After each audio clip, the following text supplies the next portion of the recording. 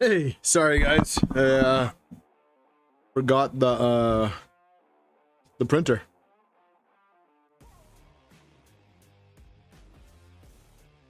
What's going on, Mike? What's up, LOS? What's up, Jimmy John? Havoc, Jason, Kidderl, Tin. What's going on, everybody?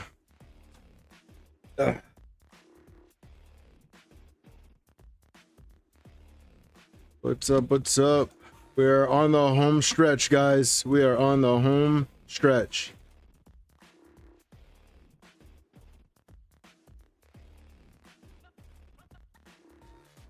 Yeah, I might rogue. We'll see. We'll see. Probably not tonight. Probably not tonight. What's up, Bob?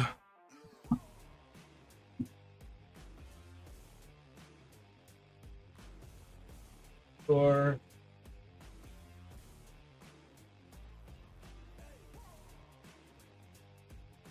before I open up Discord chat, I gotta switch over to my headphones. Give me a second, guys.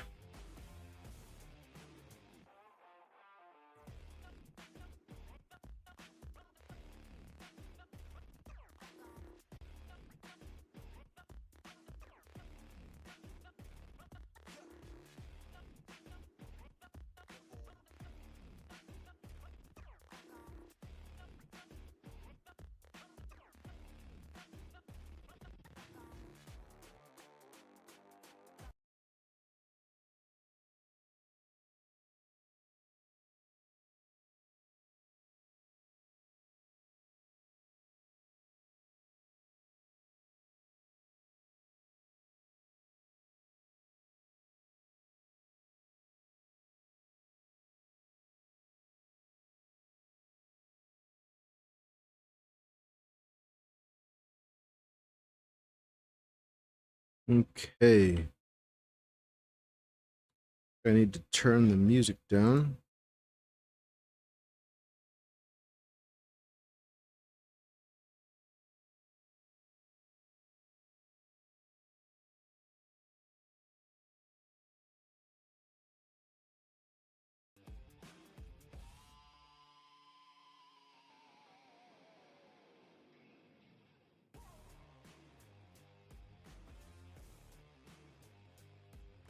All right, everyone. Can you guys hear me?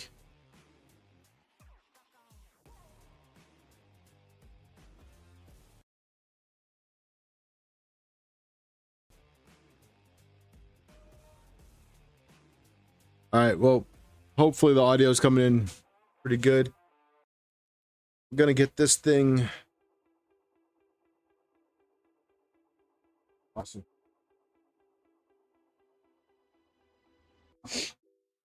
All right, so I just noticed a couple little changes. First thing is I put this one back so that it was facing upside down. I thought it was just a little cleaner that way. It played around some of the cable routing. Put the umbilical set. You just have to print off.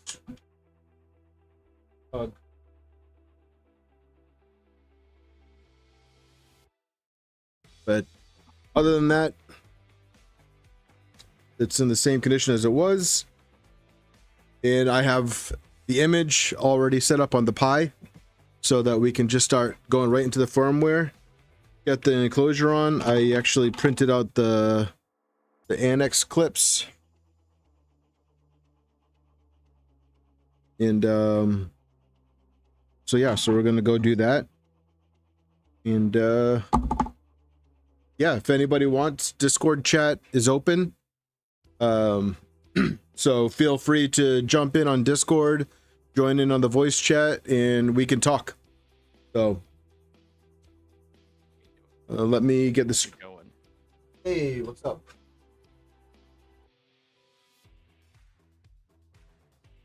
How's the audio sounding today? Good. Oh, delay, huh? No. Yeah, thanks for getting that set up. Yeah, no problem. Thanks for help. All right, so let's see. Firmware should be pretty straightforward. We're just gonna install Kaya. Give me a second.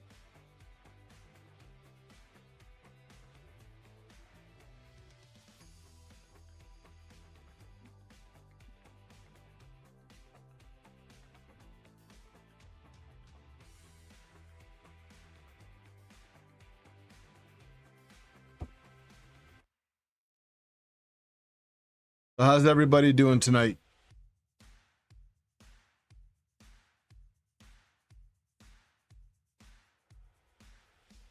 Jimmy, if you're referring to the box turtle, I ran through a couple cycles and I dropped the speed from 0.5 to 0.4, and it seems to be cooperating a little bit better. What's up, LTX? So it seems to be cooperating a little bit better. I just had a little bit of fog going on with the tool head, so I'm thinking that I need to double check that everything is nice and tight on the tool head and the filament path there's no gaps or anything like that. So, all right, let me get putty up and running, and we'll get into that. So, let's see.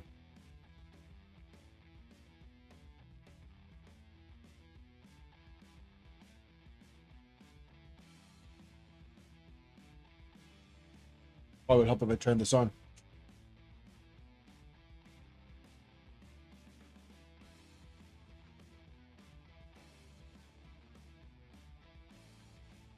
So, for those of you that aren't aware, I was having a hell of a time this weekend getting the image on this Raspberry Pi to work, and turns out that for some reason the country code wasn't carrying over. Or you didn't select the radio button when you set up the Pi image. So in the settings, in the advanced settings, I put all the Wi-Fi stuff in, including the country. Okay. Yeah, it was just really weird because, like I was saying before, even the Wi-Fi credentials that I had put in wasn't carrying over. So let's do...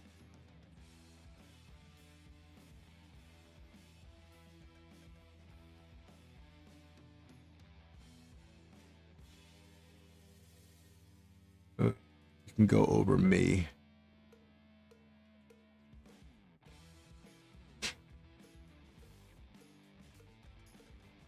All right.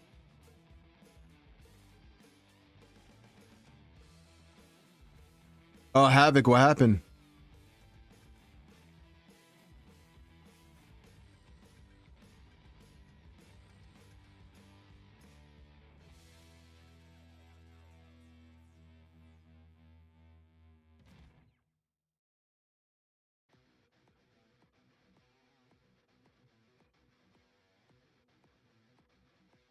What's up, Martin? What's up, Down Under?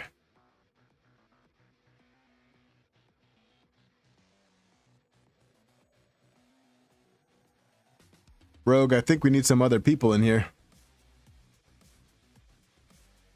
Nemesis might still be at work. I don't know.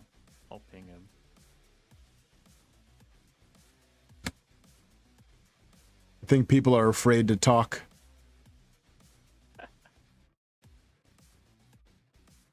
Is the music too loud? I don't hear the music on your Discord. You don't hear the music? So that's fine. That's okay. Fine.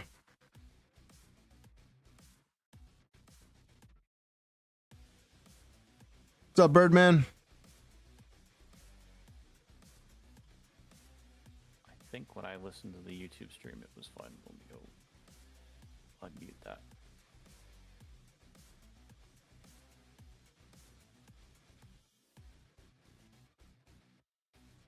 You're going to be running through Eric's guide, right? Rest of that for installing the OS? Yes, I'm just on the Kaya GitHub right now. Yep. Well, essentially, yes. So that was doing that and then installing Kaya. Yeah. You're probably going to run into a bug. I literally just found this earlier today. So there's going to be a command when we go and install Crow's Nest.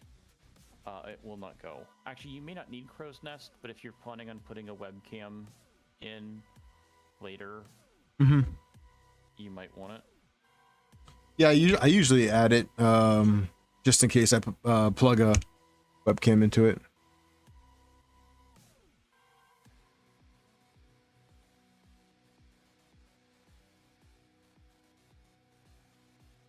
Weird.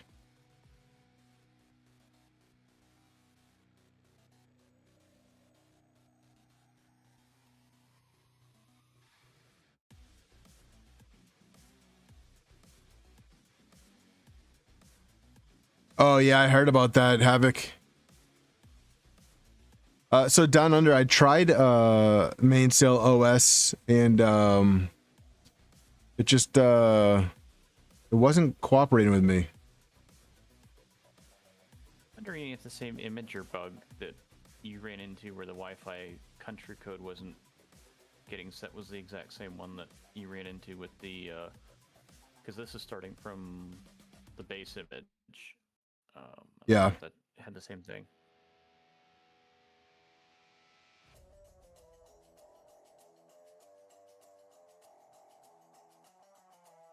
Yeah, this part should be pretty quick. I'm pretty familiar with this part of the process.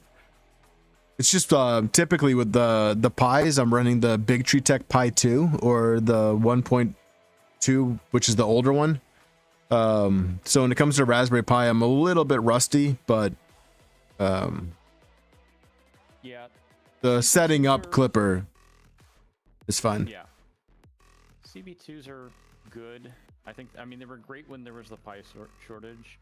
I think if people have the opportunity, I mean, if it comes to the kit, it comes to the kit, and then I'd use it. Yeah. Until they run Well, I mean, so I really like the Pi 2.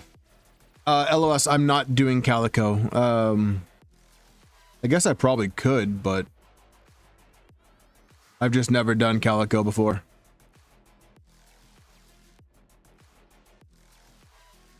We've got end stop switches. We don't need to worry about sensorless opening. Yeah, I wouldn't do sensorless anyways. So you set up, because we were discussing, it looks like I can see the X end stop hanging out on the Yep. toolhead, or the... Yep, so I got rid of the X and Y on the the gantry over here. Over the where you're pointing.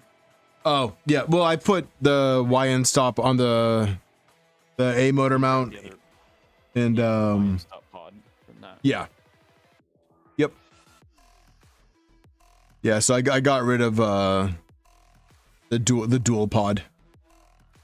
Yep. I like the no chain look. Yep. You can't hear Rogue's voice? I might be a little bit quiet on the stream.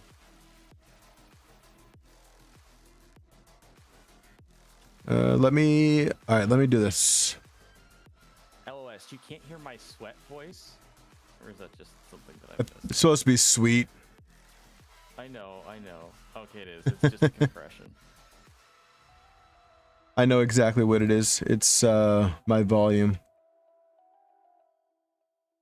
So if I turn the music down, I can go into OBS and I can turn this back up. Go ahead and talk.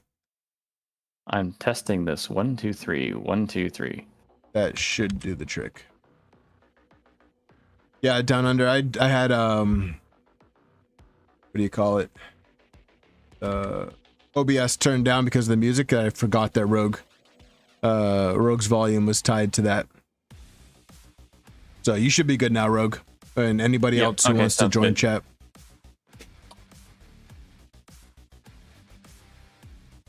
I double dog dare a couple people to join the voice chat. I dare you guys, cowards. I'm calling you out.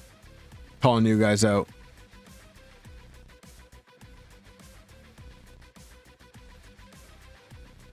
The sweat voice is loud and clear now. Yeah. LDX.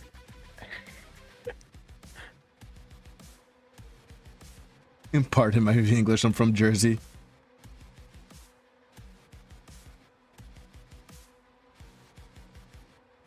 I got my tiny T pushing plastic again. I'm excited about that. It's got the Tally gantry in it now. And the CNC drag inverter mount's pretty awesome.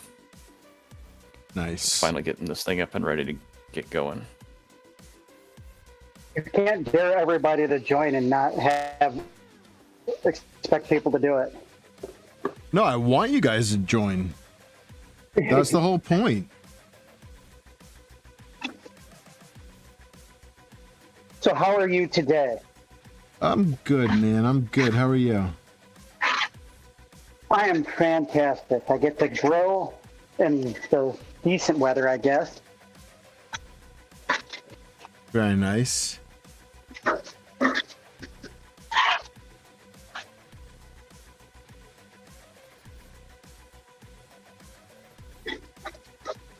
So, David, I've posted it in side chat, but when you get to Crow's Nest, it will fail. Yeah. And then there's the command to patch the file. Essentially, what ends up happening is our TSP is not working, so we will build it without it. But Interesting. Yeah, then you can still use it for the other stuff later. Okay.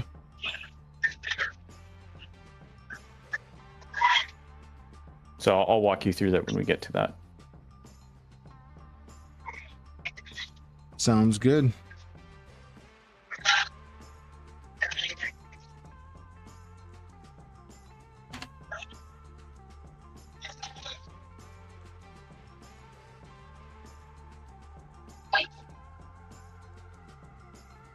Yeah, I guess these annex clips will be fine. I really like them. Just because you just put them in and you twist. You don't need any tools or anything else like that. And then, like you said, you're doing the clicky-clack front door, so that then means that if you need to do... I mean, that handles the front stuff. Yeah, I didn't notice that they had slightly different bomb stuff for their hinges. Yeah, that part threw me off, and I was like, no, I'm good.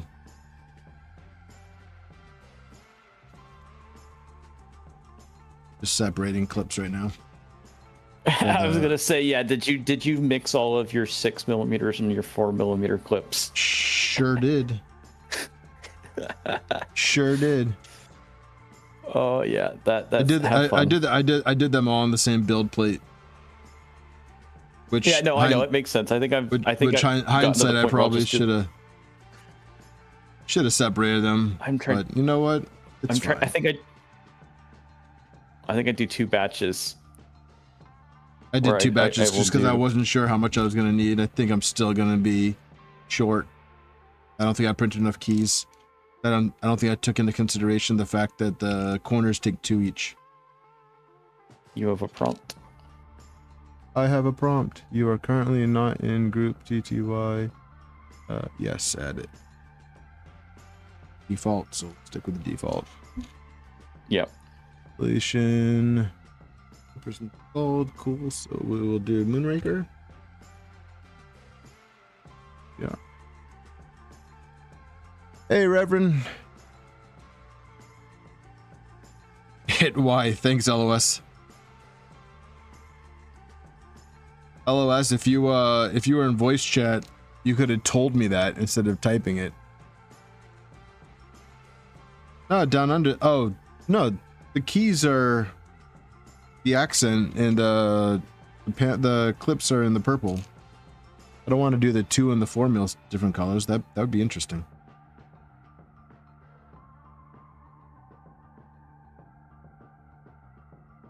What's up, John? Thank you. I'm fully expecting a protocol error once Clipper gets up and running, because why not?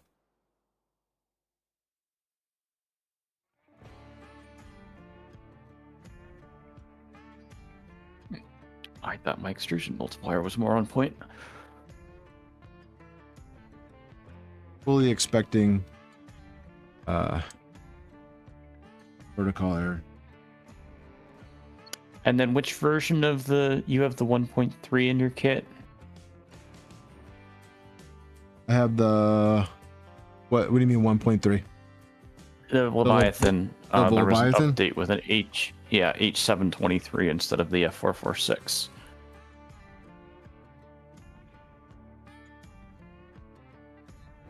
It may not be necessary to reflash them though.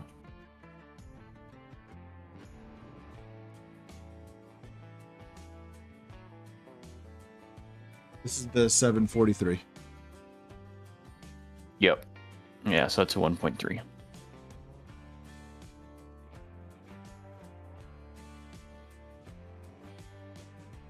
Yeah, I'm definitely gonna need more clips, so I'm just gonna go fire off another print right now.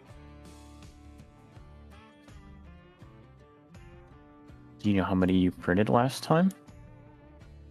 See, I have Oh, 2, I'm gonna make a suggestion for 14.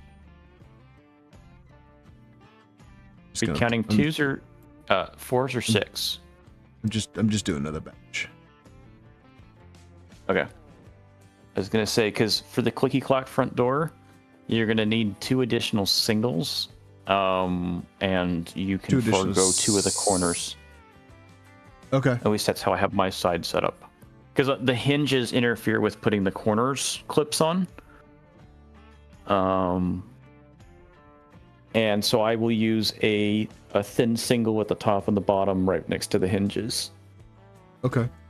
I also didn't separate the clips itself, so I don't know which one's the 6mm and.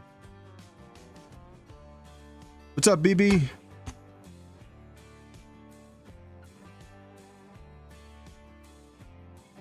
Three, or are you gonna go 4? Are you gonna go fluid? No, I already did mainsail. Okay.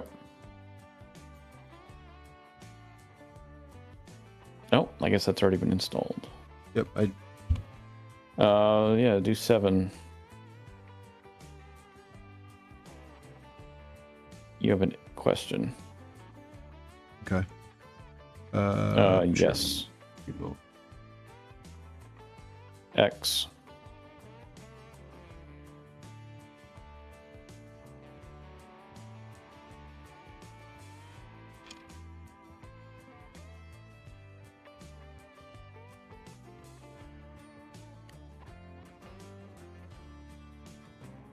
I hate sensorless. My SV08 just was like grinding against the wall.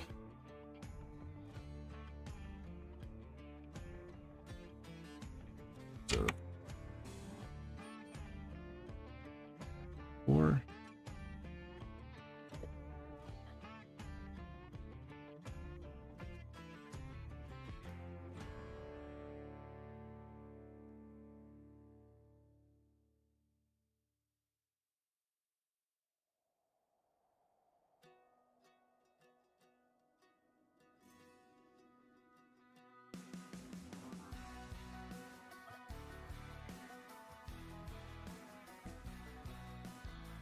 Guess it was the first layer height, not a. So we're nearing the end of this Trident build. So I think it's safe to say that the next build is on its way. Oh, it's getting started, I should say. That one is going to be a nebula. So we'll be building the nebula next. That one will be with Fabreeko and ELL PDF.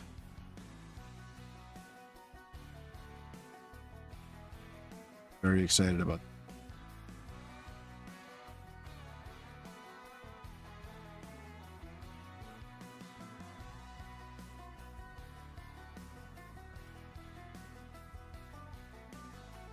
What's up, Mike? Hello? What's up, dude? Just chilling. LOS Nebula, the printer. The 0G Nebula. The 370. I'm not allowed to get any more printers to build.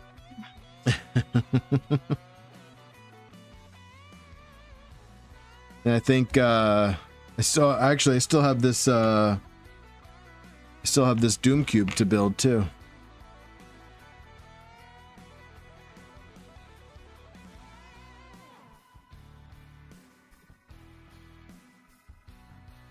Yeah, LOS, it should match my my current Mercury 1 pretty well. I'm excited to do the Nebula.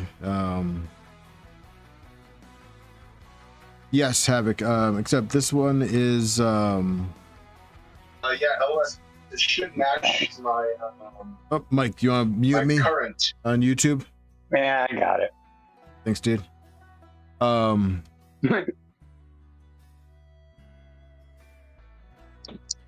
What's up, Dan?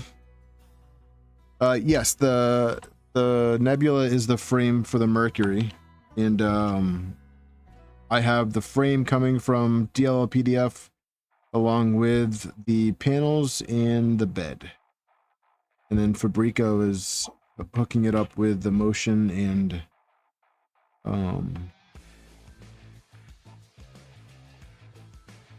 the Nebula hardware. So. And the rest is on. Rails are you using? The Honey Badger rails. Okay. Yeah. I've been messing around with the ULS rails that they just released, and those things are pretty nice. Which ones? The ULS rails. They just put them on their site today. I'm using them for my XY. They're really precise, really smoothly ground rails. Nice. And then I'll give a shout out to Fabreeko as well, because if you create a ticket in their Discord, you can custom order links. Yep. And yeah, so, they're awesome. Like for my Tiny T, I was able to custom order 235mm rails. So nice. I got the exact size that I want. I gotta figure out how to get. I need to get some 300mm MGN 12C. 12C. Okay. Yeah. I might have those laying around. Oh, really? Yeah, I might have those laying around. Well, I might have some MGN 12 rails and some C cartridges. Okay.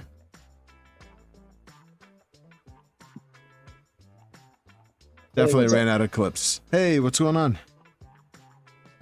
Trying to stay cool. Yeah, I hear you. It was over 100 today. We've had a couple of storms come through and it knocked the temperature down a little bit, but humidity skyrocketed. Yeah. Yeah, we just had a good thunderstorm roll through. Oh, yeah? Hey, Dan. You think it's too soon to break the news?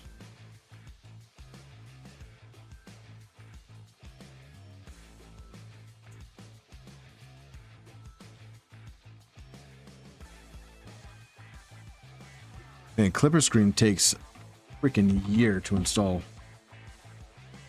You're installing the entire desktop environment.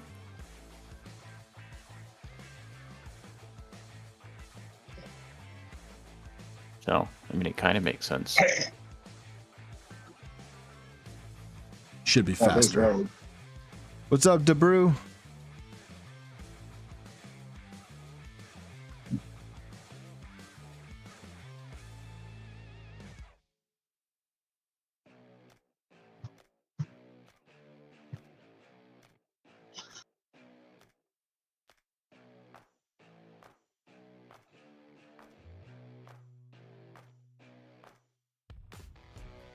What's up, Amanda? Thank you for the algorithm.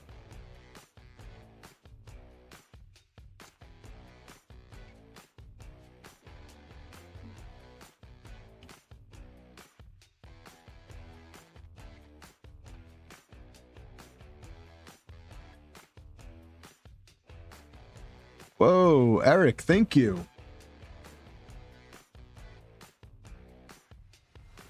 Pretty soon I'll be able to get one of those little sound effects button things that all the cool guys have. Only if it's a quack. Huh? Only if it's a quack. I can put a quack sound there.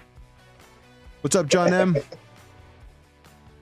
It is hot as hell, man. I dropped my dad off at the airport today and he's on his way back to Florida and couldn't be happier. I would take this weather with him. Huh? Tell him to take this weather with him. Oh, he would love that. Not that bad. It's only 82 degrees out. Yeah, well, my dad's that guy where if it's 80 degrees out, he's wearing a sweatshirt. Oh.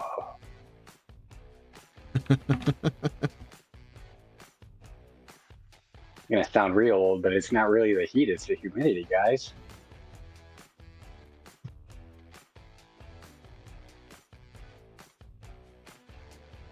It's 102 for you, Jimmy?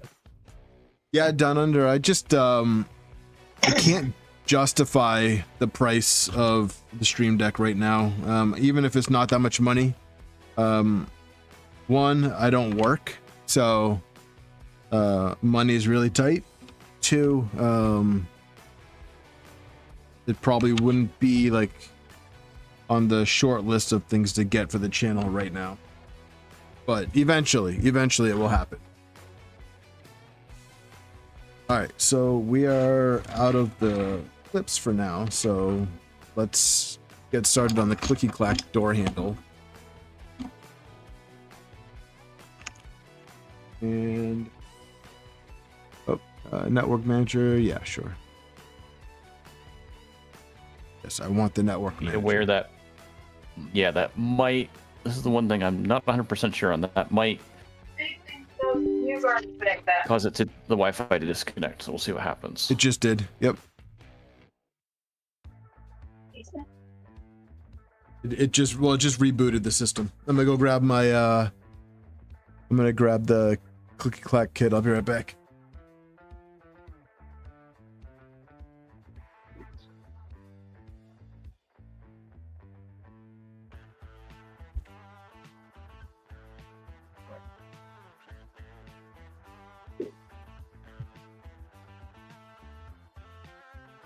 Yeah, John, for real. Thank you so much again, Eric. I appreciate it, man. The 10 gifted subs.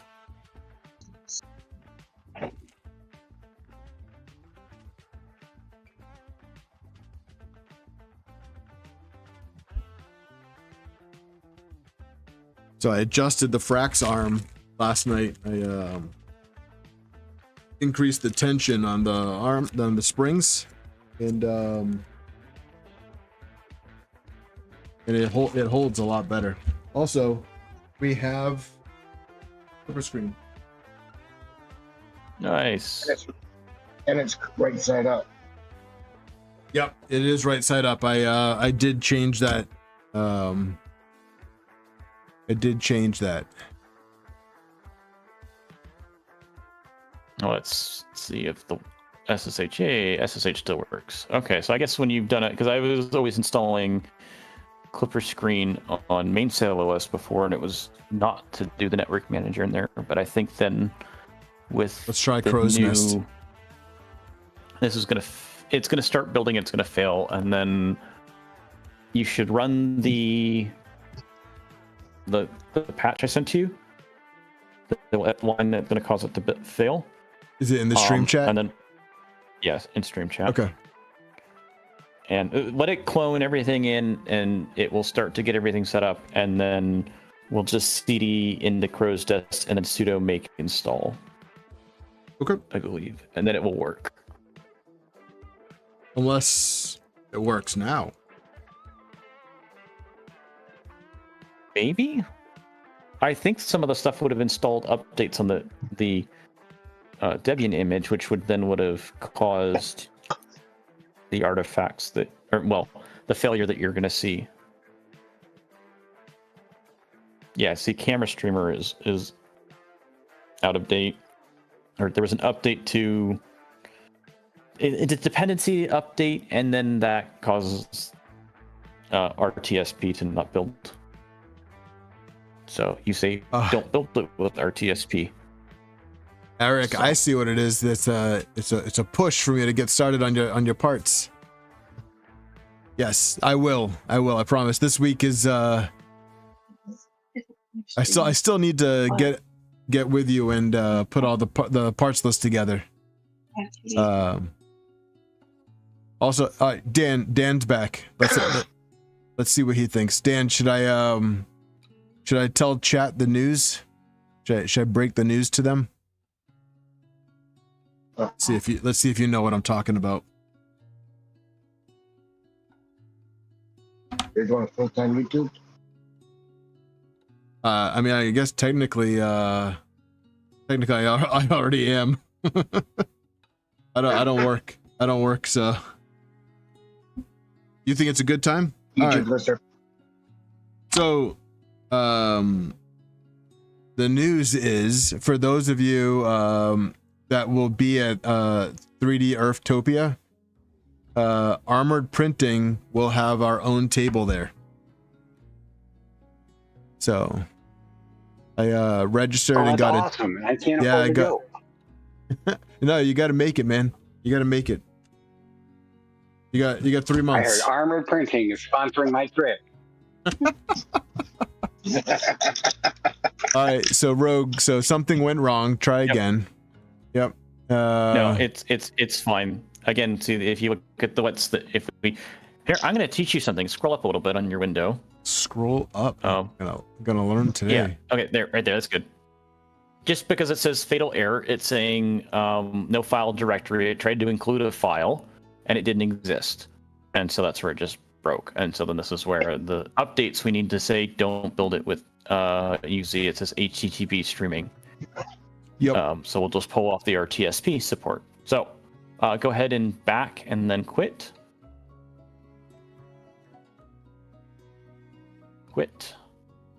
And then CD. Or you can apply the patch.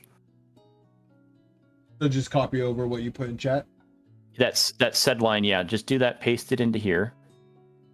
Do I have to CD into Clipper? No, we're not changing Clipper. We're doing that would patch the file. So now let's CD into. Hold on. Did Michu's, I think, modified the command, and I don't think he changed the file. CD crow's nest.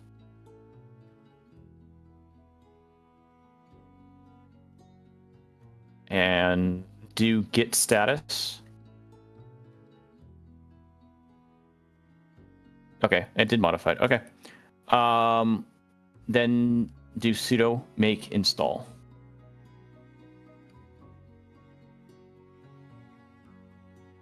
And now we'll build through and install it. But what the sed command changed the line that essentially told it to not build with RTSP support, so that when the file it tries to include is not missing, it won't care. Oh. Cool. Anyways, we just found this earlier today, and I was like, well, I know what's going to happen. So you saw the future. I sent it to you.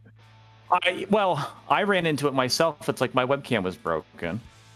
And I'm like, okay, let me reinstall Crow's Nest. And it didn't work. And so I went and found it on the mainsail Discord. And then, oh, you're going through Kaya and installing everything. I know what's going to happen. So I happened to be prepared. Nice. You're a Boy Scout. Or were you a Boy Scout? He's asking if you're a Boy Scout. I know. I'm trying to decide of how I answer. He's afraid what I'm going to say next. Thank you, everyone, for the congrats. Yeah, it's funny. I was out with my wife for drinks Saturday, and we were talking about it, and she was like, well, why don't you just see if you can get a table there? And I was like, you know what? I don't know how much a table is. Let's go find out. Turns out this year they are doing free tables. So I was like, hell yeah, let's do it.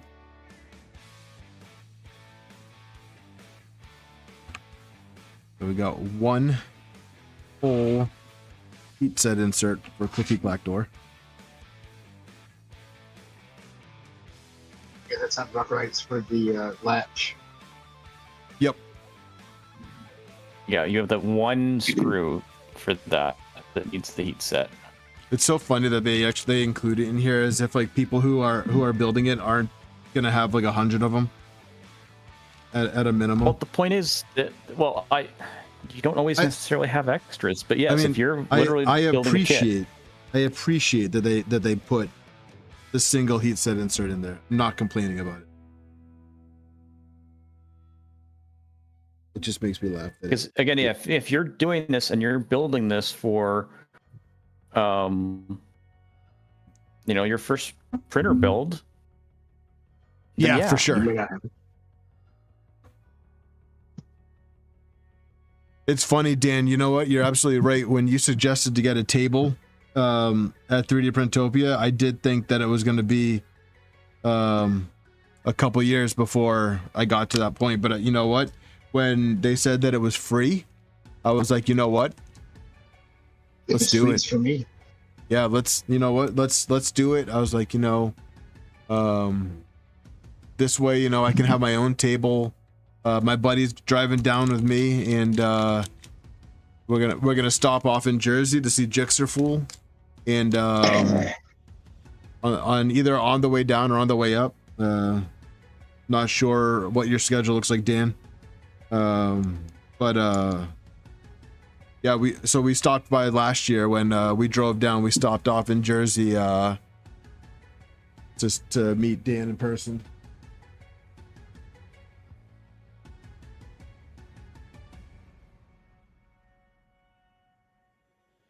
Yeah, so Havoc. So the maker chips, that's one of the reasons why I was like been working so hard getting my box turtle finalized. And it's not even the box turtle that's being a pain right now, it's the NG. The NG is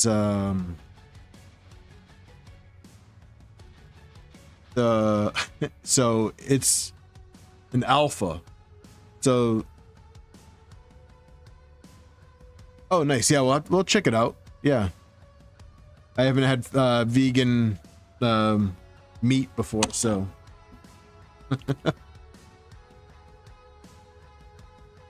The PT crack, I can't get the interface turned. What Pi are you running, Debrew?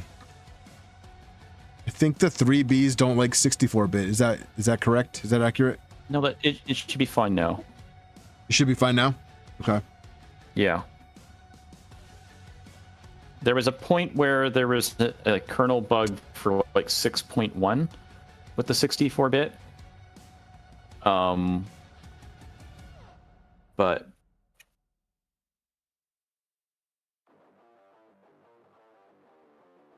I'm curious what you're saying, Debro, about like can't get the interface to turn on. I was gonna say, is like, it? I'm wondering if it's the same thing that I was just dealing with. Well, yours was Wi-Fi. Yes, you probably want to add the update manager to Moonraker. Yep. Reboot. Machine right. So tap the M5 dowel pins into the solid part of the hammer. It should be very tight. But You got the gently but firmly. Headphone users, be warned. Wow, that completely got canceled out. That was impressive. I like that the hammer is just within easy reach all the time. Yeah. At least on Discord, that removed all of that. It should have. It should have did it. Overall, the microphone's pretty good. 5 millimeters to bash in. You should see my other hammer. I'll have to bring my family-friendly stream. I'll have to bring my other hammer on stream one day. So when I was in the military, a buddy of mine and myself made a hammer out of a round that we found on the range.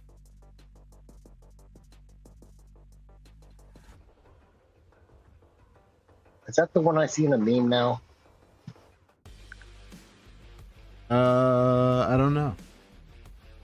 Did somebody make a meme out of it? There's an RPG round with a handle on it. Oh no, One no, time mine. But there was what is it? Stuff made here. I think he did the no, was it? That was the baseball bat he did with the things.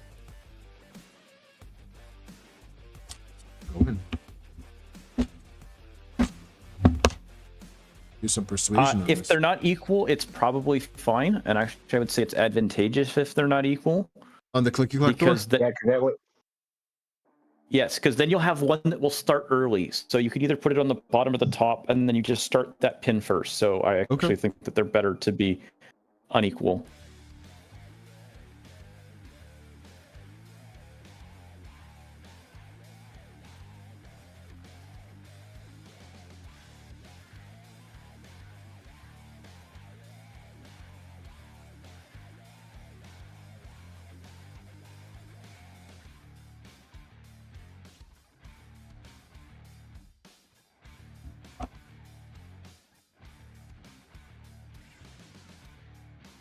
Do I have a decent load unload macro for clipper screen? I don't know what that means. Like, you mean like a filament load unload?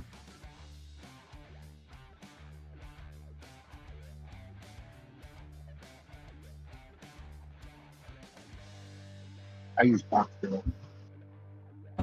Let me open up. Let me open up a web browser.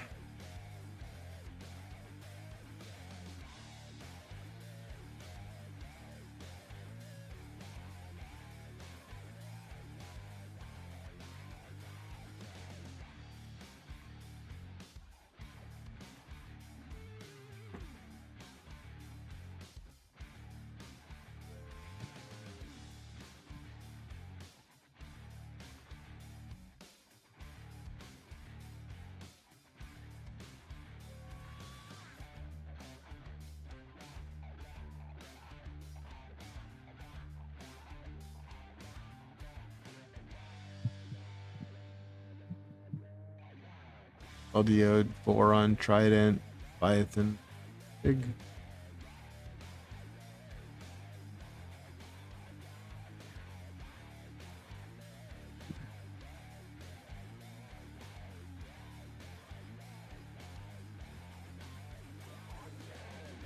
Need to get cereals. I just did. We got the board and the toolhead board. So what is the? You want probably the USB esoterical guide. Yes. USB. Oh, I don't have that one. Okay, well if you do the CAN bus one, you just change the CAN bus section to USB and you're done. We go to my bookmarked pages.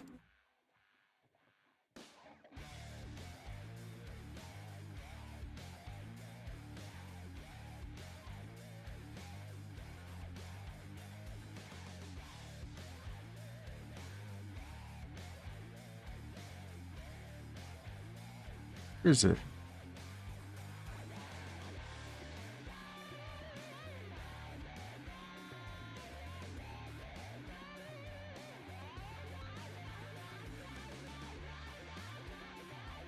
You want me to send it to you? No, it's okay, because if I don't, I should have it bookmarked. Oh, here it is. I got it. Well, I got it. I was gonna say if you typically, at least with my browser, is if I start typing a website, so if I start typing in CAN bus, it will pull that into the history and auto-complete it. Yeah, I could have did that. So where's the USB one? Just change CAN bus to USB. On the So website? instead of canbus.esoterical. What is it? Oh, look at that. And I just realized that you guys can't see this, can you?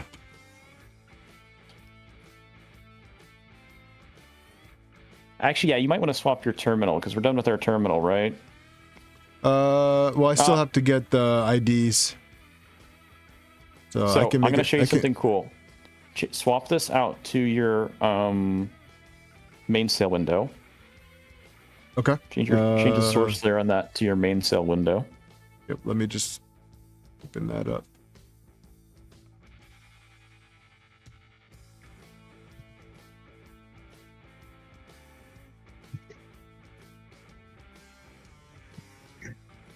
Because what you do is Mainsail recently added this that you can go when you're in an editor, you can click on the devices and it will show you the serial paths.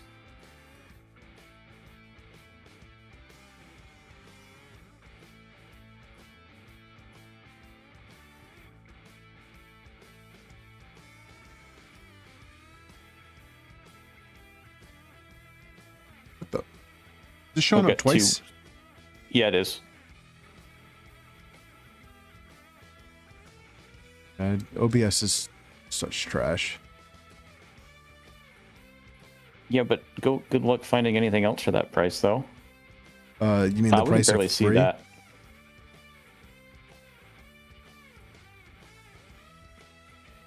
I'm gonna make it half the screen. Yeah, that's probably good there. But I'm gonna bring chat above it. Or set chat to the other bottom left. Yeah. There we go. Okay, so open up printer.cfg. And then up at the top, you'll see there's a USB symbol in devices. Click that, hit refresh. What? So the first one, you see the path by ID. Yep, the RP2040, that's the tool headboard. Tool headboard. Scroll down. ACM1 is your STM32H743. That is your main MCU. So click that copy icon there. When did they do this? A couple releases ago. That's pretty sweet. Not gonna lie. Just paste that in there and then save and restart. Well, okay. You can deal with this, but we probably want to go grab the this is you do have the example config in here. Okay. Yep. Yeah, I already put the example config. I just did that off.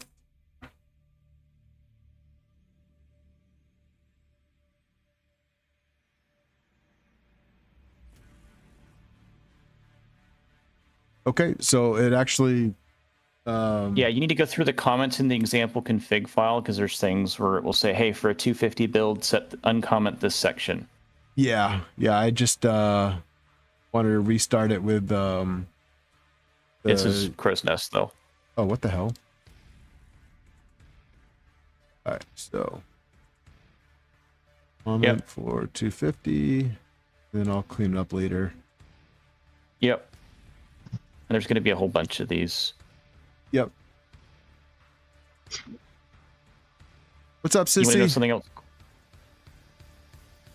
Something else that's cool when you get to these blocks, grab that entire section. And then I was going to say, what is it? Control // and it will uncomment. So you can select multiple lines and it will uncomment that. It will still leave the comment above because you notice there's 2 comments. It would remove the single comment in there. What kind of witchcraft are you talking about right now?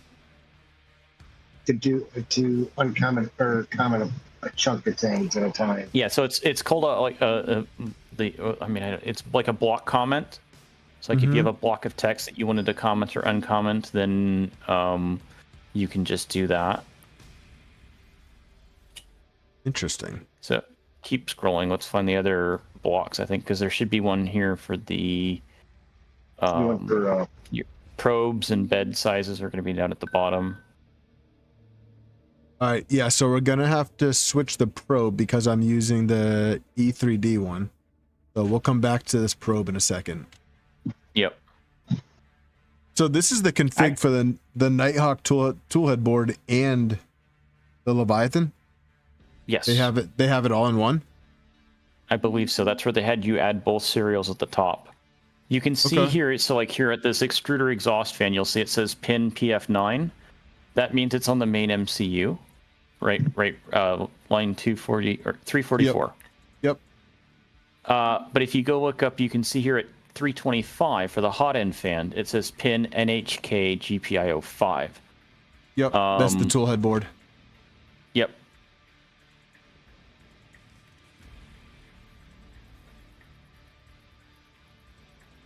Repo Man, you can join us. We're here hanging out on the Discord.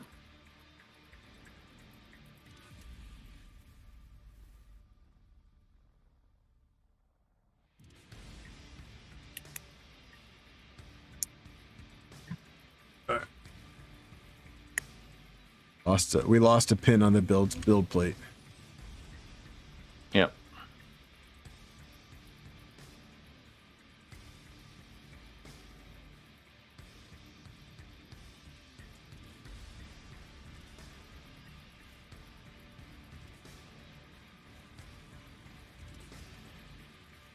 I'm actually gonna have to run upstairs and grab a drink real quick. Share stream.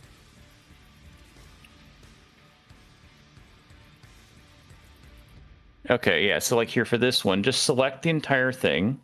So mouse click from, there, all the way down, keep going. Yep, there we go. Control /. What?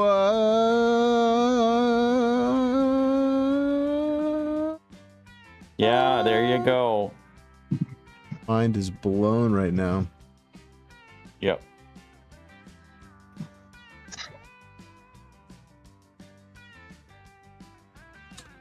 Well, how about that? I don't think you have, ignore the display section because you have the LCD. Yep. There's a line here on their G32 that you need to do. Yep. well, this is the, this is the macro section. He might be wanting to put a different macros in there. Yeah, I mean that's up to him. Like I know I like using the better print start macro. Yeah, I'm not gonna. I'm just gonna leave these in here for now. Like. Yep. Yeah, I'm gonna go through the star print macros. Probably off screen, to be honest with you. Well, then how are we gonna get this printed today? Oh, because we're just gonna use these for now. Okay. I guess if you send it in the slicer first, you might work.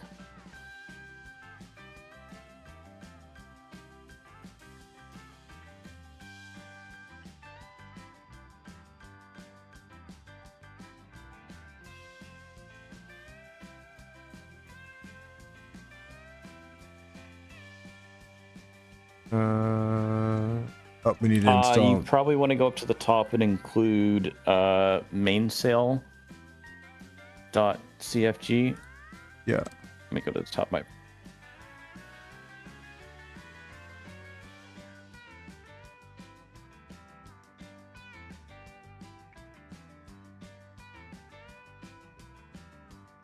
Probably a few other things that I'm gonna want to include as well. Exclude object I would turn on.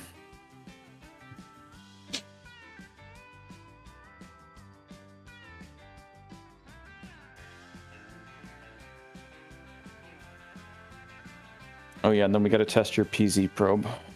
Yep. I gotta go go to the website for that.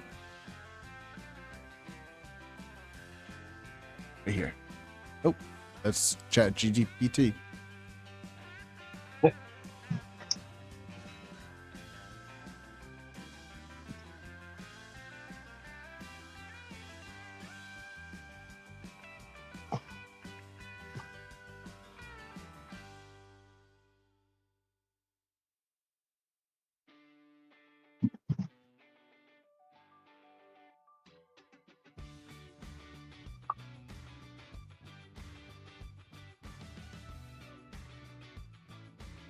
Wait, what is it telling me to do with putty?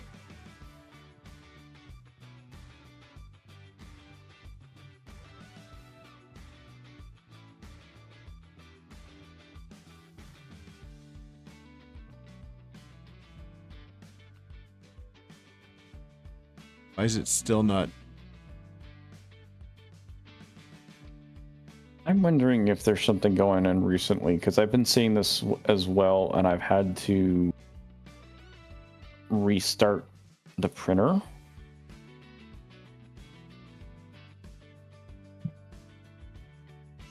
So I have to open up my cover to You're double gonna check which pin.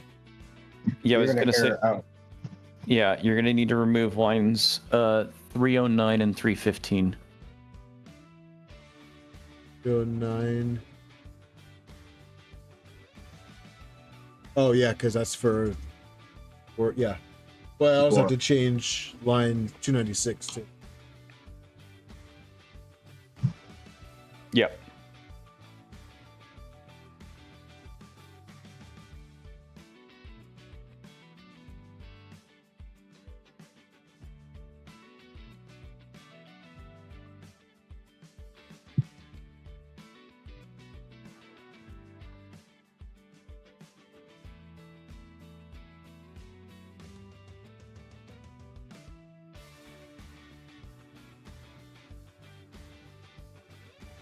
There is.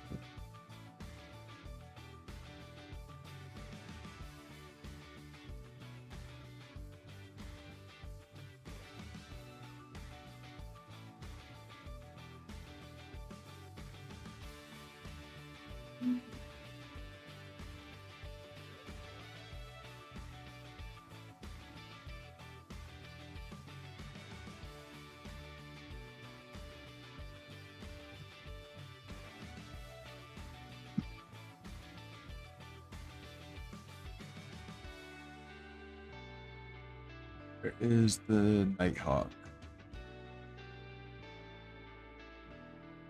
All right, I'll be right back. I gotta get a drink.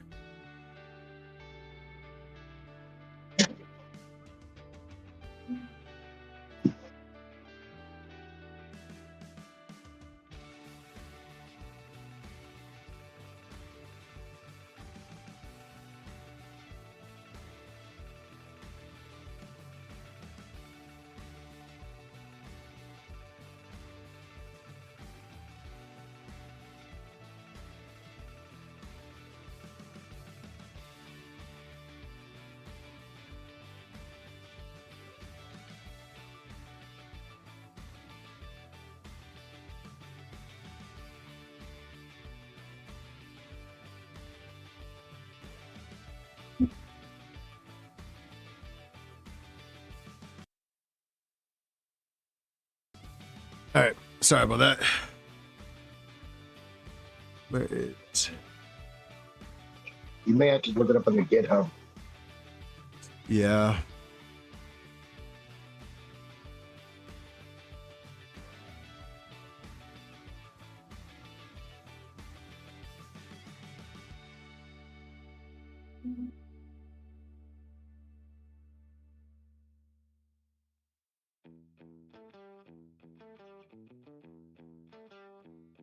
Oh, actually, that's a good point. We're gonna need to reset your end stop pins as well. Yep. So you're gonna want to set it to NHK GPIO 13 if you use that end stop, or which one did you use for your end stop?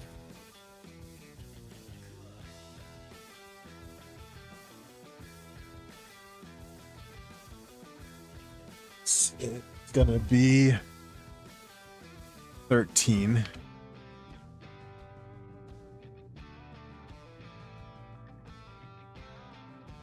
Here, this is. Oh yeah, let's fix these here. 315.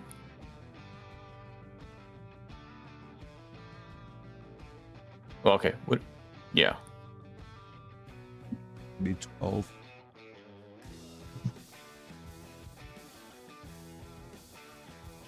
Remove 309 and 316.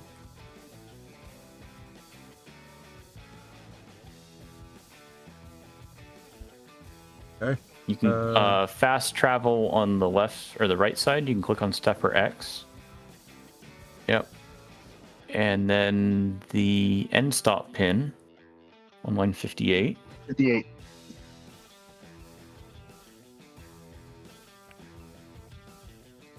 Just paste, yep, and then change that to 13. Yeah. If you, as I say, before we go start moving motors, we can go through and what I would do is check them in the clipper interface.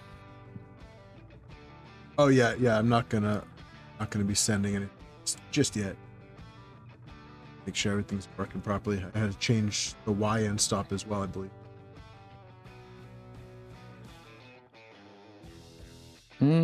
No, that should be routed down to the correct pin on the motherboard, right? Yep. Yeah, it's still going to the motherboard. Then you should be fine for that, because that was the default config.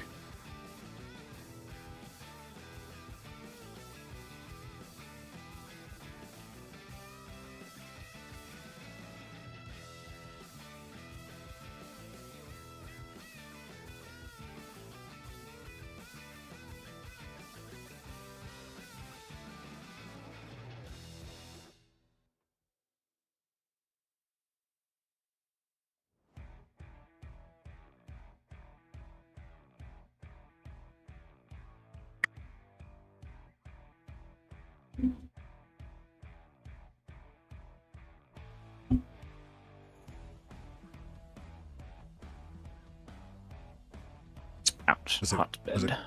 Was it commented out? For what?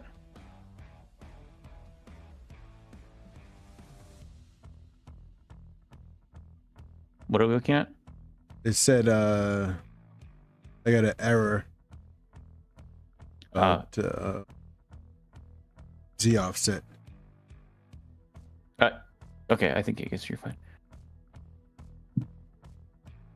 There's just a lot. Yep. So, That's probably in your probe thing. So end stop Z end stop pin needs to be the virtual probe. Got it. No, it would actually be as it wouldn't. Oh yeah, I guess it is virtual probe. Yeah, it should be virtual probe.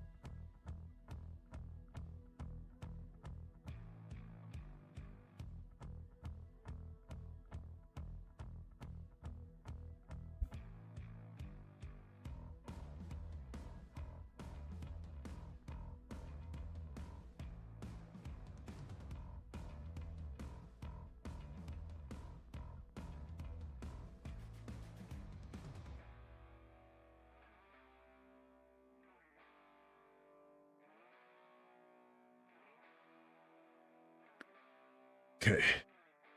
Let's go.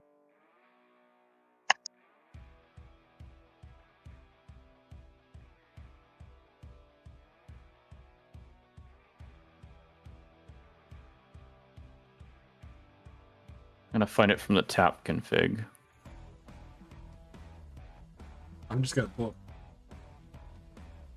Oh, okay.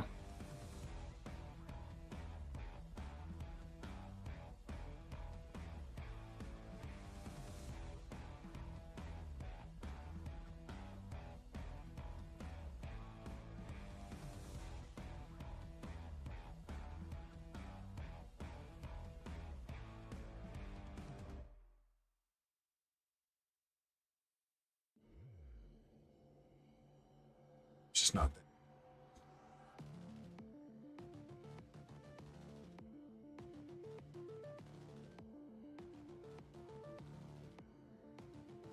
Yeah, that's what I was gonna say. That would have been in the probe section.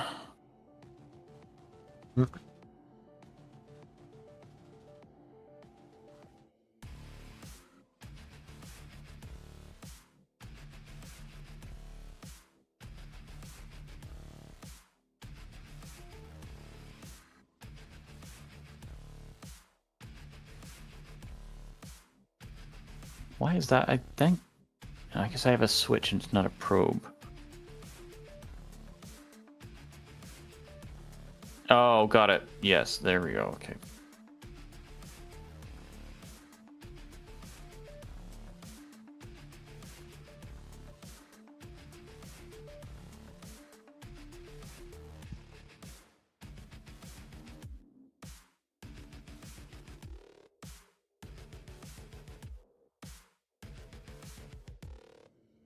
What's up, precursor? We're not there yet. It's not communicating with something. So, this is just, I mean, unsubstantiated, but I had problems with it for some reason, not rebooting the main MCU for some reason. And I couldn't figure out why. And a full-on software reboot fixed it. Like just I rebooting don't the know whole why. thing. Yeah, I wonder, because, so your clipper is up to date, because you just installed it. And so I'm wondering if there were some subtle changes that were causing it. Because it's only happened to me in the last, like, week or two, and it's like, what's going on? This used to be fine.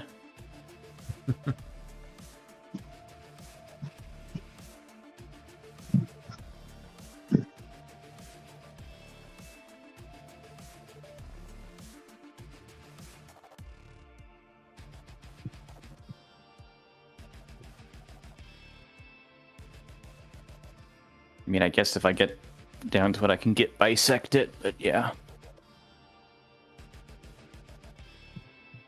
Yep. All right, so it looks like upper Y. It looks like it might need to be inverted. Or is it all the way back?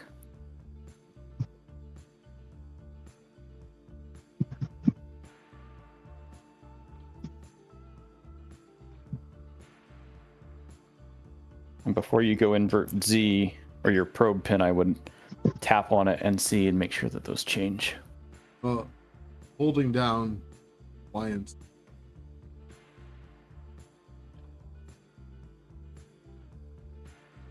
I gotta look at the pinout for the Leviathan. The second one should be the Y.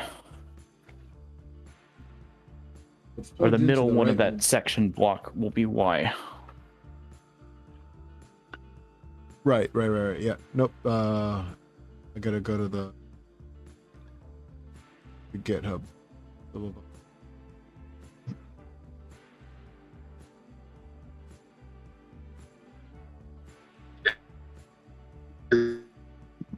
Clipper scream calling me dirty. Crow's Nest. Repo, how's it going? Your voice is coming in a little garbled, but yes.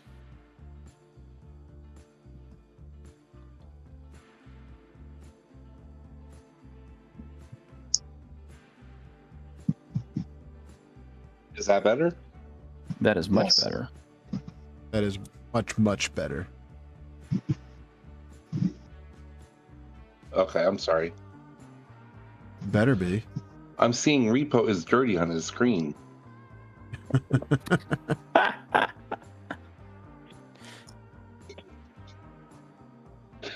Does it not say that? It's highlighted in brown. Okay, now you went garbled again. Now, where's the pinout on this thing? Go to media, or Media? yeah, go into the manual. Yeah, these are. Oh, do they include all of that in there? Maybe that's gonna be harder to find.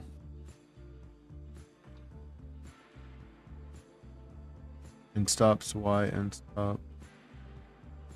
Go. Okay, cool, but that doesn't show me the pinout.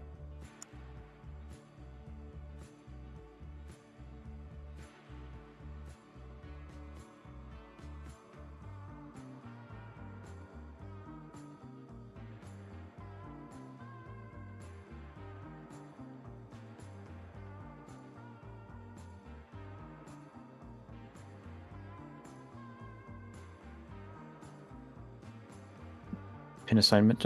No, that's the one you were just at, probably, right? Yeah, I just looked. The manual will have it. It's on one of the other pages. It's inside, but more pages. There you go. Next one. Yeah, I just thought of this. I probably gotta look at mine here and give it to him. It's in the same spot. Oh, I know what it is. You have voltage and Yeah.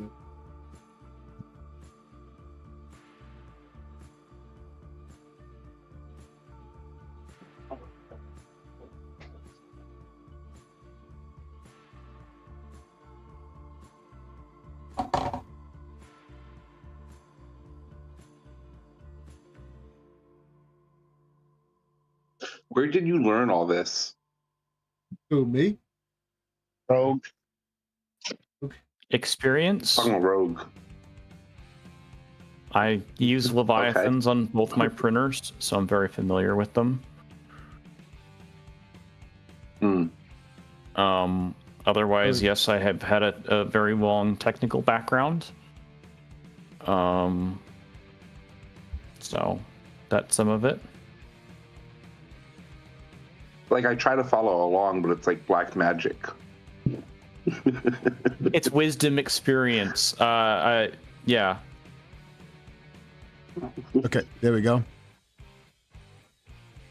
Okay, and then if you press on them, so if you home that, then they should go triggered.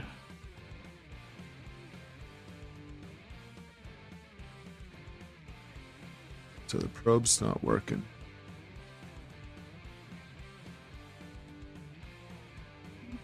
Okay, Y is good. What about X? Okay, X and Y are good. So we'll look at the big for the probe real quick.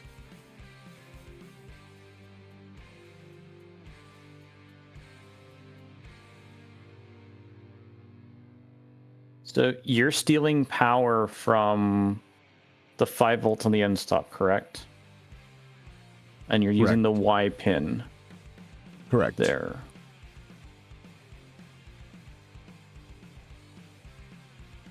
So there, you could try. Well, no, we need to look at. I would say either.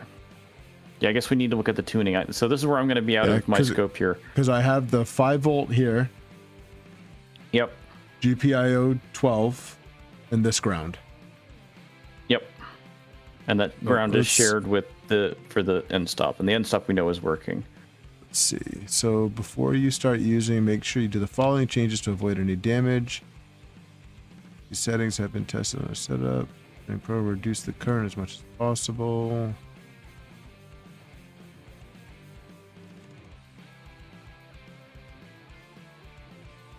So this is where you might need to mess with the preset for the thresholds. Don't know that we're gonna try and do this over UART, or do we need to set this up and then program? Okay, it looks like that's for.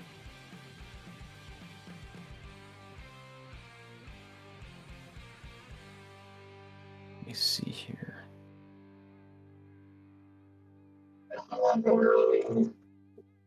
What happens if exclamation GPIO? Well, so that would invert it, but I don't know that that would be the correct signal because, I mean, we can try it for now. We're not going to home. Go in front of NHK, I think.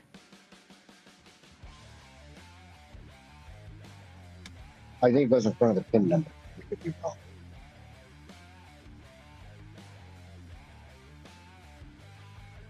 I believe you're right on that one.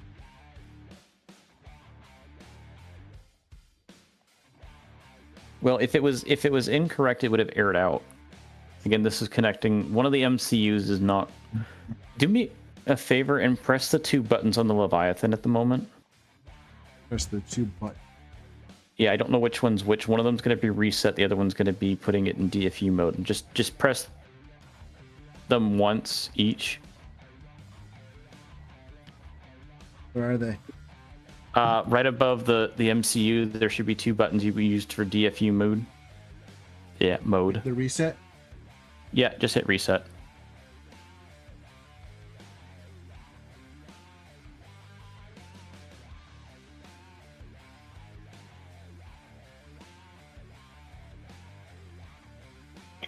Okay. I hit reset. Okay. Oh, maybe they labeled those clearly because on the other, my V1.2, they're not clearly labeled. So that would be nice if they actually labeled those clearly. I'm just looking at this because I'm trying to figure out why sometimes this... okay, I was going to say there was one more thing that we could do before actually fully rebooting it, is you might just restart the Clipper service. It will be a little bit faster, but... Sissy Kid, I'm chasing issues with my stealth burner setup. Oh, stealth changer setup. At the point to all of the MCUs up to the latest Clipper version. All of the Nighthawks are good. Now I'm fighting with the UR attached 5.6 spider. I have never used a 5.6 spider.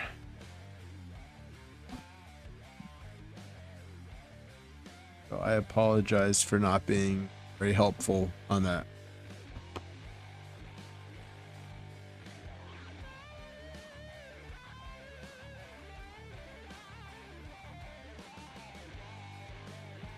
Okay, it seems like it's the board. The stealth changer Discord would be more helpful with that.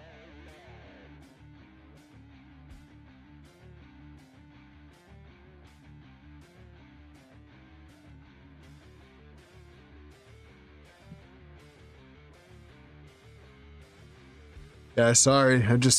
I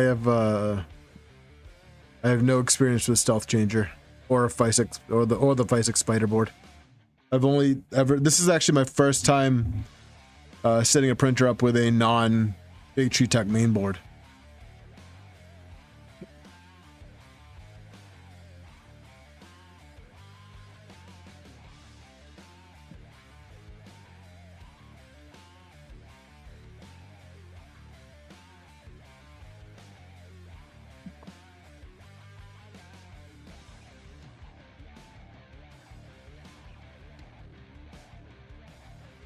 Yeah, I don't know what's going on because again, I've just been running this into myself. That's the only reason why I was bringing this up. I don't think it's you necessarily. With this, I've been seeing this behavior myself, and I haven't had. Actually, I asked in the Voron Helper channel to see if anyone else has been having this as well, because it just seems to be recent, and it's like, okay. Now that you bring it up, I think my daughter's printer is exhibiting a similar situation where, yes, the printer's on, but I can't link to it via the computer or main cell. And I have usually the power cycle will come back.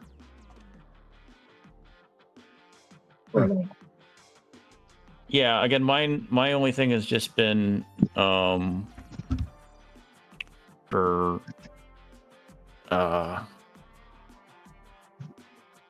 again, the restarts. Like if I've been made a change or something like that and I do a firmware restart, like it will go through, it will restart, but then it just sits there for some reason. And sometimes I've been able to get it by doing a restarting the Clipper service. Other times it just, I don't know, like the MCU hanged or something like that. So now my other time, break it. I cracked the click and collect door.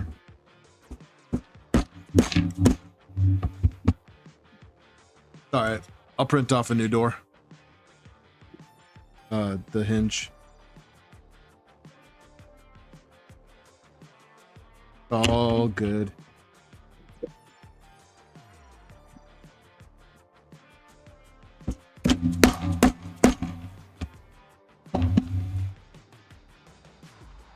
What I was saying is I haven't updated my other chime in a while because if they broke, don't fix it.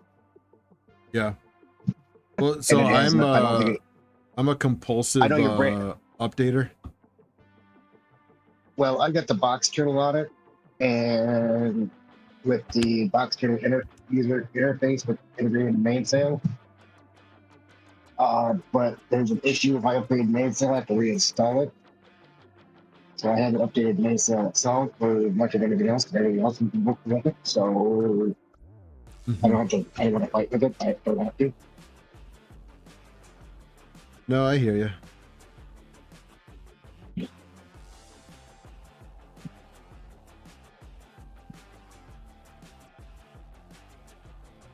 Yeah, Jimmy, we've already rebooted it. Just being weird. So I think you might need a power cycle because I think, or hit the reset button on the toolhead board. On the toolhead board? Yeah, because we already rebooted the Leviathan. Well, right. When it just had the red error, it was the MCU. Oh, was it? Okay, before we go reset the toolhead board, then, do you have flashing lights on the MCU? No, they're all solid red. Okay. Oh, I have Then one flash. I have one flashing red light. Then you may have inadvertently double clicked it, or when you reset it twice, it double clicked it, and Okay. that put it into bootloader mode. So do reboot one time. Okay. Sorry, I didn't catch that. Well, I can't see There it, we and go. also the There we main go. sales screen It is was in over it. It was Yeah, it was in DFU it was in mode. catapult. Yep. Okay. Actually, no, wasn't in DFU. It was in catapult mode. There we go. Probe works. Well, no, test it. Put pressure on it.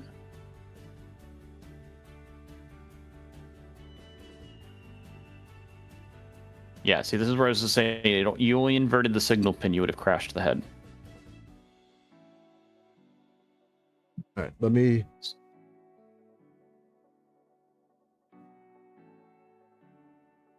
Well, I'm actually not seeing a light on the. Oh, Let me open this up. yeah, that may not be a good sign. Actually, I don't know if the PZ thing has a debug LED or not.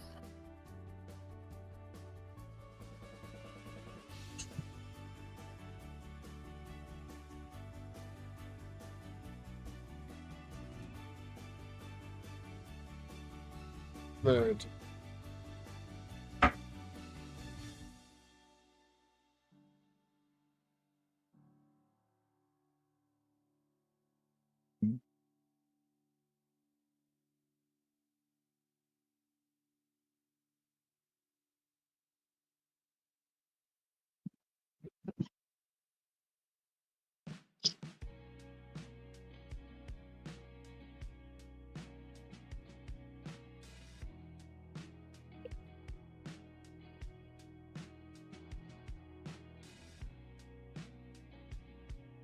Hey, Timor.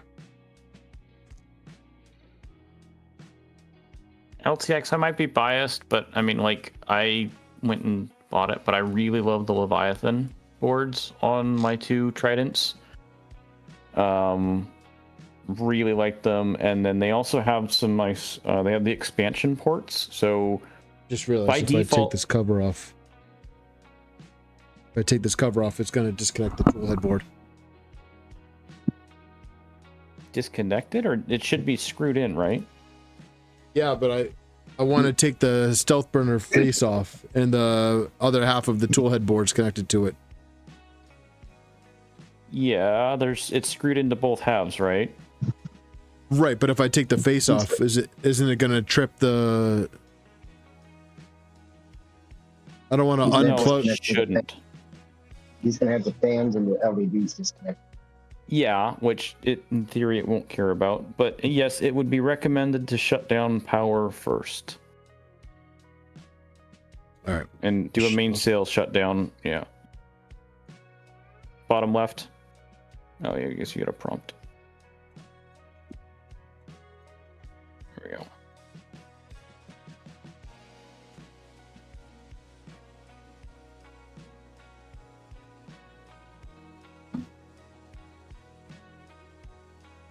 JNS, if you can follow basic instructions, a lot of us here are willing to help out and help people get this going. So if you can follow basic instructions with tools, I think it's possible.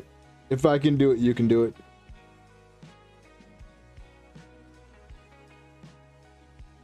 I'm not a smart man. You said it, not me. Wait, where are you going with the rest of the disassembly? Oh, okay.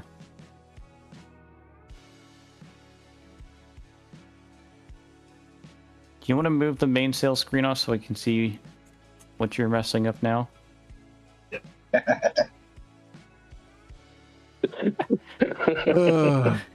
I'm not messing anything up anyway. So. Oh, so that's why the screen's over there, to hide all of that. I'm just inspecting the tool headboard. So got it. Okay. What I'm going to do is I'm actually going to plug the stealth burner back in.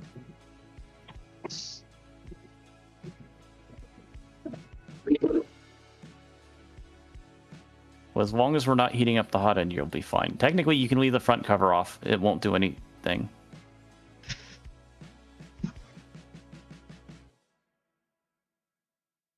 Be able to see this little board in the back. Yep.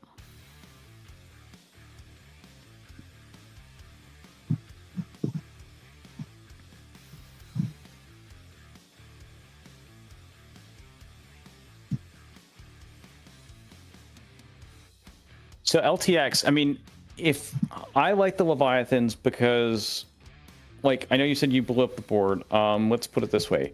I had I was waiting for my correct size frame to get reshipped, and I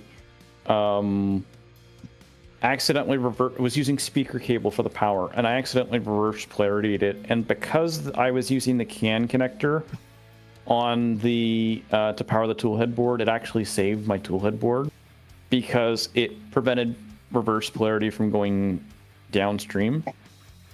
The other thing I like is, yeah, I know people are saying, oh yeah, the stepper drivers are soldered, but honestly, there's additional protection on board, and then the advantage of having the stepper driver soldered, it's there's a lot of surface area for thermal dissipation. So for heat, I know someone was looking, I think it was on the Fabreeko server, it was like, they're putting dual 60mm fans on top of the Leviathan, and I'm like, actually, the printer I'm tuning right now, I don't even have any electronics bay fans on it right now. And I'm running the A and B motors at 1.2 amps. I am not getting any warnings or anything else like that about temperatures or anything else like that. So it's got a lot of good passive cooling on it.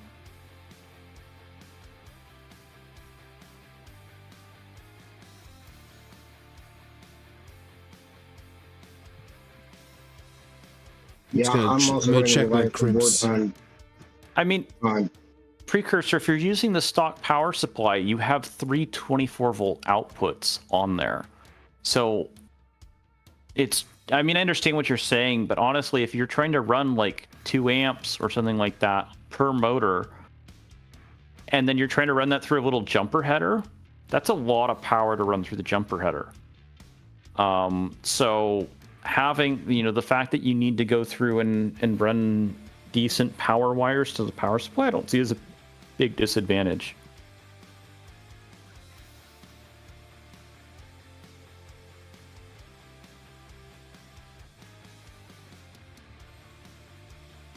Yeah, when the other thing is, like, if you even, and this is like the one concern that people had was like, oh, well, if you want to go and do quad XY or something like that, then the Leviathan isn't good because you only have 2 stepper drivers. But they've made the expansion board, and so now it has 2 additional 5160 drivers that will also do the power pass through.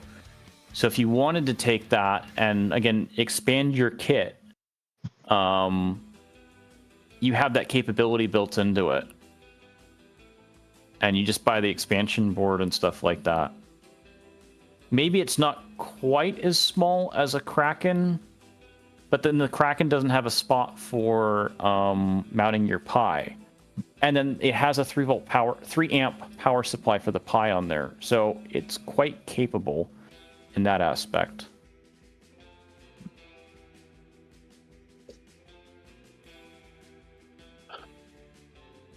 Oh wow, the voltmeter. You know how to use that? Yeah. Oh, I'm a little familiar with these things. And to let you know, David, there are LEDs on the PZ board. Yes, there are. I'm just I'm willing to I know bet you're that just making. I'm willing to bet I have a bad crimp.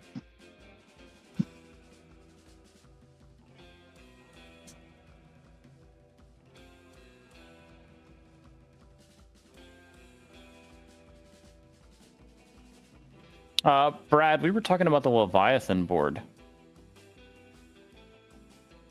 Oh, yes, I think I remember you talking about that. Well, I mean, so LTX, then yes, you could use the expansion board or a Kraken, I guess,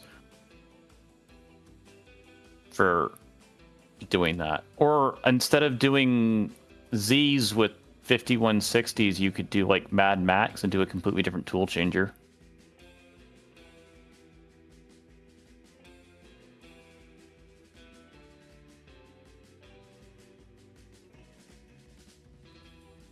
Not that that's necessarily going to solve any of your problems.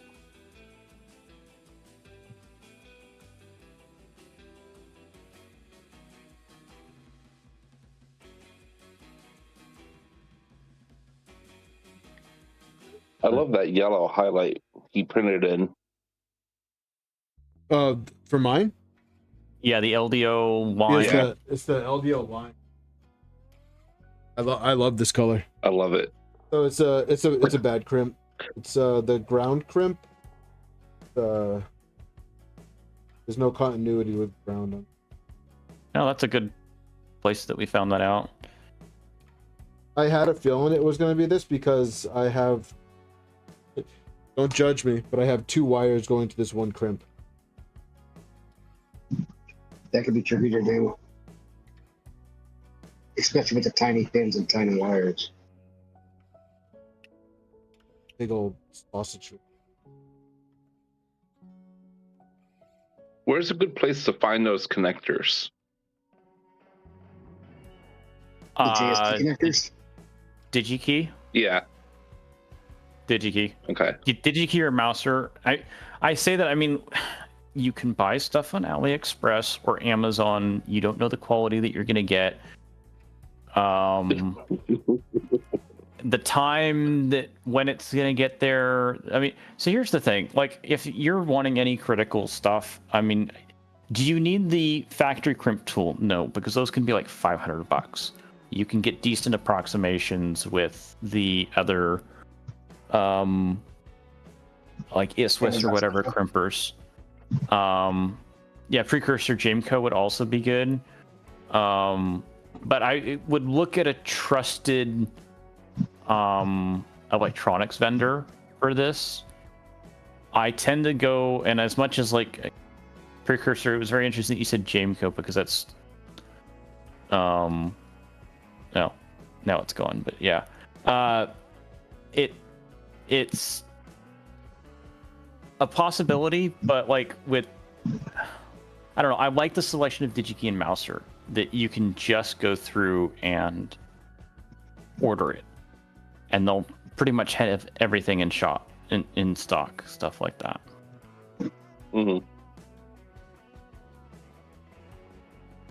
So the selection that, I mean, that's, I know DigiKey's not the cheapest, but I mean, in a way it's like the selection. You just don't have to worry about it. Yeah. Yep, you know you're getting. And yeah, and Siska it's just like that or Mouser. I will, depending on what I've ordered from, will order from both of them. Sometimes the pricing's a little bit better on Mouser and the shipping's better, or there was a couple in time for my small form factor computers that DigiKey had a massive minimum order quantity for something, but then Mouser didn't have any in stock but would order it, and so I had to wait a little bit of time for them to back order it and stuff like that. But then they ordered them, and now I think it's a stocked item. I think I was the first one to order them, and then they've just been continuing to order them since then. So. Mm-hmm. But like, if I want good fans, so like, I know the Delta 2510s are recommended for hot ends and stuff like that. I would tend to absolutely order those from DigiKey or Mouser just because, well, the hot end fan is not one you really want to fail. I mean, I've gone through and actually done on my toolhead board set up for actually monitoring that, and so the tachometer, if the tachometer pin fails, then it will say stop, it will abort the print. Mm-hmm. But you need to be able to, you just don't want it to fail. So, Oh, of course. and they're not, I know they're not the cheapest thing in the world, but I mean, or I would buy them resold from one of the other local US, well, because I'm US, but US vendors here. So like E3D or Fabreeko are pretty much my top two that I'd recommend at the moment. I know well, then I Katie. could just drive down to Fabreeko and get them. Oh, I mean, if they have them, yeah. Fabreeko might even have the 37 minutes away. Lucky you. Well, you guys I mean, are all closer to the 3D printer conventions. There's nothing in South Florida. until you create one. Yeah. Or maybe you have Fabreeko set something up in their parking lot and they do an open house or something like that, and then That'd be really. I didn't think about that. They're in a huge lot.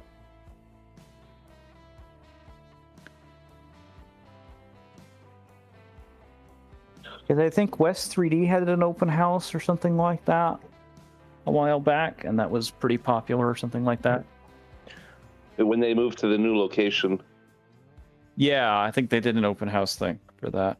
Mm-hmm.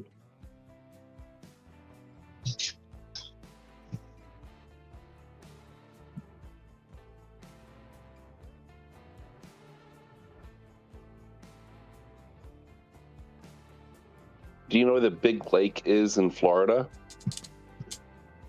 Oh, I'm too unfamiliar with that. Okay. Sorry. If you ever looked at a map of the U.S., you know, it's got a big lake in South Florida. I'm just below that lake, and Fabreeko is due east of me on the Atlantic coast. Okay. I don't know about the lake, but I know the ocean is east of you.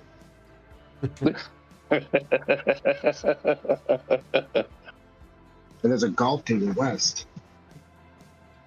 Yeah.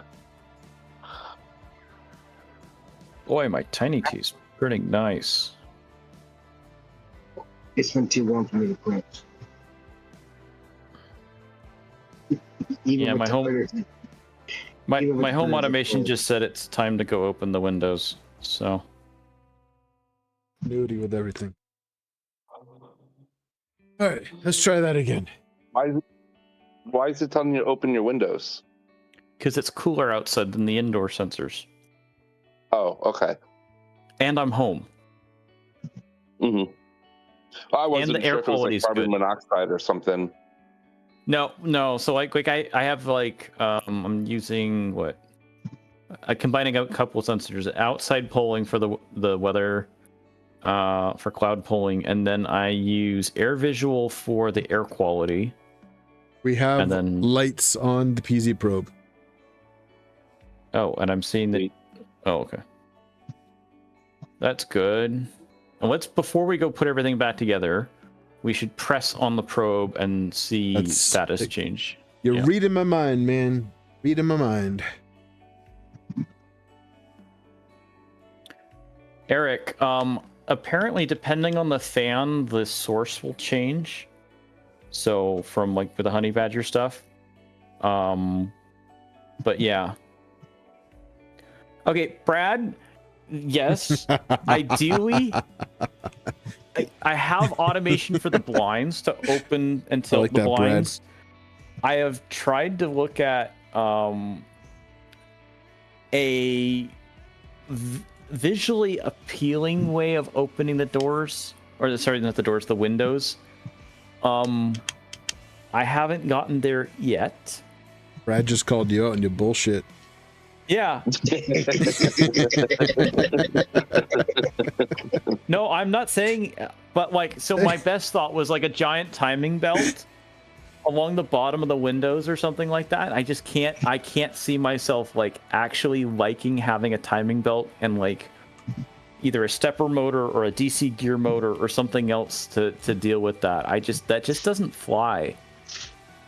Why don't you just use a servo and take off the endpoints? Yes, that was the another option of modifying a servo for continuous rotation. The point is that you would need feedback, so you would need to make sure that you're at the endpoints. Let's see. Did we trigger? Hey, okay. There we go. And then if you release, yes. Yeah, LTX. Again, just trying to make it visually clean, and I think like timing belts, I could make it less visual or something like that, or like maybe I can find a way to do something above the blinds. It's just hasn't gotten there of wanting to go through the rest of the effort to do that. And If you want to get real fancy, you can put a stepper motor on it and count how many rotations it takes to open and close it. well, so this is actually where I was going to hook up a multi-turn potentiometer and then use that for feedback. But I'm lucky I live in an old house. We have counterbalance based in the walls for the windows. Nerds. I am not. I'm making fun of Bro. I'm making fun of all of you because it's my stream and I can do that True. because I love you guys. There's the downvote. There's the downvote button. yep. As I get banned. Oh, have you met me? Have I banned? I haven't banned any. You didn't ban Jenko yet? Why would I do that? I don't know. Just saying. Speaking of, where's that little butthead?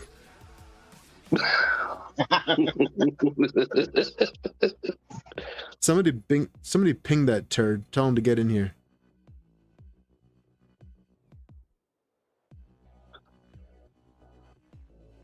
If we do that, he's going to end up winning the giveaway again.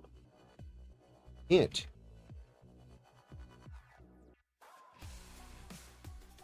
Oh, Oh, Eric, there I he just saw is. your comment in There he is. stream chat. I The fuck don't you say to know. me? Hey, yes, he's in here. What's up, turd? This guy? I don't know. What do you want from me? Why are you... I just wanted to hear your voice. Just wanted to hear your voice. That's it. Erotic. See, this is why I said you're gonna need to set up roles at some point for people that you're allowing onto the stream. Make sure they agree to rules first. So here's the thing. Django was what number were you, Django? 4 or something? 69. So I get to do whatever I want.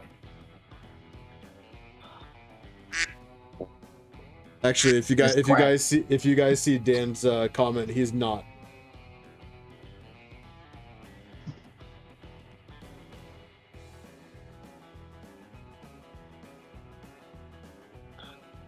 And apparently we have access to the soundboard. This is dangerous. Didn't even know I've that got was so there. many stupid sounds on here too. I was looking at him, and I was like, I don't want to hit the wrong one and get him banned. Hey, who banned? You. It's my server. No, from YouTube. No, from YouTube. Oh, I won't get banned. I think I'd probably just get like the video would just be demonetized. Oh no, you guys would make me miss out on a whole 38 cents. Is that all we're worth to you? No, that's all this stream is worth. You should get a job. Worth less. This is my job. Worth less. This is my job. I'll say something about no, can't do it. It's okay. You can say it. As long as it's not, you know, hate speech, go for it. So the OnlyFans isn't working out? No. No. I tried the whole feet thing. I have a box of one of those there. Spares and stuff like that. The whole what? A box of just fans. I got a few dozen computer fans I've been looking to use somewhere. I'm sorry, what did this comment say? Somebody said, Brad, 4 streams and I'll have a down payment on a frap.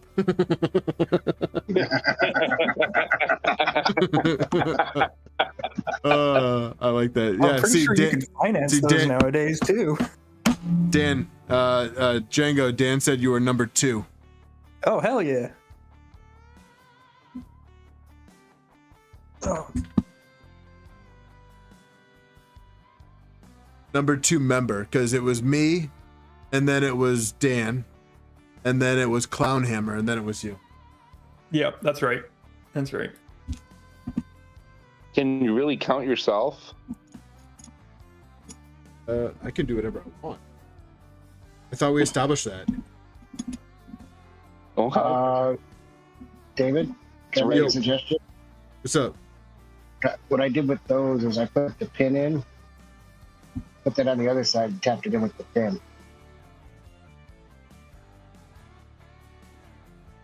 What was that? Sorry, I wasn't listening to you. I was completely ignoring everything you were saying and just doing this. Just in case I missed it, say it all again.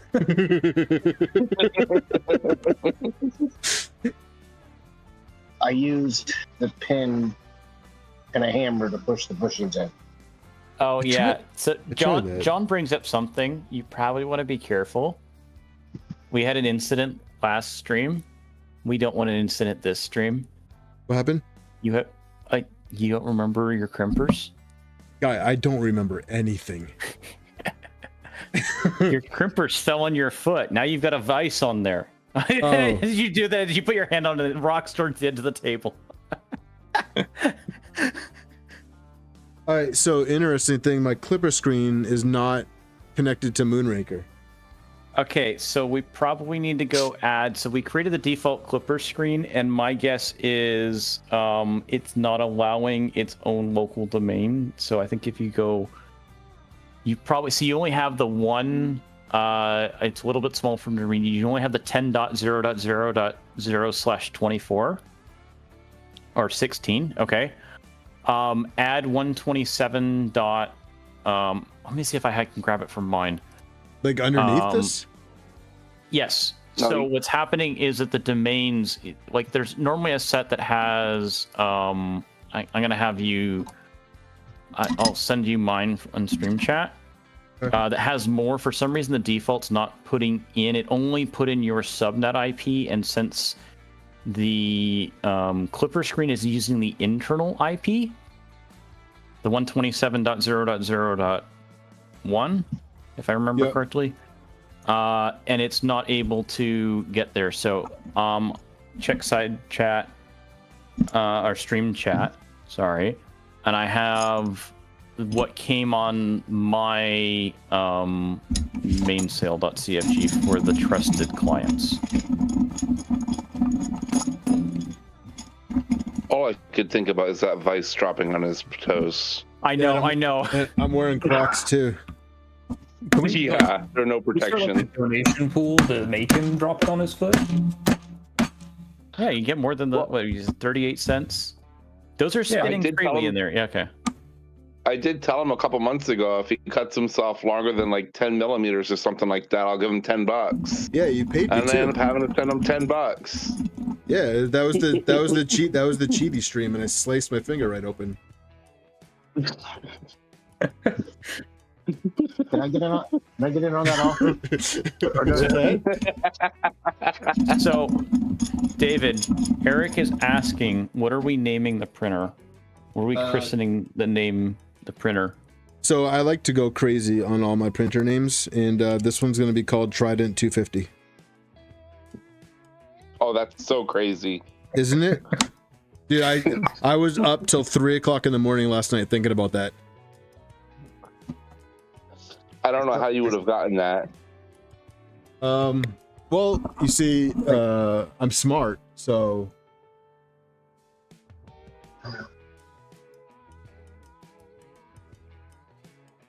Oh, he got me. So am I just going to copy this whole thing over? I don't know what you're doing. Oh yes, just I'm replace. copying- So replace between 6 and 15 with what I sent. Between 6 and 15? Yep. Okay. Essentially, I just can copy my authorization. Yeah, just highlight that and replace that. It should have everything in there, and then save and restart. That's right, John. Smart. So smart, I don't need the vowels. I'll keep my money. I don't need to buy a vowel. And then try and reconnect or restart Clipper screen from the power button. Well, power button on the web browser. Steel toe Crocs. Yep, I got it. Yep. I saw a picture of those actually. It was pretty funny. Yeah, Clipper screen's working now. All right, so I'm going to try to home this. Before you do that, do you want to run through the Voron docs and do your stepper buzz? Yeah, I suppose. I No, could send do it. that. Just send it. Okay, if you're gonna send it, then let's minimize the web browser so we can see it crash and burn. Guys. Oh Please. yeah. Let's have we need some front faith. row seat. Yeah, I'm having faith in you. Just send it. It'll be fine. See, the thing is about all the. Okay, all right. So, what happens when I get a second Trident 250? That one gets named Trident 252. Two Trident 250. All right. So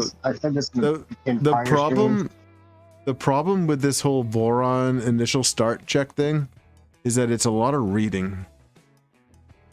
Actually, I have a very important question. I probably have a semi-important answer. Can you read? Yes. Doubt it. Slowly.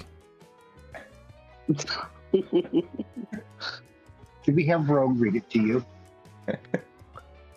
Mike says, did you make sure your Crocs are in sport mode? My Crocs are never in sport mode. Okay, X is good. And actually, that's probably pretty good. Oh, okay, you're wise backward. Wise backwards. So, memory serves you need to swap A and B motors. Or invert the pin. No, it's Core XY. It's a delta, so when you home, it goes both ways. I think so. This is where in the startup guide, God go damn look it. up. There's a table. There's a table that shows that when you go check at this, if it goes the wrong direction, Yeah, just swap the motors. I think it swapped the motors here. I'm looking at it right now. You talking Yeah. about just these right here? Well, let's On the board? let's show people what we're actually talking about. So if we scroll down here, there's going to be a table Eric, that shows. Eric, we're talking about the first one, 250-2. Yeah, Django has it in there, but yeah, right. This picture here. So what we had was X was correct, but Y was backwards. So you see that would be the second row, first image, right? Second row, first image. Yes. So then You were swap A counting and that B really, motors. like figuring out where the second row was. Yep. Yeah. All right, so just swap the cables on the board itself. Yep. He said he could read, but not count. Should he turn the printer off first? Yeah. The motors are disabled, so they should be fine. Because he Let me just just- he did Yeah, he did an e-stop and there. But yes, if you want to be proper correct, we should do a shutdown and then power off the printer. YOLO. Well, we may need to do this anyways because it seems like one of the MCUs is stuck.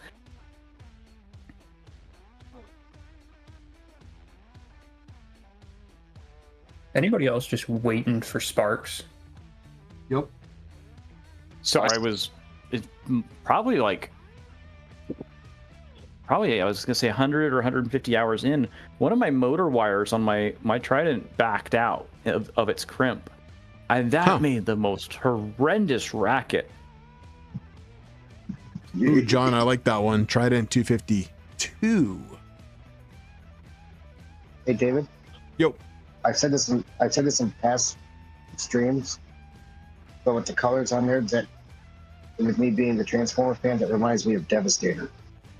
Ooh. Oh, there you go. I could do that. That's a good solid name for a printer. That was my nickname in high school. Oh, I was gonna make the suggestion we didn't need to do a Clipper restart. But You got to be quicker than that, man. You should know by now. I'm impulsive. I just do shit. At least I've got the Discord pre-stream of what you're doing. I mean, there is some latency here still, but yeah, it's better than the YouTube delay of trying to comment. Oh, you should do this. That was 30 seconds ago.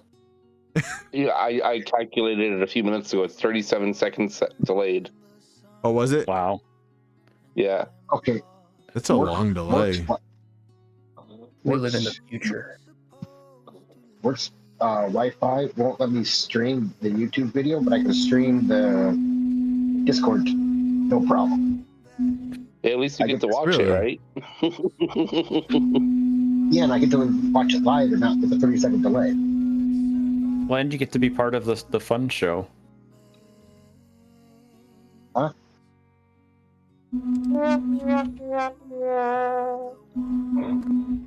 All right, should we try to home Z? No. Yeah. Oh yeah, Yep. you should be fine. Yeah, send it. Send it. Okay. Movement out of range. Real issue. What is that? What the heck? I've been waiting for you to do something where it goes wrong for like 5 minutes. I'm surprised it took that long. All right, what is this? Movement out of range, -10, -10, 10.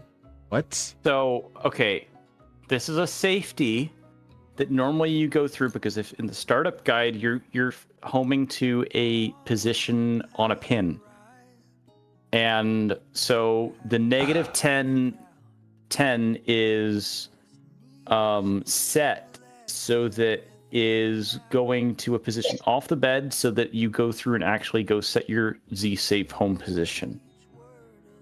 So let's go back into Clipper, or sorry, mainsail. So I'm glad that you're here because you're passing all of my tests. Go to Z safe home.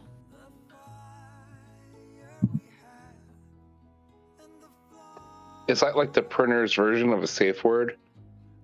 No. Oh, So- okay. This needs to be the center of your bed. They put negative values in there, so it's wrong. It's better than trying to home in the middle of the bed if you don't have tap and you're trying to go to your little, like I have the sex bolt switch on the back of the printer, and that's got a specific location. If I tried to home in the center of the bed, it would crash. If you were the other way around and you try and home on the pin and you had, tap, it would crash. It may not work well if it didn't find the pin. I'm pretty sure that crashing your tool head into your bed is a rite of passage. I'm not saying, you're not. I have half a dozen, if not more, beds that are just completely gouged. That it looks like I have a CNC machine. Brad, thank you very much for being a member. I appreciate you. I'm going to keep an eye on it. I think that was it just dropping down, but I do agree that it went. Brad, thank you. When we did the X and Y home, it was fine. because it dropped down. So I think we're okay. Everything dropped level, so I think we're okay there as well. So LOS, I'm gonna keep that in mind that the Z is backwards because we did invert the pin when the inverted the direction pin for the probe. That's not the same as the stepper Nope. direction pin. I know, but I'm just thinking out loud. Yep. All right. What were you gonna recommend me do other than doing a hard reset? We can try going in there and restarting Clipper. So hit the power symbol in the upper right and restart the Clipper service. Yes. So I've gotten some of the times that did that, and then I did a firmware restart there. And then that got it working. Other times I've needed to Start up the window. Yeah, just shut it off. So, dude, power back on. what is going on with this? Am I gonna have to do this every single time I need to do reset my firmware? I might suggest that we roll back Clipper a couple updates and see if that's it, because it's only started happening to me for a couple of weeks. I haven't bisected where Clipper is in this, but again, it's showing Crow's Nest is dirty. That's because we had that file to fix to make it build. Yeah, can I clean that? Sure, but then it won't install. This is messing It's up installed. It's fine. It's OCD. just... I know, but it has to all be green. Well, okay, then wait for that. Don't ever reinstall it. And I think Mr. Yell was going to push an update tomorrow that should fix it for everyone else, just disabling it globally, because it might take a couple of months to get the upstream library fixed. Newest Can he Clipper just make a ends up backup of causing... his config? Look, so we're talking about Clipper screen. That's not an issue. It wouldn't install, so there was a recent update to CamStreamer that causes the RTSP to not build. And so we just build it without RTSP for now, and that's what the change is saying. Hey, there's this file that's not part of the repo. But you've got two Kevin. USB devices. I thought mine was just because it was CAN. You know what? Hold on a second. So that's why it was saying repo is dirty. Yes, there's a changed file in there. And again, that's because we did that earlier. So I put it inside chat, stream chat, because there is an upstream dependency change that's caused a bug that we then isolated, and then this is how we go through and fix it. Get around it.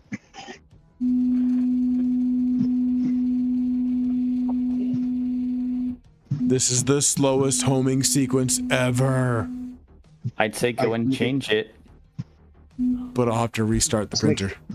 Yep. Okay, yeah. It works. And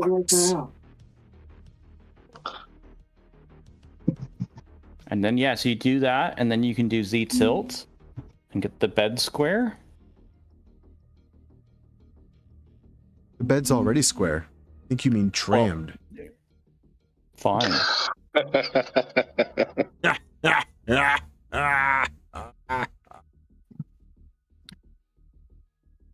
That looks like it. No. What is it?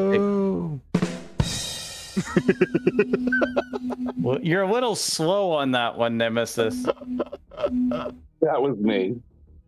Okay, I saw it was over Nemesis, but I was asleep. What was it? What was the error that it said? No trigger on full movement, I think. Oh, okay. So what's happening here is the script that you downloaded put your Z steppers at 0.2 0.4 amps. That may not have enough motion, enough drive torque to lift the bed all the way up. All right. What is it by default? 0.8 amps? If you go to stepper Z and then look in the TMC section for that. Okay, so yeah, 0.4 might be a little underpowered. So let's go down to the home macro that we're using. Yeah, right here. And you see where it's got 0.4, maybe 0.5, 0.6. Let's do 0.6. The point was that you don't want it to slam into the nozzle very hard if it fails to trigger. And so that's why they're lowering the current so the motors have less torque, but we're too low right now. I honestly don't even want to do, just leave it alone. Like leave it at 0.8 and then just slow down the speed. Part of this is it's a torque limit so that you're, because the P0 is real touchy. You don't want it slammed in there because it will damage it. Yeah. Hello, Skyrim. If you do decide to damage that bed and you need a new one, the bamboo build plates are cheap and they fit on that 250, no problem. Yeah. Okay. Just an FYI. Yeah, that's where I went with my tiny T185. The A1 Mini build plates happen to be 184 millimeters, and so they're stupid cheap. Actually, I think the A1s or bamboo ones are even cheaper. So, damn, Brad, that sucks, dude. Hey, Skyrim. You know, the other thing whilst you're in there, you should have changed your homing speeds. Oh, yeah, I probably should have did that, but now everything's restarted. I'll get to that.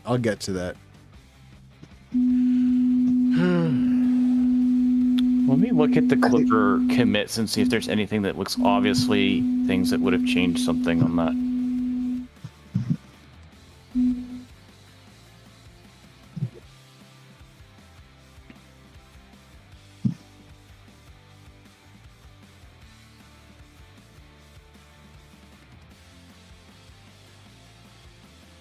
Did it again. It doesn't like the lower voltage or the lower current. Double check for the PZ configuration, because I think there's something you need to change in that. So Dan, you just missed us. We're attempting to home right now.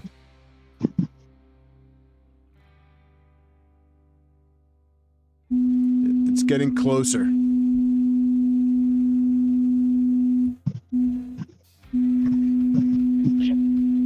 Brad, what printer is this on?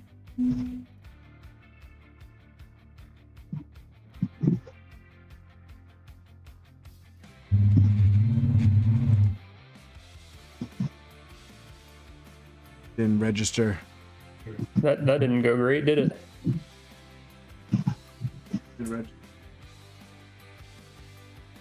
What is going on with that probe?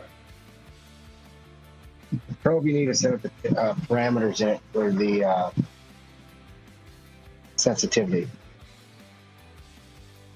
Well, I know that there's a section in here with the button on it.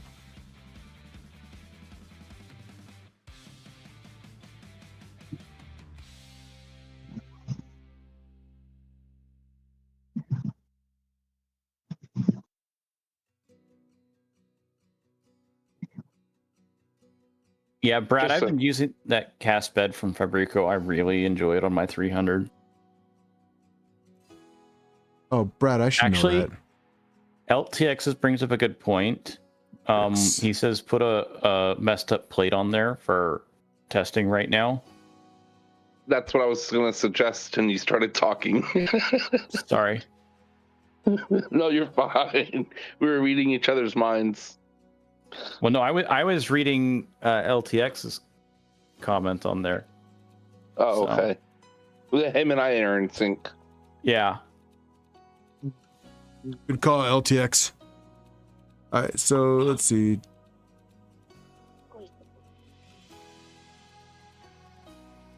Pressing You the just button on the press and hold the button? controller. I think it's just a single press. Pressing the preset 0 remains as default and cannot be configured. These can be configured by looking. Oh, let me make this bigger so you guys can read this. Oh, there it goes.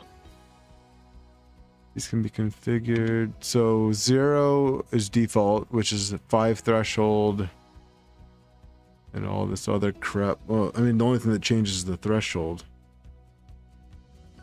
That doesn't make sense. Why to trigger with your finger and not with the bed? That's a good question. I'm gonna try it again. Unable to connect to the Nighthawk. Yeah. The Well, probe okay. works by the negative Before- polarity, don't it? You know, no, don't unplug anything. It's something to deal with the reset commands, or actually maybe go through in your printer config. Let's edit the printer config now. And maybe you go through and so up your homing speeds, since you said that was too slow. Mm-hmm. So scroll down. What's up, 3D Medic? Actually, let me grab you something off my printer quickly, because I set up a second homing distance on it. And so I would say the homing speed should be, I mean, I run mine fast. Yeah, I'm going to 100. I usually run mine fast. Okay, well, I was gonna say I run mine at 200, but Well, I'm not gonna break this just yet. 100 should be fine. Yeah, 100. So then what think- I'm gonna say I think add. Go ahead. I think my 2 Ford set at 350. So I would add the in stream chat. I added you 2 lines here that add a back off from the physical end stop switch, and then we'll approach the switch slowly. So I would add that into both your X and Y homing. Oh, actually, it looks like homing retract distance already set there, but they don't have the second homing speed.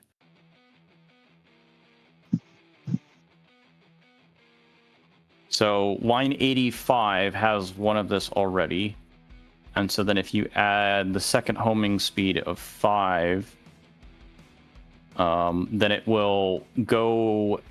So we'll do 100 millimeters per second until it hits the end stop, back off 5 millimeters, and then it will approach 5 millimeters at 5 millimeters per second. Mm-hmm. Yeah, no, I'm familiar with that setting. Okay.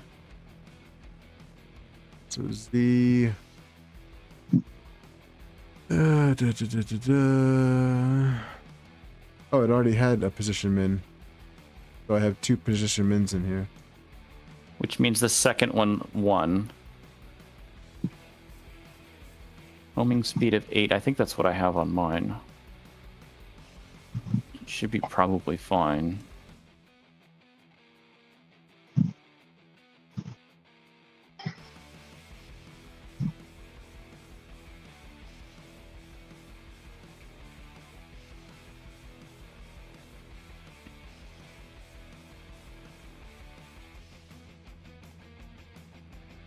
The other thing you can try and do is, I know at the top of the file where you have the MCUs defined, I know this comes from LDO's example config. You might try removing the command for the restart type. It says command. I don't know if that Where do you affects see that? anything. Top file of the MCUs. I think that it's at line 26 and line 33. Just get rid of those? Yeah, just comment those off. It might be default, so...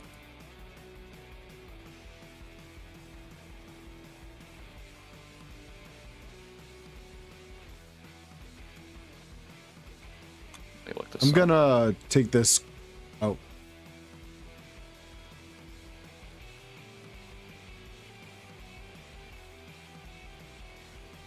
I'm gonna try it without inverting that.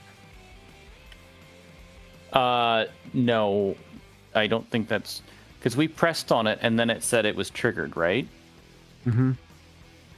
So inverting that pin direction, I don't think is what we want, because if it's working the way we... When he gets it loaded back up, and you can look at the bottom, it says it's triggered, it means he needs the exclamation point. It doesn't. Yeah. Yeah, correct. Basically, just double check your in-scout queries. Yeah, I'm just I just wanted to check it first. Because the way that E3D has it, they don't have it with the exclamation point. So... Well, that depends on how the microcontroller pin is, but yeah, maybe that's true if it's against the digital signal.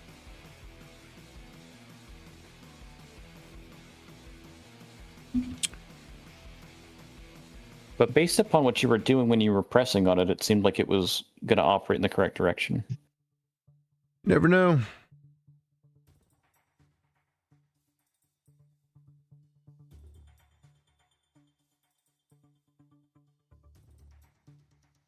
Alright, so I mean, I guess this is triggered now. Yeah, that's right. I think it's inverted.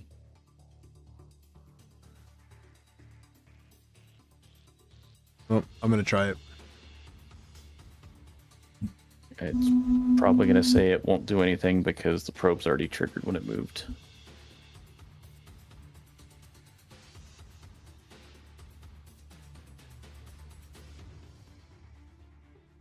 Yep.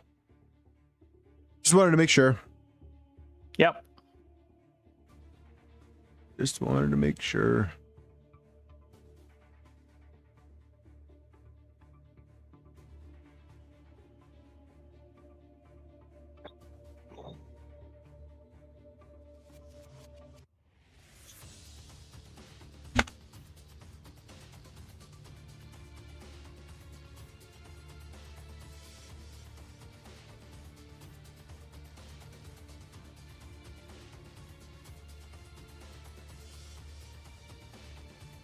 Okay, this is really annoying.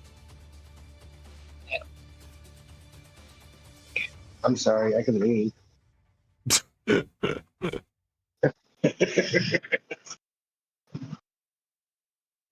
Oh, yay.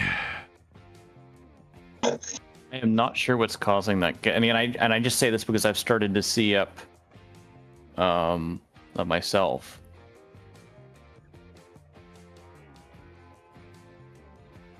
So is there 28 people in here?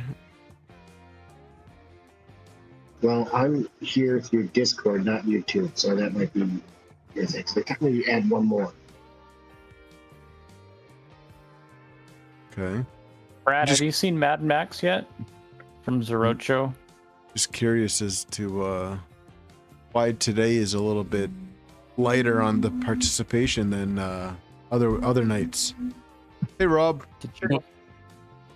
It's no fun when everybody knows I'm gonna lose the giveaway.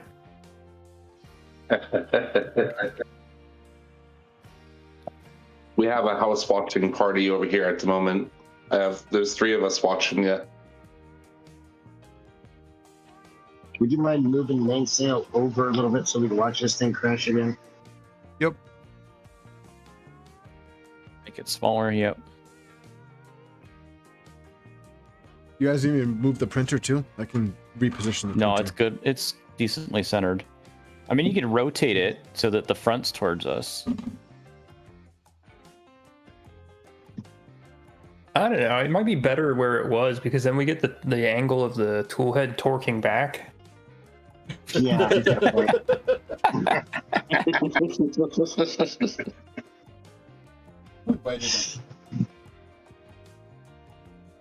Hey, didn't you want him And it to? crying in pain. Did you I don't know that you see last time I think you posted this into the Voron server beforehand.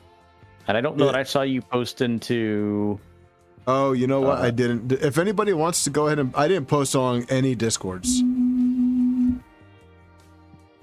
So if anybody wants to do me a favor and post the stream link in Discords, that'd be cool. yeah.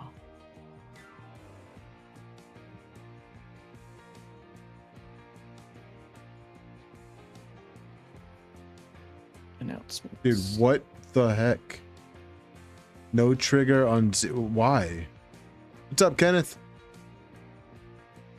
Did you change the sensitivity on the board? Yeah, I bumped up to 0.7. Well, no, that's like the drive current, right? Yeah, I'm saying Oh. on the PZ. On the PZ Oh. board. Oh, you're talking about the PC board? No, I didn't do that yet.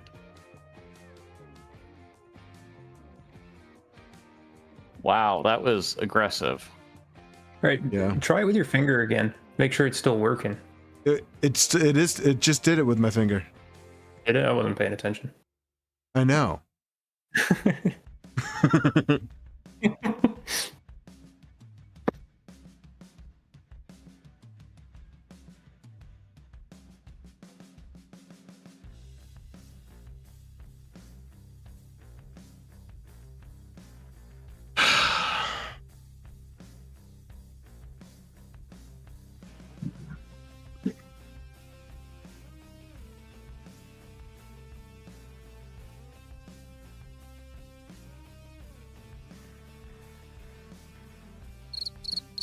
I know, right?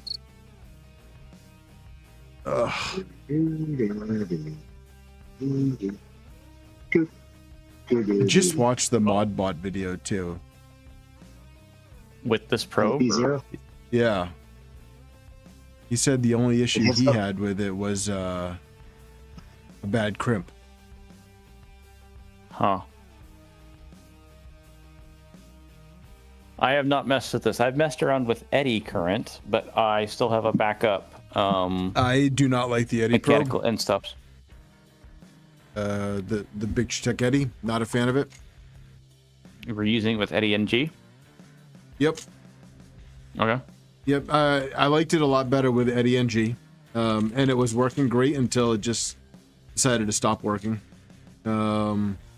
No faults of Vlad and Eddy NG. I think he did a great job with it. I just think that the Eddy probe, I don't know. Maybe it was me.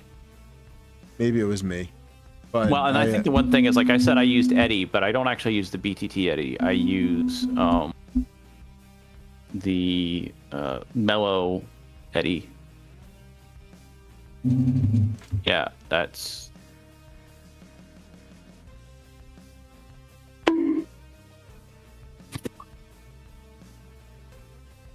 Yeah, I just put beacon on my Mercury. I got rid of the Eddy and put beacon on it, and it's just been wonderful.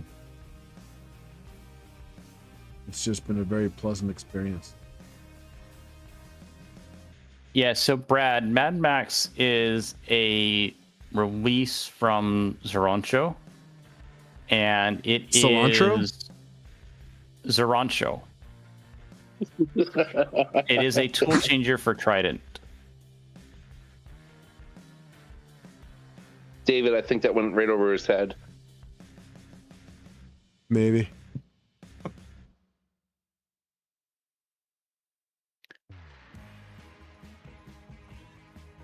There you go. Configure. Come on, man. Are we allowed to post? I'm guessing YouTube is probably blocking links, but let's see if I can put that GitHub there. Mike, you're one of the people where cilantro tastes like soap?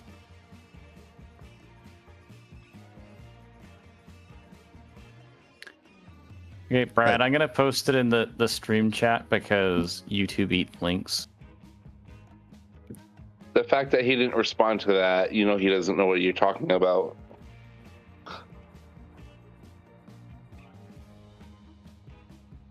Yeah.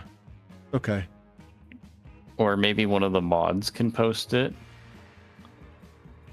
Does he have mods? Crixer seems to have a mod. He has a wrench on him. Yeah, Jix Dan can post whatever he wants. Rigged. There it is. There it is. Thanks, Dan. Vindicated.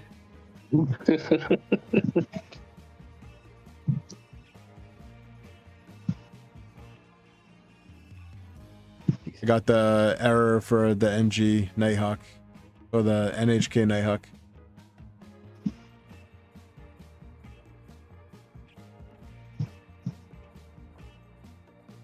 Yeah, I'm not sure what to say. I mean, some of this is definitely.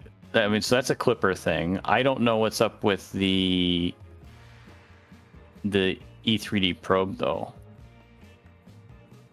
No idea. The only thing I can think of is slowing down the homing speed so that there's time for the probe to respond.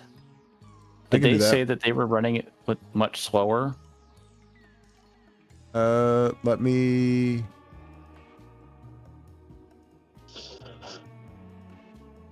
I know this may seem like a simple item, but in this video, let me show you how this tool cart can save you a whole lot of time and frustration. Let's check it out. What? Frig. What the Voron tap setup uses, and it's something I recommend doing. Installed, I used those 2 included screws to secure the board to the X carriage. Normally when assembling Stealth Burner, the instructions have you attach the extruder and if you guys ever met this guy in person, but for the sake of not putting unnecessary strain just on as that nice in little person ribbon as you would cable, think he I is recommend attaching from the watching his hot-end streams. assembly and then the extruder just to be safe. Finally, put the front cover back on the Stealth Burner to Are you saying you're going to be different? Now that the PZ probe is physically mounted, we just need to get it wired to our printer. The kit includes a somewhat intimidating Dan and long bundle Steve of 8 wires were with both 4 super different nice when I met them connectors last at year. the end. The good news: setting presets, programming the microcontroller, brown, and our S onto the end of the I'm trying to remember if cables to attach to I know my Steve Nighthawk I think got it board. working, The length of but I don't wire remember how and well he connector got it type needed working will for vary this depending probe. on which toolhead board you're using, or I'm if not you sure. decide to run these wires all the way back to your controller. I remember he My fried original his. plan was to use GPIO 12 and 5 volts. Well, on the okay, back so side of Nighthawk maybe and do you to want to pull work on the ground clicky from clack the at this probe point, or connector. you know? But I ran into yeah. some issues that Yeah, I just want, I'm gonna probably watch this real quick. so I opted to move my filament runout sensor to the probe port and just use That the and back Nero and also stop connector did, from Nighthawk build video for with it- all with 3 the, of the PZ P0 cables. as well, the Really PZ. important, Did he? the PZ board runs on Yes. 5 volts, so be very careful to make sure you are not Well, he plugging had a couple into issues. I don't something remember what they were, like but I a watched Omron it. port that's set to Maybe a year 24 ago. volts, or you will risk frying your board. With everything Thank you, connected, I Jixer. powered on the printer and looked at that PZ board. There's a power light that should always be on, and if things were wired correctly, each time you push up on the nozzle, you should see a very quick flash indicating that the PZ is triggering correctly. On the firmware configuration seeing that side, light. it's really simple. I started out by deleting my clicky folder along with all light things I had switching as it hits. referencing it, and Yeah. setting my Z end stop pin as a virtual end stop. Then I copied and pasted the Clipper probe config from E3D's docs, overwriting the probe section Hello, in my Joseph. config. The only thing I changed was the pin to match the GPIO 12 that I'm running from Nighthawk. The is added what bit I'm of doing. G-code at the bottom adds a very short stall when probing and drops the motor current of your Z motors to reduce vibrations and get a more accurate probe. My buddy Steve from Steve Builds sent me a bit No, of I know. additional I don't think G-code we to paid add to attention where this it hit. section, which has the when hot you're end heat up to homing. 150 Celsius But the light before switch probing. is homing. This is done to soften any filament that might be on the nozzle, which would give an inaccurate reading. This is very similar to what the Voron tap setup uses, and it's something I recommend. Able to locate the issue, which came in the form of He a watches single YouTube bag videos crimp like he that I had done reads. when I installed the JSP connector. Once I swapped out the pin, everything worked as it should, and I moved on to performing a quad gantry level slow. along with a full bed match. Yeah. While my clicky probe often had to probe multiple times due to tolerance issues, the default speed of 5 millimeters per second felt pretty slow, so I ran a probe accuracy test to see what the tolerances were. With this, I got a standard deviation of 0.003. Oh, see, that's the thing too, so is that I upped the remember this. speed to 10 millimeters He bumped per his second speed and up. tried again. With this, my deviation increased to 0.0048, which is still within the recommended range found in Clipper docs, and I was happy to be probing just a bit faster. You might be able to As scale long this as it's even more, tool but off with the most printer. things, it's a balancing act, and I'd rather keep it in this range. Hey, we're where here it's for the nice and show, right? consistent versus pushing it and Yeah, I gotta potentially get back to my running couch. into an I issue have that to- was preventable. I'm In going you have E3D's on a big initial screen. press release for the You have PZ spare probe, Revo nozzles, they mentioned right? testing the probe 15,000 times for durability, so I'm confident that this is going to hold up for a long time. He can't talk. How He's it works thinking. and what the process is like I am to get it concentrating. installed. Is that- If you have any additional questions, Is let that me the know. smoke we're seeing? I just looked at my wasn't sure printer. if it was I something just bad. looked at my printer thinking that you were talking about my printer.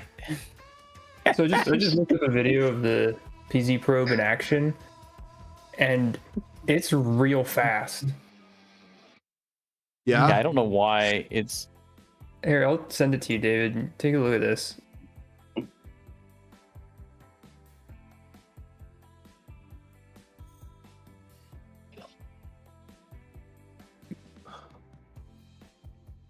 Scroll to like 10 seconds. We're gonna be there by the time he gets on the button.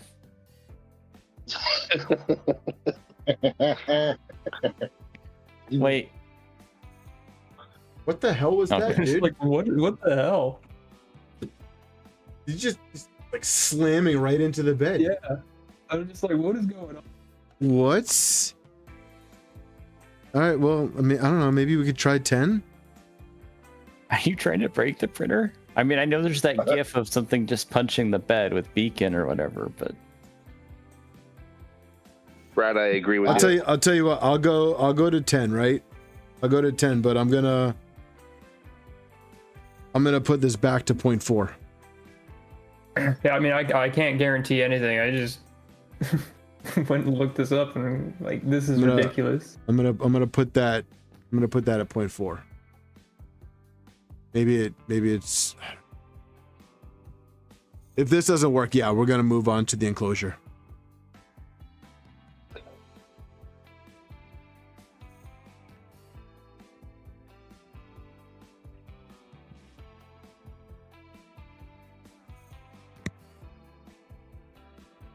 Oh, on a side note, I have to rebuild the Zoll tool head on my Mercury.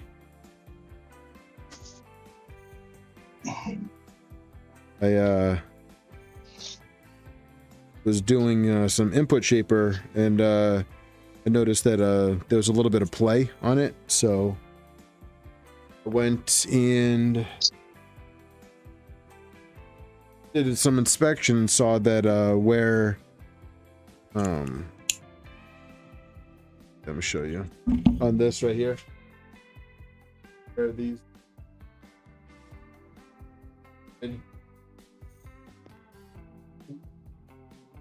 I just reprinted a new one.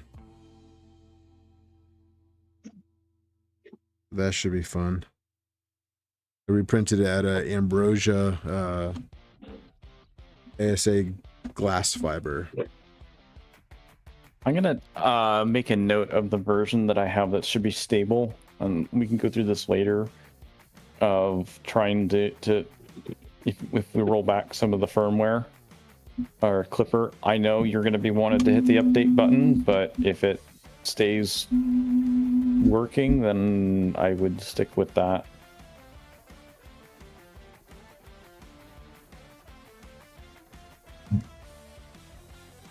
Jeez, what is with this probe? I'm gonna have to send E3D some feedback. Can you shoot me your printer config? Yeah.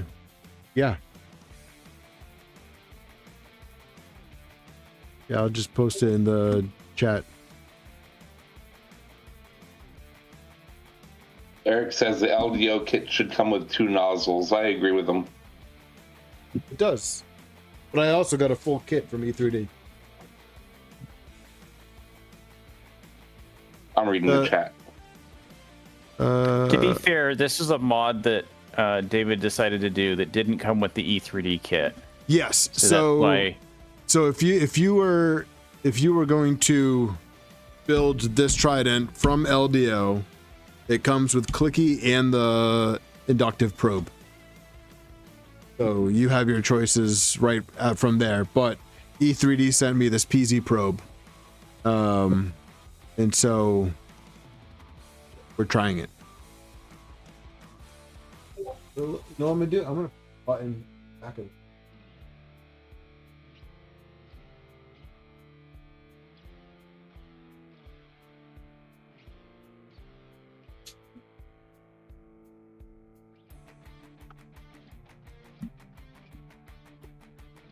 Could the issue be in the probe itself? Yeah.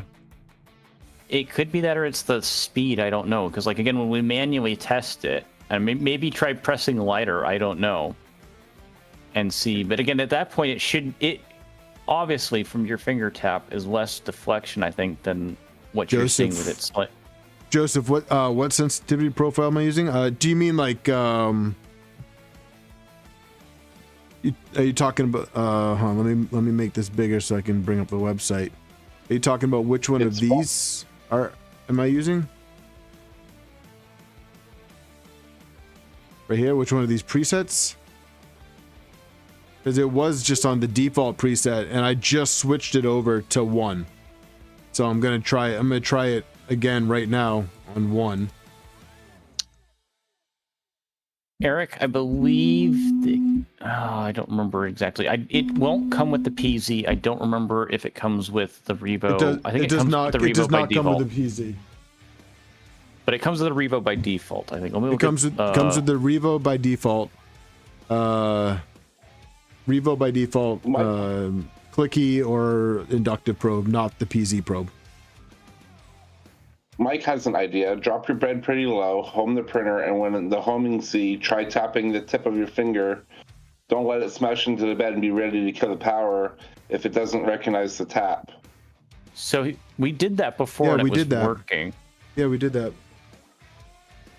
When I use my finger, it works, but when it hits the bed, it's like.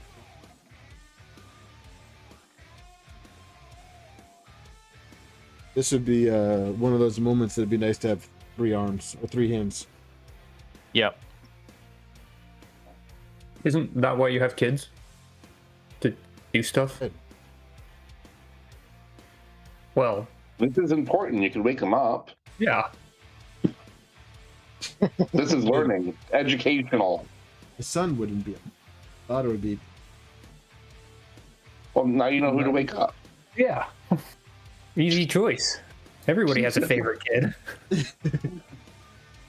And if she wants to be cranky, you have a whole chat to roast her. She's only 4, but she's feisty. Oh. Okay. Maybe too much resonance with Z is moving up. Oh, you mean like maybe it would be better on like 2.4? Well, again, it's not that we're early, or it's not that we're pre-triggering. It's that it's not triggering even after it collides for some reason.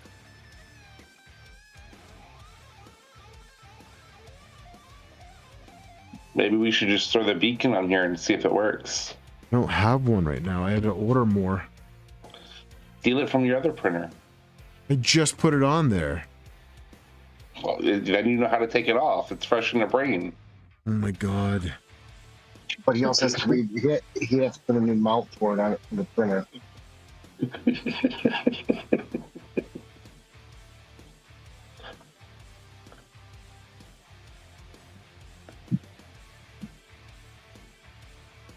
Interesting.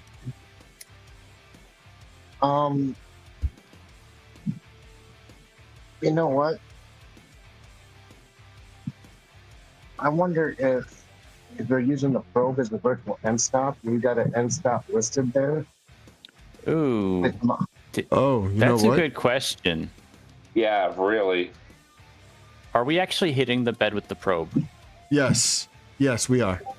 Or the nozzle, I should say. Yes. Your nozzle, nozzle tip sticks out. Yes, it's not a stupid question, Dan, but yes, the nozzle is touching the bed.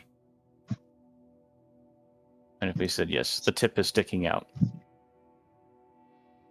But I'm wondering if he's going to de-end stop there. He has the probe set up he has a virtual end stop as the Z, but he also has an end stop listed as a Z end stop as well. What if we counted out the Z end stop and used the virtual end stop as the Pro? I wonder if it would eliminate this issue. So I don't think on my printers with the beacon. Tap should use the virtual end stop. Yeah. And this is essentially tap, just without a shuttle that slides up and down. It's relying on the force sensor to do it. It's not pressure sensitive like tap, so checking end stops while holding it won't always register. It's yeah. True. But Mike, if I press it and hold it, the light stays on. So it's like I'm pressing it, so it's still sending that signal.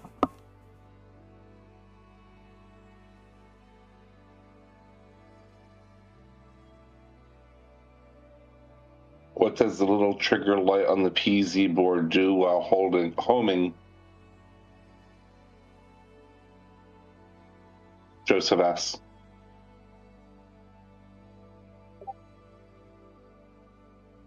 All right, so I put it back to the initial setting.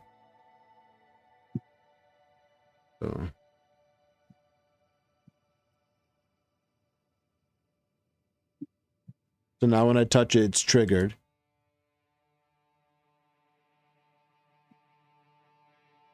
But right now it's on the default. The only light that's on right now is the red light. When I touch it, a little orange light comes on.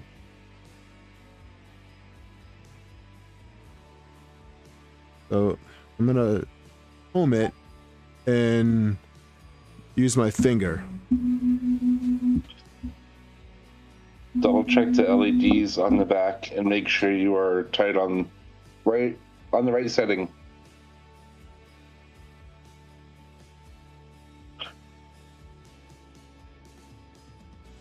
Yeah, if I touch it, it works no problem. Now I can move Z.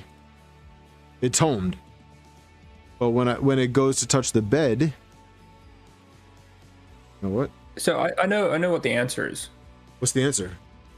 Every time you want to home your printer for a print, I have to touch it. Use your finger. Yeah, just use your finger and then baby step it down. I mean, what's wrong with that? No, that sounds very efficient. Can't you manually set the Z offset? Set the Z offset, and it's like, yeah, it's probably ballpark 5 millimeters for my finger.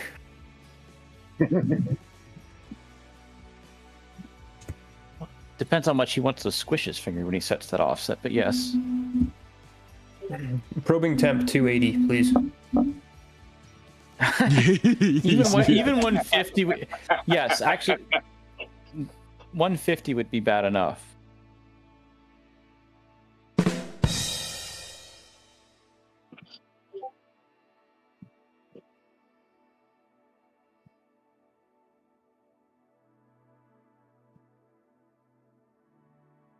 Is it crashing? We can't see anything. No, it's not.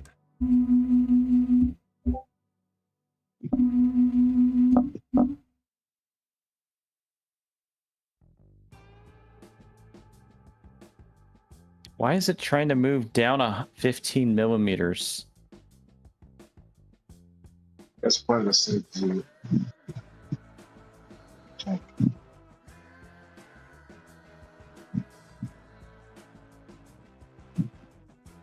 Where are we getting move out of range? I'm not understanding this. It's because I'm trying to raise it up and it's not homed all the way.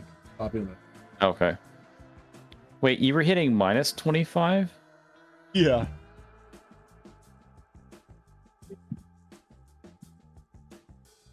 Oh, yeah, that makes sense. You were moving it down. Or no, I guess that is up.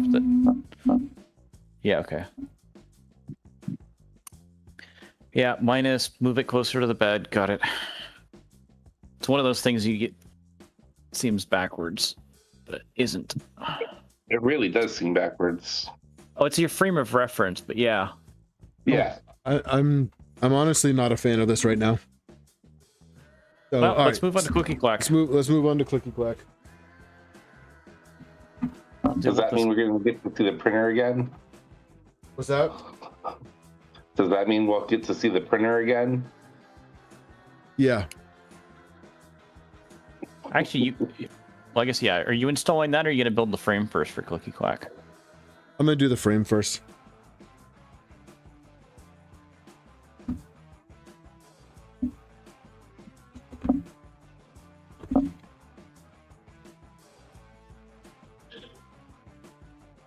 I'm also very happy that the frame for this matches. Oh, you got a good match? I got a good match. Nice. Because I know that can happen sometimes that they don't, because they're done in different lots. Yeah. And then I think it's more common on the blue. Space gray is supposed to have a lot of different shades as well. Like I'm gonna do that right now because I remember it was already asked. So. When Open Builds first announced that they're closing down, I bought a stockpile of 2020 and 4040s. One of my projects I was supposed to do tonight was cut some down for a desk. Any pointers I should look at? I got nothing.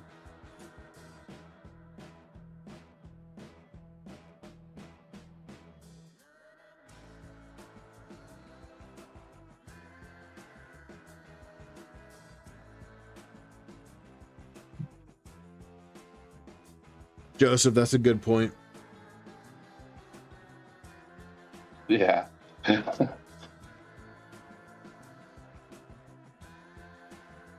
All right, I just put the printer printer config in the stream chat. Let me get up.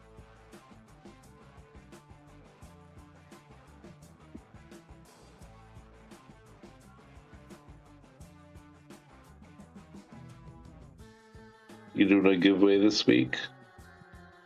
Yeah, let me do the form.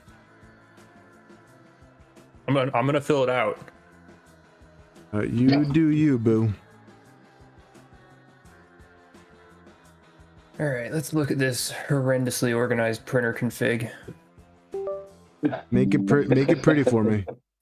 I'm not gonna do that. Do it. I don't think you could afford my hourly rate. I'm not paying you. I know. See the problem here? No. No, I don't see the problem here. It's going to a good cause. You just liked me. Sometimes. Only when I win. You win. You're a winner. Chicken dinner.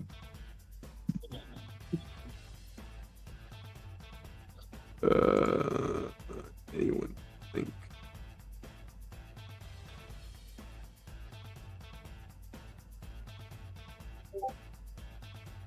Mike says, that was my gentle reminder. Oh, look at this noob. It doesn't even have pressure advance set up. Guy, I just turned this shit on.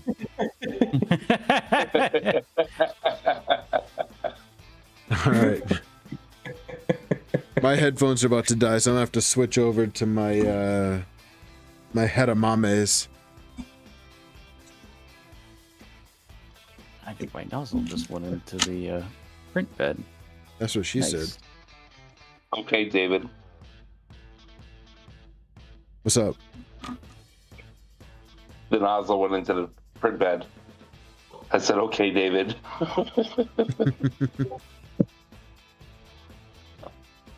Oh, Joseph, it's in Discord. Did you want me to? I can post it up in here too, or you could join my Discord. It's free. Join the Discord. It's awesome. A lot of fun.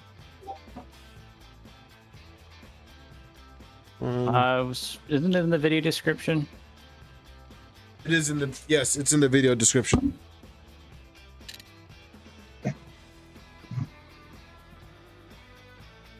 You should make Discord a requirement for the giveaway. I should.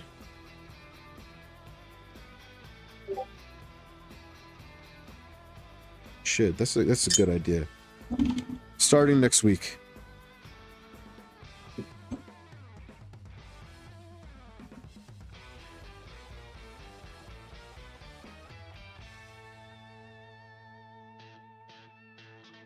Why does the nozzle smell funny? Ask your mom. I was trying to be nice.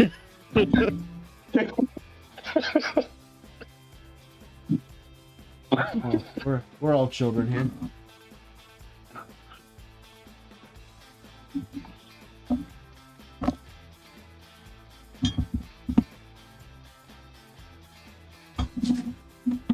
Your bed's a little skewed. What's that? Your bed's a little skewed there. No, it's just to show off the capabilities of the Trident. Oh, we made I it a just 4D dropped printer? that right on my foot. Oh, was it the vice? Did I miss it? No, Oh, it wait, was no. it was just my hex wrench. Oh, I just thought it was the 1, 2, 3 block. Ooh, that would suck. Well, so far you're 2 for 2 in recent streams Of dropping something? on your foot. I'm like, how many streams have I had? The last 2. I drop something at every stream. Literally, it's like my trademark. No, I think Linus has that. Who? Linus Tech Tips. Linus Sebastian from Linus Tech Tips. Why does he drop stuff? Almost every video. Yeah, and it's like 1,000, or like try dropping a 5090 graphics card. He dropped the gold one, you know. I mean, before it used to be like, I mean, some of this is they've done deliberately, but like other stuff, it's like, yeah, okay, it was accidental. It sucks to fumble something like that.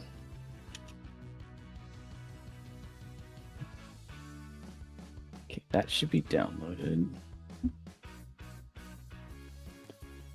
Now, where was the... My headphone's about to die. Ugh.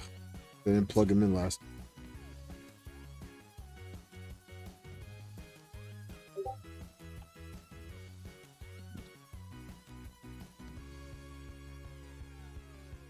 Gotta go find the thing that I think Yale posted about homing.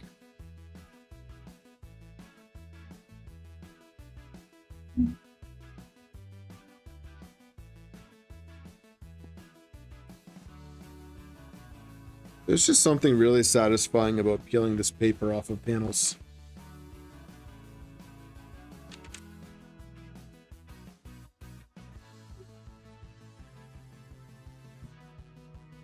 Oh, speaking of LTX, I gotta place that order for you.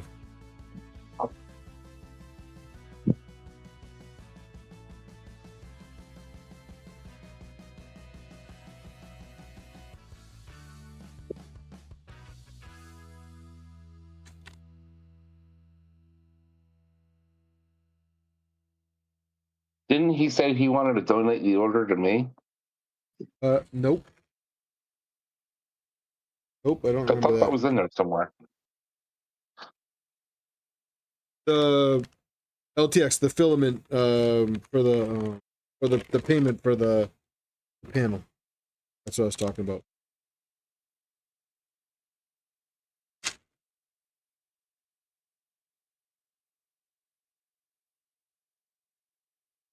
AD3DP 250 Trident, yeah. AD3DP. Huh. Very familiar username there.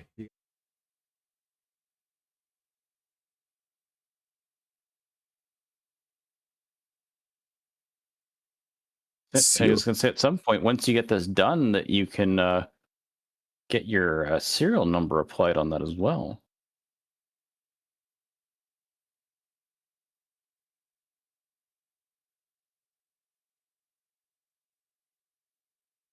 Yeah, we'll see. I still don't even have a serial number for A switch wire. AD3DP, correct. Am I putting in? Oh, I am. I'm so excited, LTX. Like, I'm super stoked for it. So for those of you that don't know, LTX is generous enough where he's cutting me a clear panel for my electronics bay for this. Well, basement black panel for my 2.4 that I just got. That it did not come with a rear panel.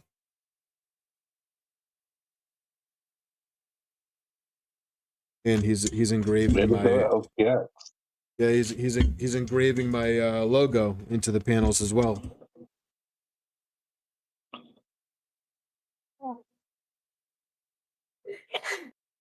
Bless you.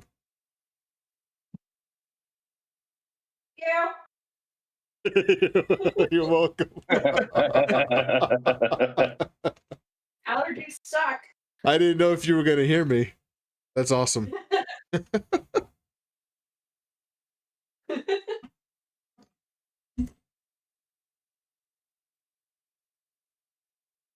Sorry. I thought that was Django with his dainty sneezes. Oh no, mine are much daintier than that.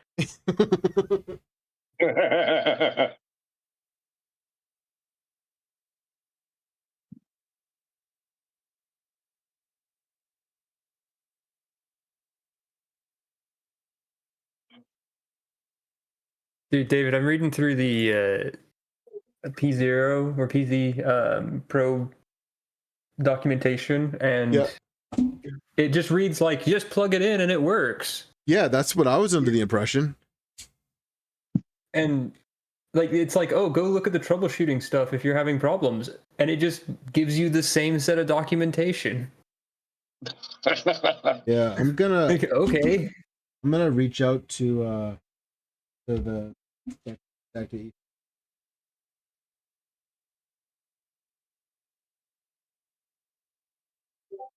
recommend.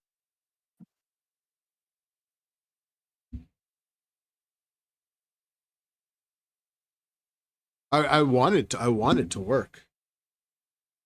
It's like, I want to like it, but the whole like it not working part makes it really difficult. Does this go in again?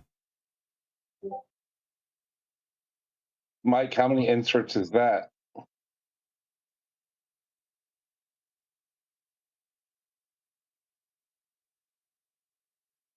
I guess it didn't matter which side. I would seen that there was some comments about cutting it at a 45 as well.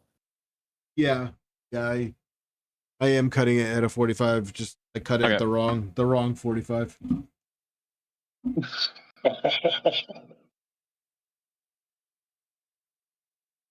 Oh. All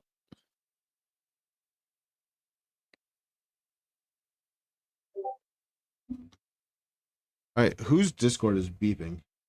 Oh, that'd be me. I have friends, so that's a thing. What? How'd you do that? Hate them? You gotta be cool and popular. Or you just pay them. Oh.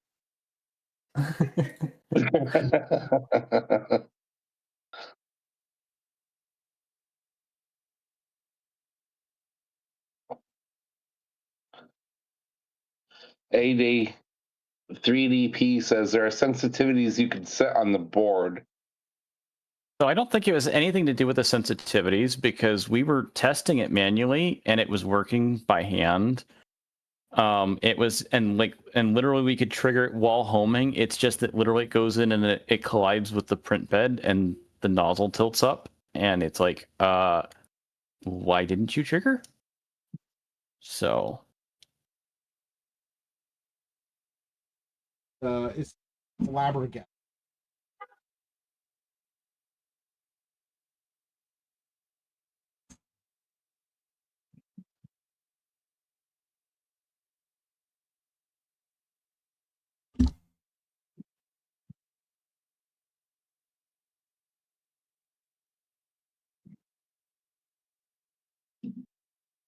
Troy, no, we're not printing yet.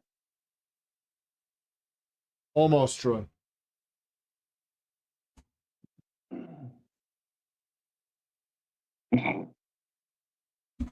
Oh, the seal.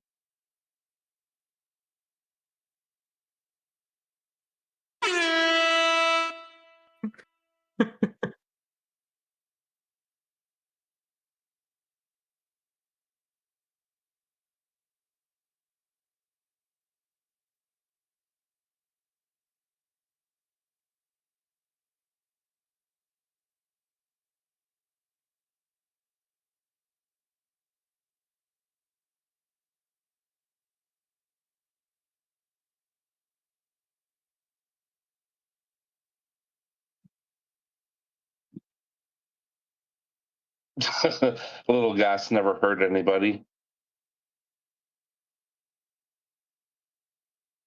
Dude, what?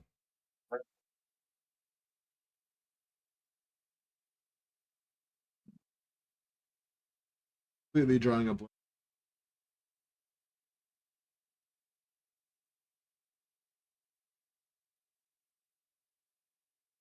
When you put in the stuff for the P0, PZ Pro, did you put in the stuff for TAP as well? Did I do what? The macro TAP.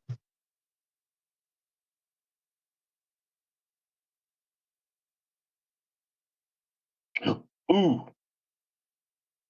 Is that a, did you get a cut? Does LTX owe you money now? No, that would be Django. No, that'd be. But no. No, that'd be repo. Repo already paid his dues.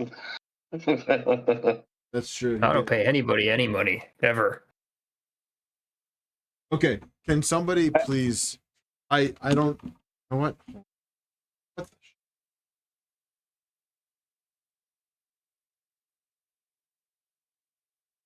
I think you, but so like you got one sided, and it seems like, right? I know, and then I got distracted.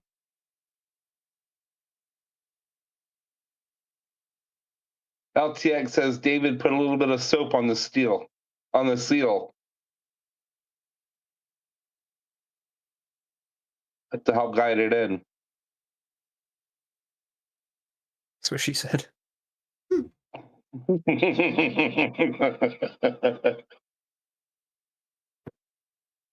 Demonetized. There it goes. I'll send you a check for the 38 cents.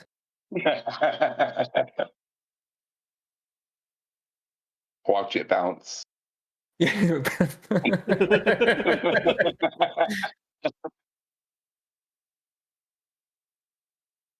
Cost you 35, 38. John Doe says soap burns.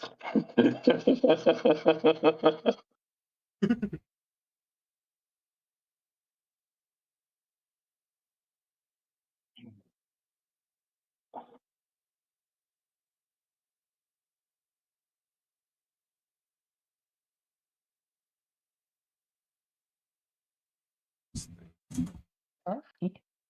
What are you doing? I have no idea what I'm doing.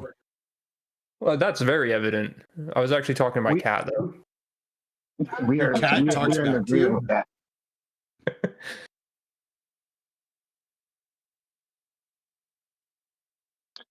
Try putting a little bit of water on that. It's not. No, it's not. It's the orientation. Oh. Put the seal in first and then the panel.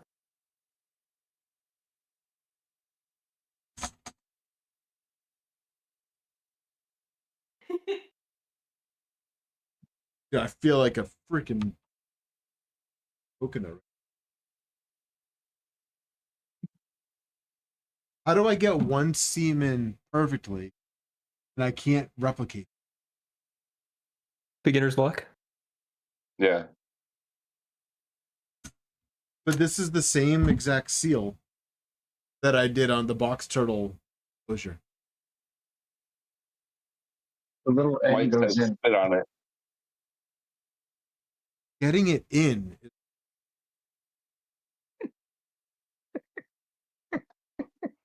Just use some baby oil.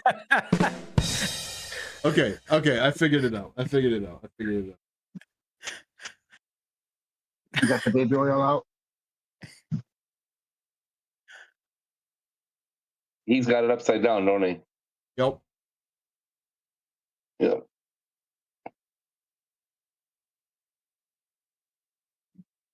Good night, Brad. Thanks for everything tonight, man. Appreciate you.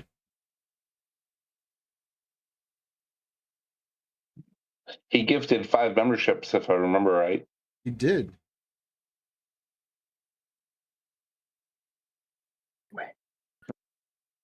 Are we diddying the seals now? No. Fresh out of baby oil.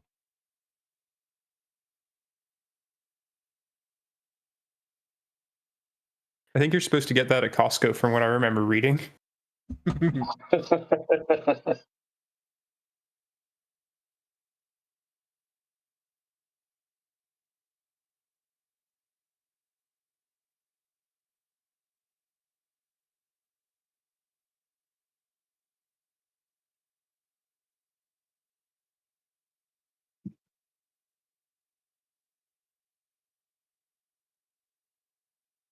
Well, then just, yeah, use the other end.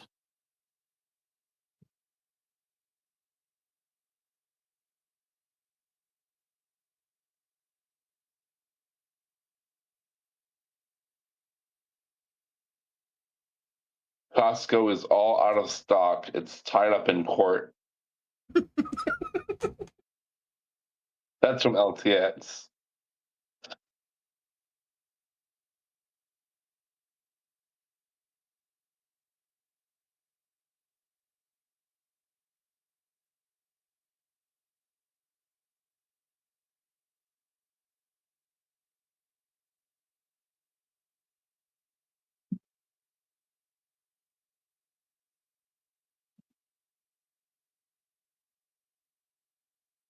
You got to ask it, is it in? What's it?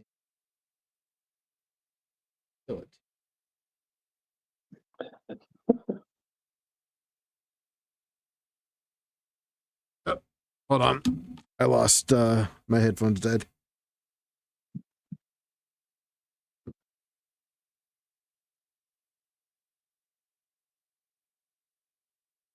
In the comments down below, and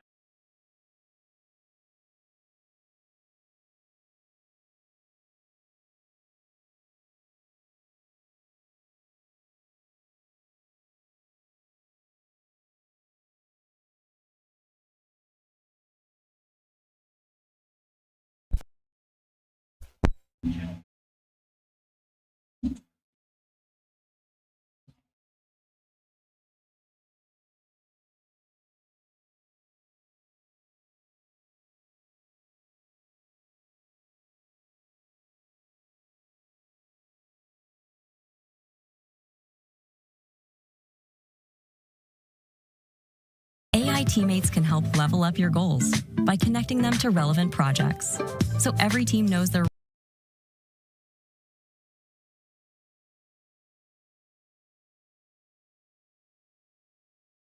Hello.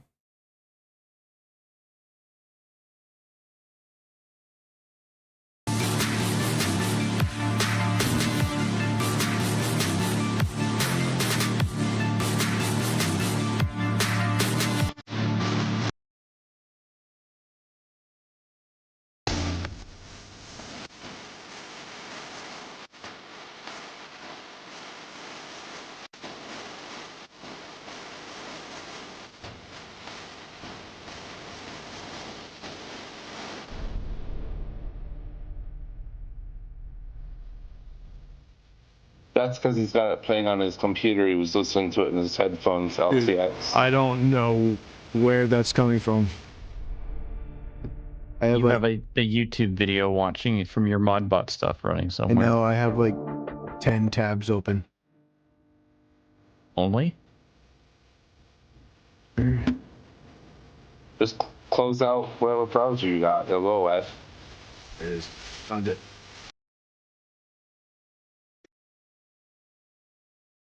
Sorry, guys.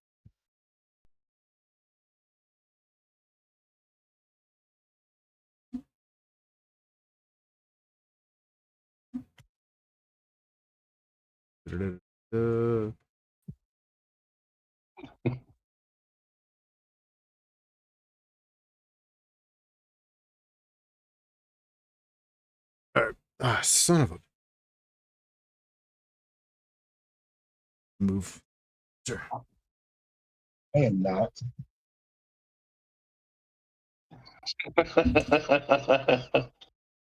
The shrimp father says pro streamer LOL. Well, yeah. My full-time job.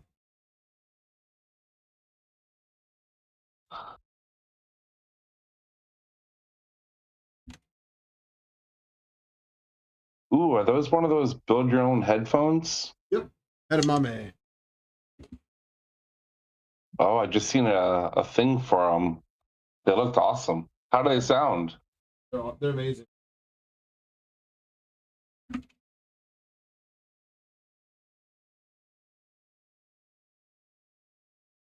I was lucky enough that these were sent to me. Oh. Wait, who set the Discord stream thing to stream to a bunch of nerds? What?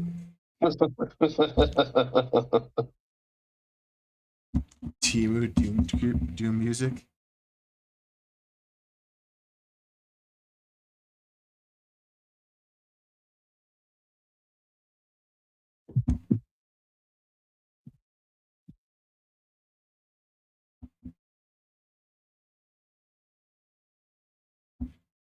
Oh, that panel's rocking.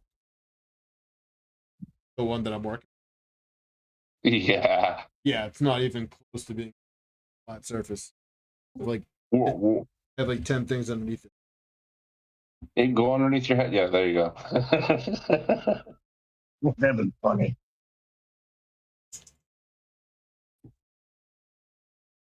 I'm gonna laugh if you finally get it in and it's over your headphone line. Wish I had more recut. Right here. There's a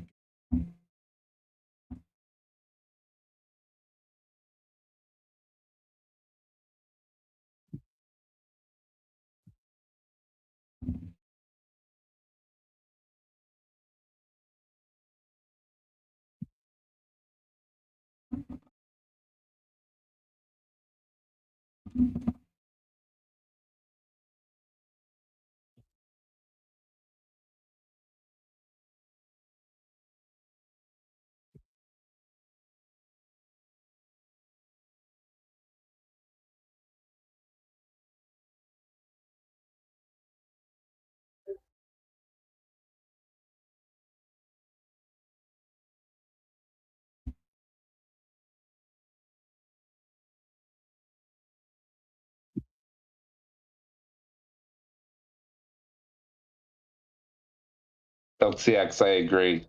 If they were wireless, it'd be awesome. Yeah. More awesomer. So I did ask them if they were planning on doing a Bluetooth model. I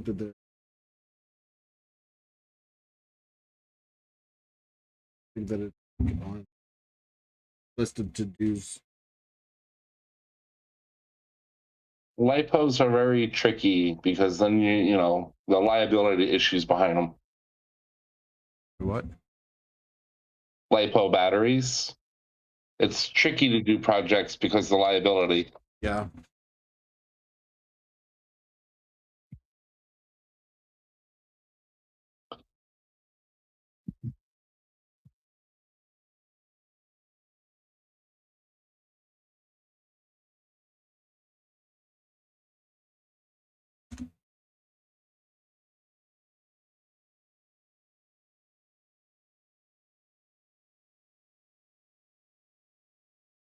Ah, I think I just ran into a clipper limitation.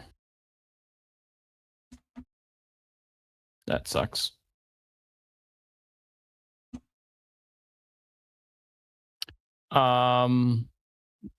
Essentially, I was trying to do a multi-stage.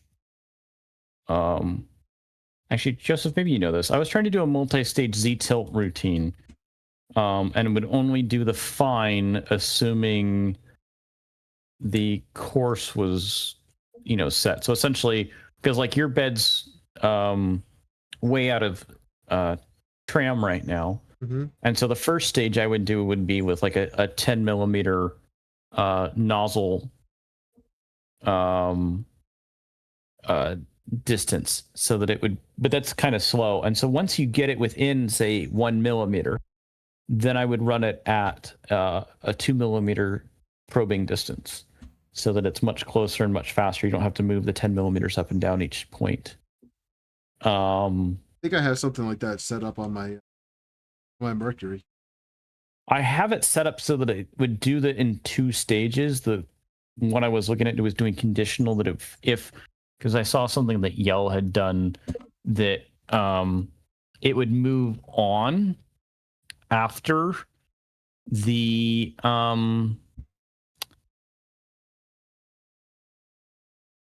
after I only want it to move on. Again, I've had it occasionally where it fails to do the course thing, and I don't want it to try and run the fine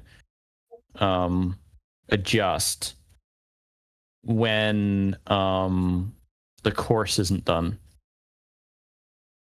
But the problem is, I think Jinjit gets evaluated when the macro gets called, and then it doesn't get updated within the run. So if I check to see if the printer.ztilt was applied, that's only run when the macro is started, and so it wouldn't show. I mean, I guess the answer is you call the fine macro afterwards, and then you do a conditional check in the course, and then, or you do it in the fine, so that macro gets called as a subroutine.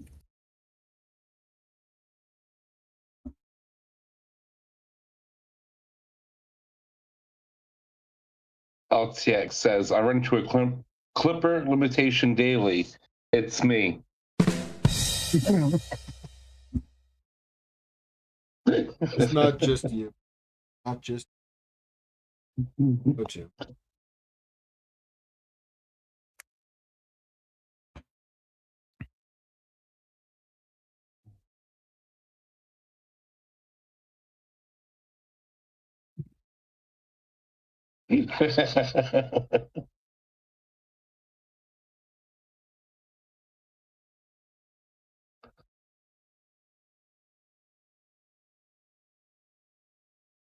Joseph says, add the variable to another macro, then call the find macro from the calling macro.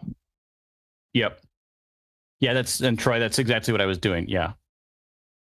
So I'm going to add a ztilt fine macro, and then call that from ztilt adjust. And then when the new macro is called, it will do the Jinja test there. It's going to be a Jinja test.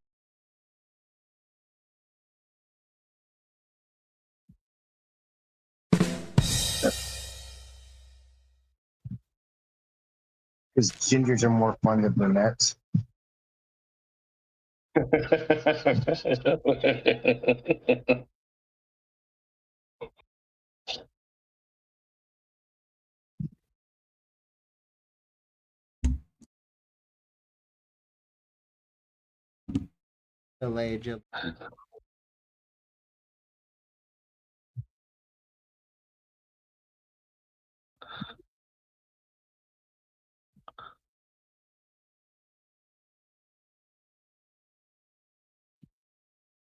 The foam.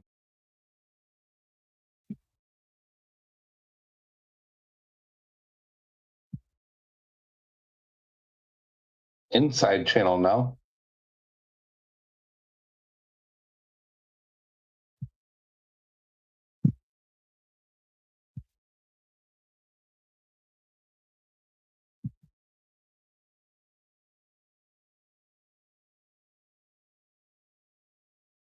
Lens of Frey says, what's up, dude? Just popping in before crashing. Hey, man, how you doing? How do you make out with your printers the other day?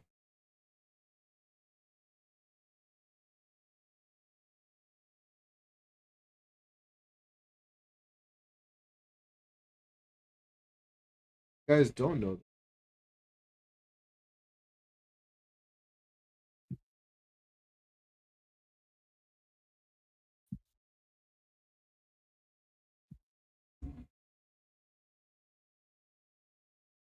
Remember, you don't want to pull that too taut when you put it down.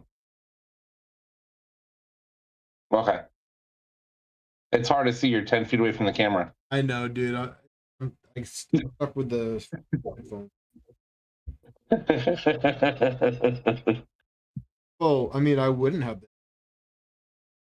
You guys want that too. You guys didn't have Discord chat on. And then you do the Bluetooth.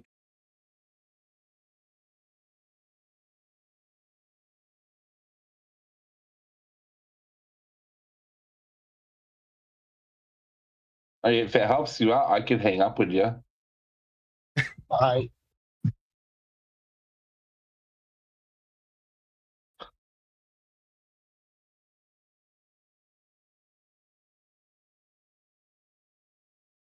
Actually helpful.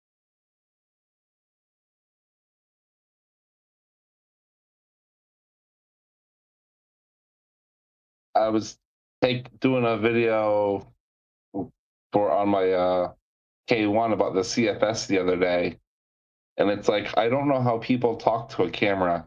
It's not easy. No, I was doing a horrible time.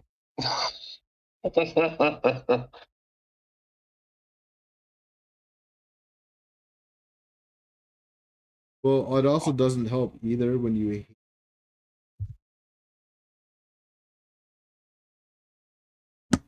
It doesn't help what? When you hate the sound of your voice. Mm-hmm. So you hate the sound of the voice. Do you hate the sound of the voice that you hear or what you hear on recording? I hate this recording. That's what everybody else hears. Yes, I hate the voice. I hate the voice that you guys hear. It's okay. We hate it too. I know. That's why you're here. That's why you show up every. I'm just here for the free stuff. I don't know what you're talking about. Yeah, all that free stuff.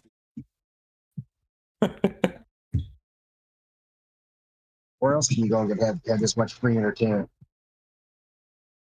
The circus. A second to that. Well, other than work, that doesn't count. I live in a country town. Just go to the 7-Eleven. You'll have a blast. Do you have a Walmart nearby? Yeah, but that's lame while the cops hang out there.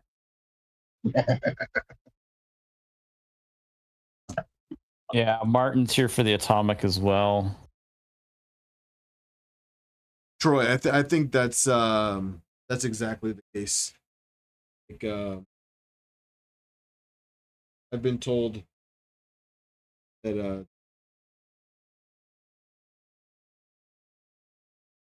me, this is the sound that I hear, like when I listen to stuff on recordings.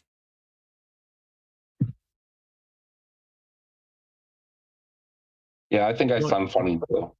We don't know any difference. True. Yeah. I just think it's just I think it's just normal. I think it's just. Yep. I think everybody goes through that issue. I mean, it's bad to the point where like I'll record a video, and then when I go to edit it, I just delete it because I hate it.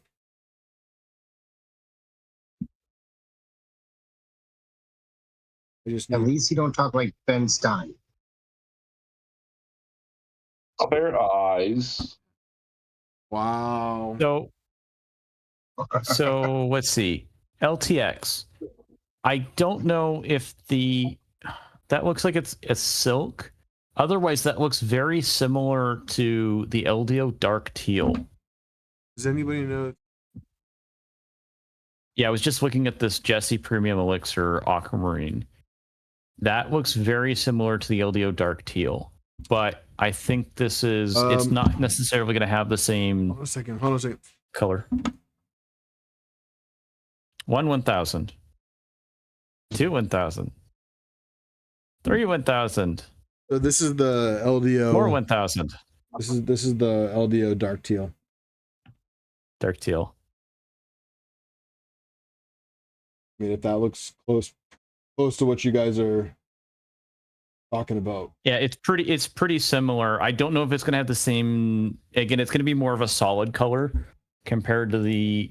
This looks like it was well, it seems shiny a lot though, but it depends on how you print it. I have it. Hey, I'm gonna try and put the Bluetooth speaker back on. Let me know if you guys start hearing echoes. We start hearing an echo. I didn't do it yet. No. Yeah. Everybody, be quiet. Don't say it. Actually, try now. I didn't put the Bluetooth speaker on. It's just going to be through my computer's speakers.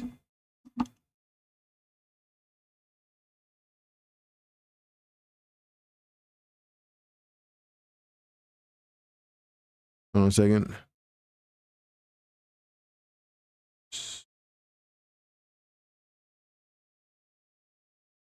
Somebody say something? You guys are real funny. Are you talking? Oh my God. What about now?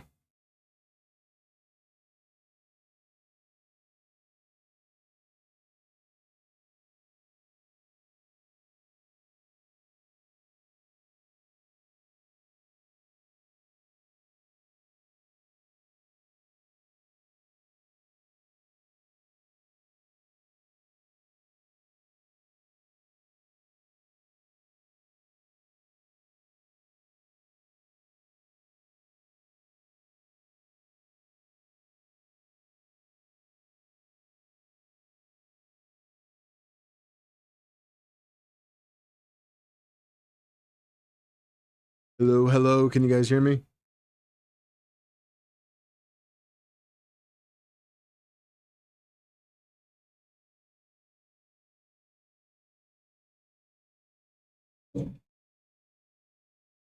Maker ASA Blue Pop. That's the name of the color. Blue Pop is very similar. All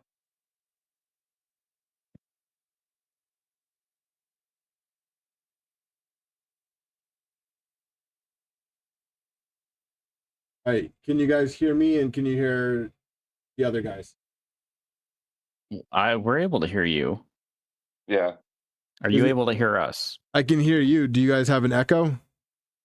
No. You guys don't, but the rest of YouTube does. Hey, Google. All right. David is fine. Echo from Discord.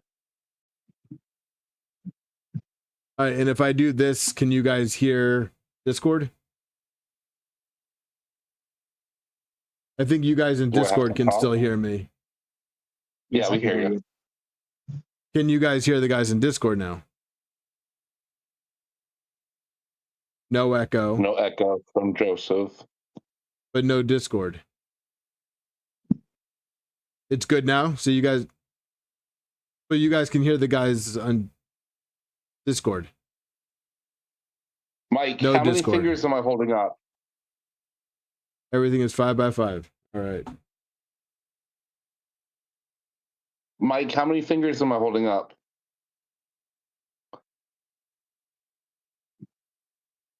You hear everyone fine? No. Okay, cool. Mike G, I think he's missing the tap configuration to get everything working right. Am I missing a config? For the VZ probe, yes. I think you got the stuff there for the probe itself, but not tap. I mean, I don't think we need to preheat the nozzle. Well, at least not right now. I mean, then David couldn't put his finger there. I understand that. My suggestion is, for the hinges, I would put the bottom hinge in, and like you said, have it all the way down at the bottom, and that should have the positive pin up. Yeah. Yep, it does. Okay. And then, I mean, I'd take the door off for now, and then I would attach all the nuts to the door and then slide them on. And so I would put the receiver, the socket on. So that should go on the side. Yeah, okay.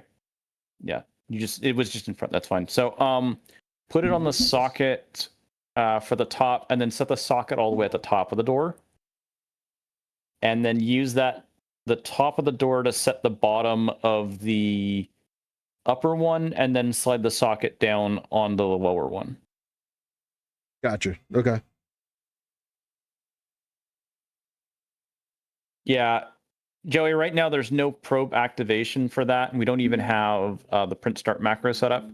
So we just couldn't even get homing to go through. So I'm not worried about the... I mean, I guess it would be important at some point.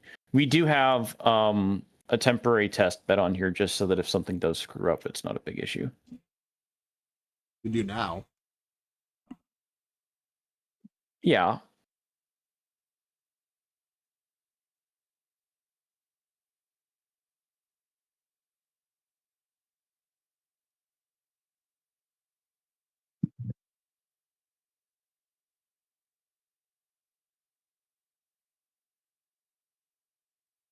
I think I also want to reprint the handle since I did crack it.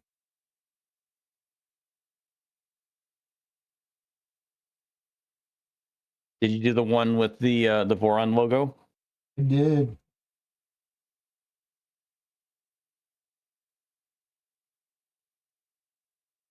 I did.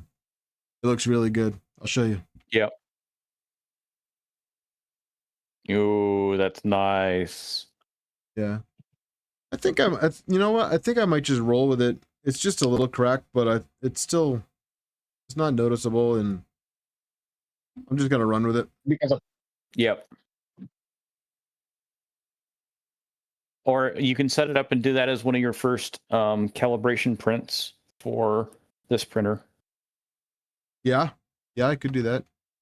Because that's normally like again, when you get a print it forward kit of parts, you don't have the skirts, and so that's typically run as one of the first things. And then it's probably a good idea to again, for people that this is their first printer, that then they run like toolhead parts or a couple other parts as spare backup replacement parts, and then they can self-rescue. And if not, the Voron Ravens can jump in and help. Mike G says, after homing is figured out, I would recommend reprinting the X carriage because it's probably damaged, and I am sure you bent your nozzle with all those crashes. They weren't really, they weren't bad crashes, really. There was just, I was able to stop them pretty quick, so I don't think anything's, I don't think We'll there's find anything out. Yeah. Joseph, it's the Ambrosia. What is? ASA. So the purple. Yeah, it's not the Prince of Purple. It's Violet Void. Yeah, Violet Void. That's the one I was trying to remember. Yeah, it's the Ambrosia Violet Void, and it is ASA. Yeah. I've heard it's a little bit more hydroscopic than some of the other stuff. To be aware, but yeah. It is an interesting filament. I'll say that.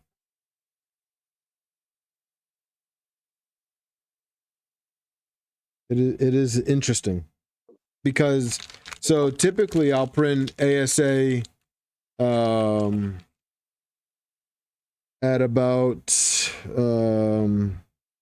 like 260 and this one I needed to print it at 240 because if I printed it at 260 the color would fade.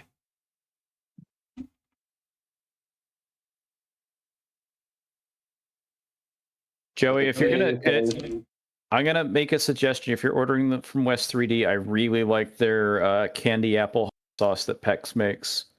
It's good. If Well, it's not. It's not that bad. It's not that brittle.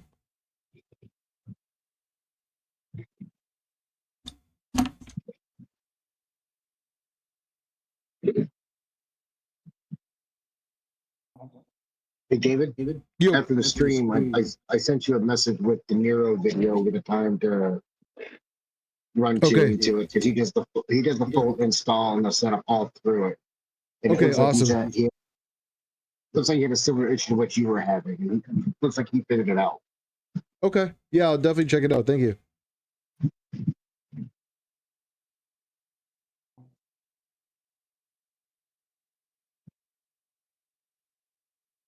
And if needed, I send you the tap configuration as well.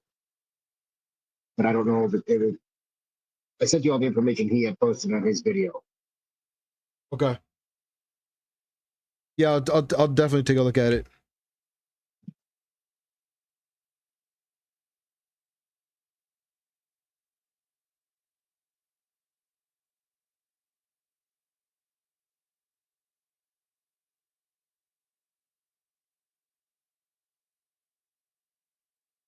LTX, yeah, no, that's brings up a good point. Is the central 3D, the ABS Plus, that stuff is really nice. They just sent me a couple spools to try out, and I'm in the process of printing my SVO8 stuff with that, and especially for the price, like it's really good stuff. Joseph says, my office is across the street from West 3D. Makes payday rough. Eesh, yeah, that would not, I would not be okay with that. 80 3DP says, how do you keep money in that account? Yeah. You don't. I mean, I'm looking forward to visiting West 3D when we're up for Vice. That's going to be fun. They're really nice people. I don't know if you've met them before. But I met them at 3D Printopia last year. And they're super cool guys. Their whole team. David without realizing it last year at Vice. What's that? I met David from or is it Daniel? I can't remember. Dan. Yeah, Dan. I met Dan. And it was like, oh, okay, cool. I didn't. It took me until like the end of the thing to realize that it was actually one of the West 3D guys.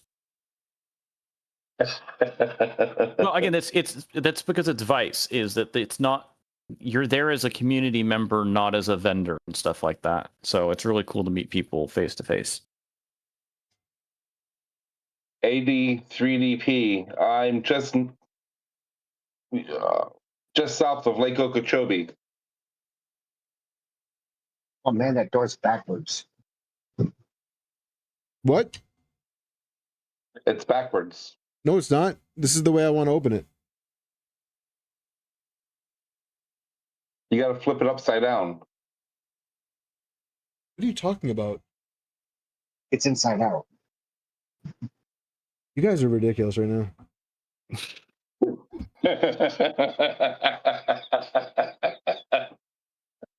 Making me feel like I'm drunk.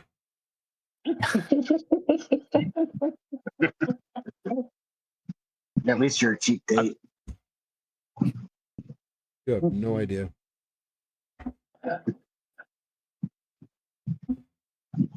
What, no symbol crash was that? Other way. So that's upside down. There you go. You put the magnets in yet? No, I did not put the magnets in yet. Okay. I'm just testing it. Yep.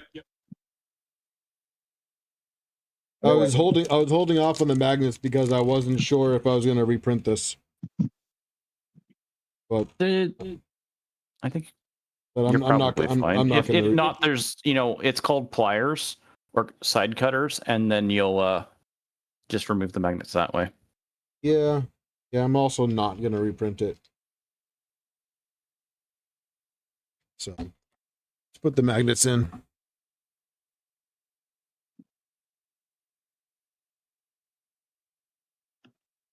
I'm a little bit disappointed with this PZ probe, not gonna lie.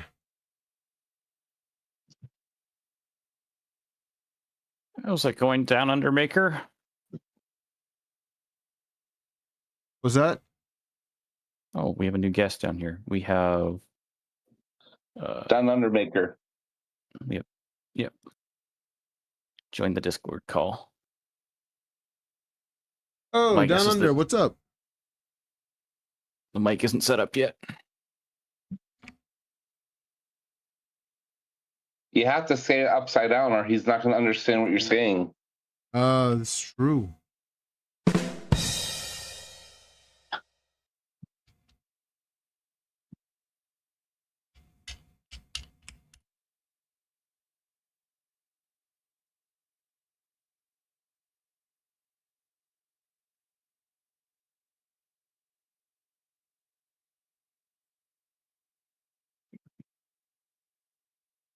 Each other. So all the magnets should attach. Correct. Yes.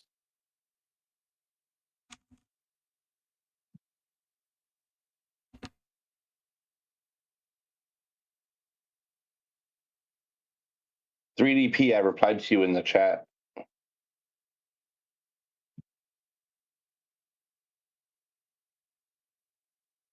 So, John, the only thing I would be cautious about is, depending on the magnets, you can heat them above their Curie point, and then they no longer become as good magnets. I don't know if he's talking about the magnet. I think he's talking about the cracked piece, isn't he? Well, we were talking about, I said side cutters to remove it. And he says the heat gun works well. And I'd say for most everything that would be fine, but for, yeah. Fair.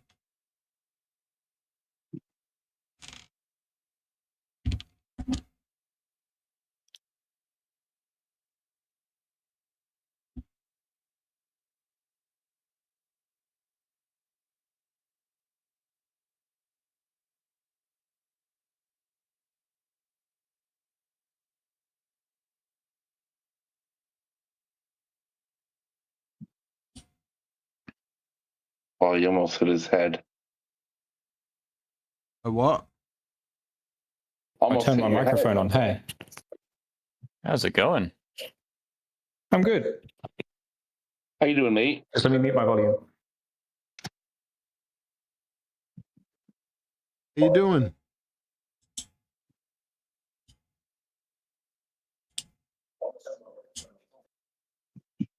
How's it going? How you doing, mate? Just let me mute my volume. Oh, you might want to mute your stream or the YouTube.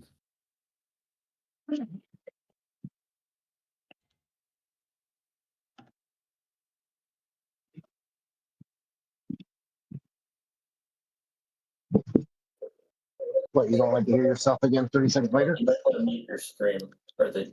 That's better. All fixed. I'm a bit loud by the sounds of it. Yeah, you are a little bit. Is that better? That's backwards. David, that's backwards. But yes, that's the way it goes. Yep. That's all fixed. Yeah, you are a little bit. Is that better? That's backwards. David, that's backwards.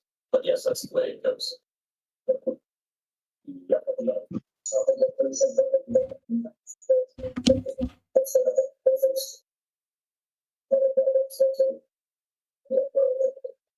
Hey, down under.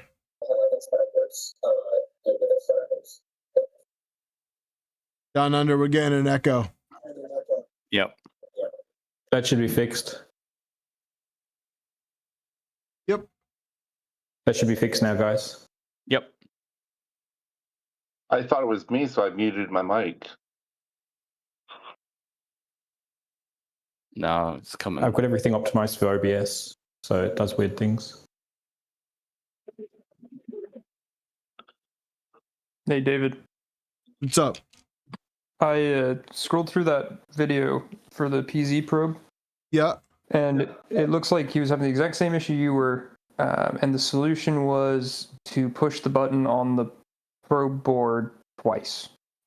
And then look for a yellow light. Yeah, push the button on the probe board twice, and then look for a yellow light when you're homing. Okay.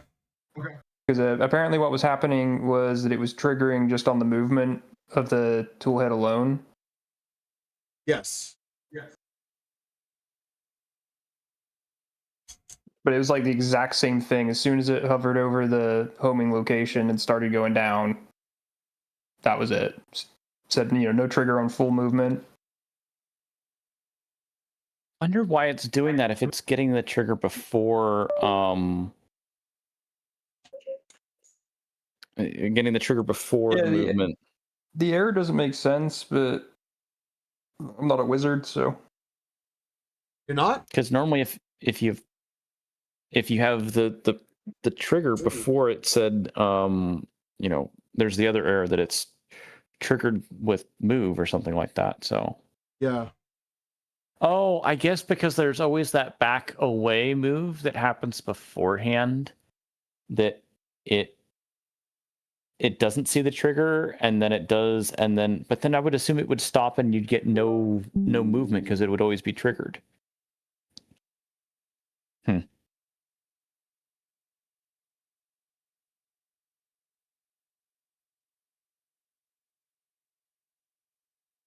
Right, Now guys, this is just a headset. Is that working? Yeah. David, I'm going to make a suggestion. You might want to flip that upper roll-in nut so that it doesn't stick out. The one that you've got your hand on right now, that upper one sticks out from the, or is it just not aligned with the screw yet? No, the upper one's flush. Okay. I guess the downward camera angle means that we get to see into it. Yeah. But I will switch this one over. So the trick was to have the bottom one facing up and the top one facing down.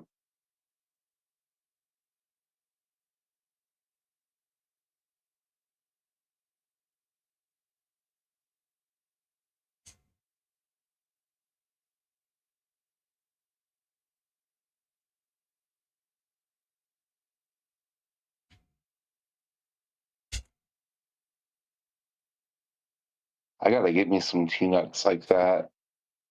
The ones I have, you have to slide from the end. You can't just push it in. Yeah, the roll-in nuts. Yeah, that's what I want to get. I have the other ones. There's advantages to both of them. But yeah, the roll-in ones are nice. Depending on the frame you have and the fit, they can be a little bit temperamental to put in or remove.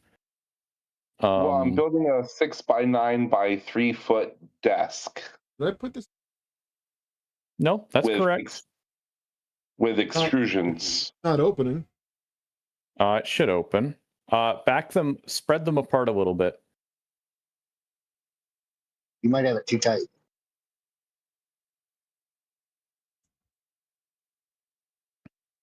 Oh, on mine, I used a couple of the extra 0.5 millimeter shims and jammed them in between it. I didn't have to worry about it. I got it. It was just too tight. You're out of frame, by the way, if you care. He doesn't.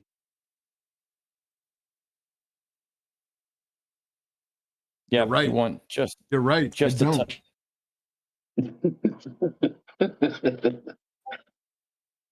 That's the quality content I'm here for. I would hate to disappoint.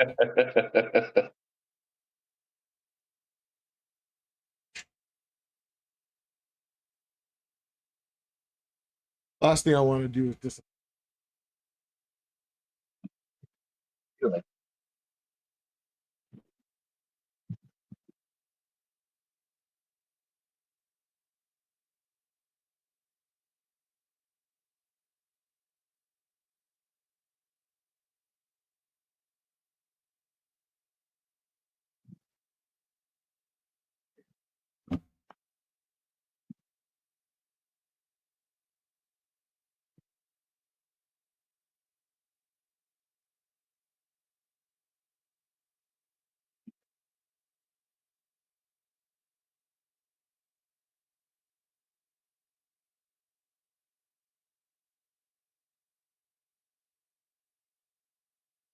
Yeah, so the desk I'm building, it's gonna have enough racks and mounting points on it for screens or whatever I 3D print or whatever I want to attach to it. And I got the T-nuts that I have, you have to slide through the end, and just assembling it, it's like miserable. You miss one, you have to take it all apart and redo it. It sounds like a 1515 printer.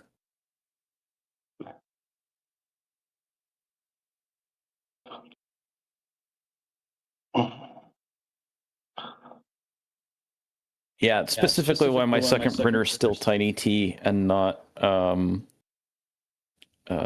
salad fork or anything else like that.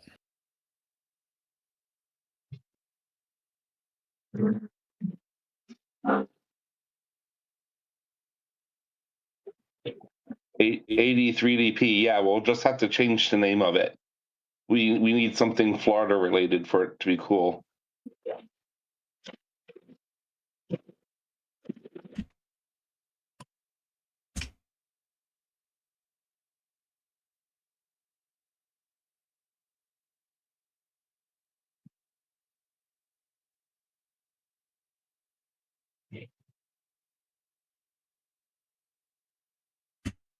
Orange Fest or something like that were like because Florida oranges, I don't know. Yeah, Florida, we don't really yeah, oranges are from Florida, but that's not our personal branding that we like. Yeah, we probably have gators in it or something. Yeah, Gator Fest. The Swamp 3D Fest. Yeah, that would probably do it.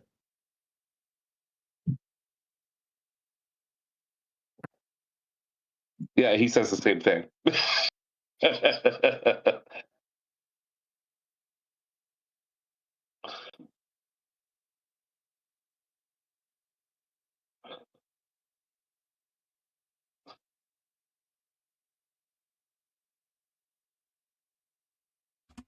All right. Okay, so the door's done. Let's do the rest of the panels. It's not the cockroaches you have to worry about. It's the palmetto bugs. They're different. Palmetto bugs fly.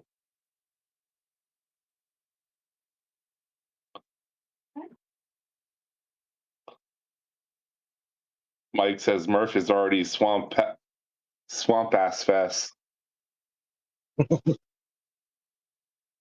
I feel bad for those people this year. Between the water, the heat wave that went through, it was just bad timing. Yeah. Well, and then So, like the transformer going out. Or I Yeah. do this, That did not help at all. Blade Fest. was that just related to the heat? Probably. I mean, not directly, but Yeah. All those 3D printers being in one place probably did not help that transformer. Yeah. What was the transformer's name? That and the heat wave that they were having, it probably had no chance. We were griefing Jeremy because he's a linesman, saying he needs to get his shit together and fix it. Yeah. Well, if I had my truck and a transformer, I would. was it like a local transformer? Or how big of an outage was it? I'm not up to date on it. I don't really know. I only see what I seen online. So you want to know something really weird? So I'm in Mass, right? And almost the same exact time that everyone lost power at Murph, I was out of power here. And my power went on at the same time that Mike posted up that power was back on. Mike says the outage wasn't very big, so it was probably just a local transformer.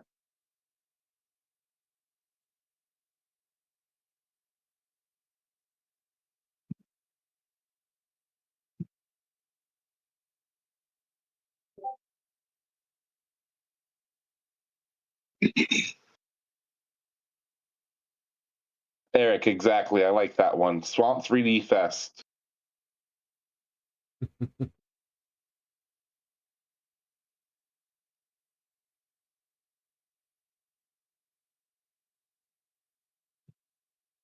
My hotel was less than a mile away, and it was fine.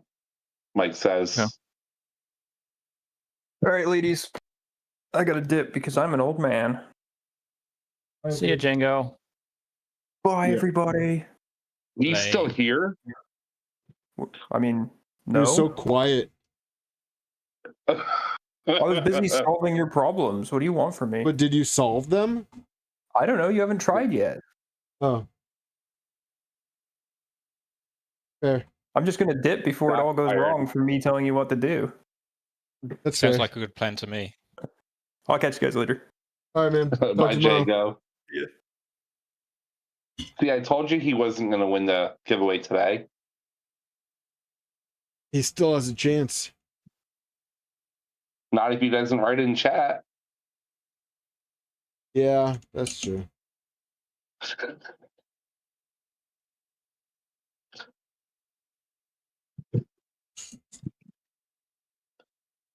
Oops.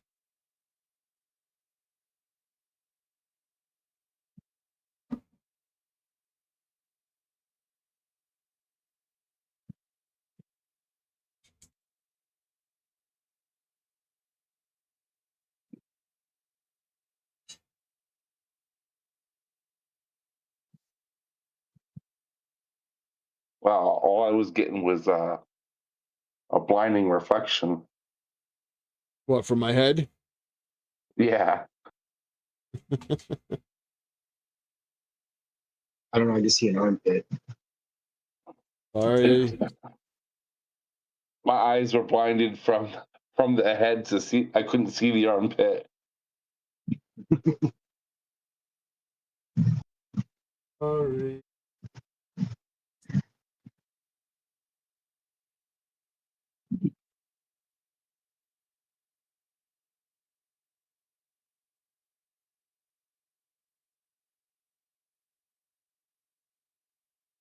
The shrimp father says that oiled up dome. That's where all the baby oil is at. Probably.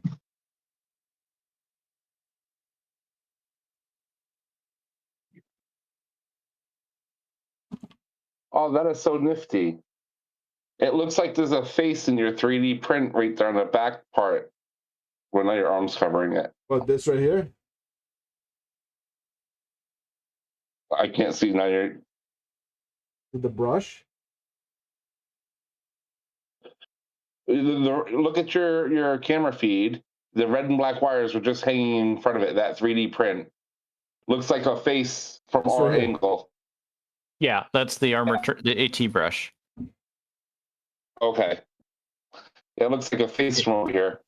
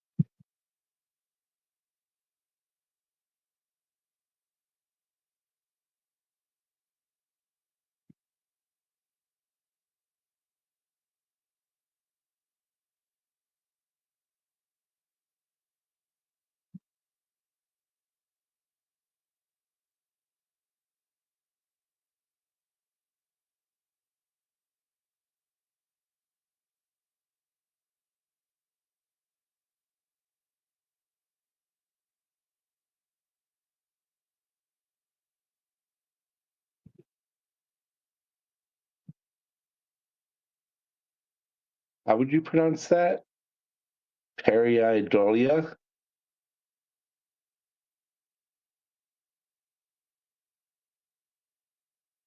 Isn't that when you like see faces and things that don't have faces? Yeah, but see, in the Voron project, people literally go through the effort of actually adding the faces. So they actually exist, they are real.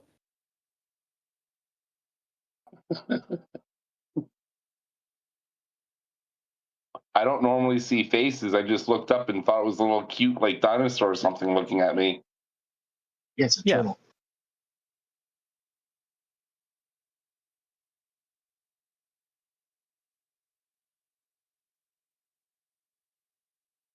Something just started whining. Like squealing or They get electrical whine.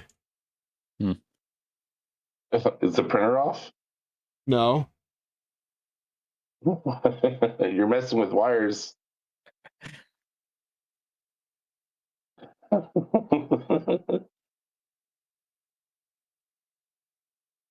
Brush face isn't real. It can't hurt you.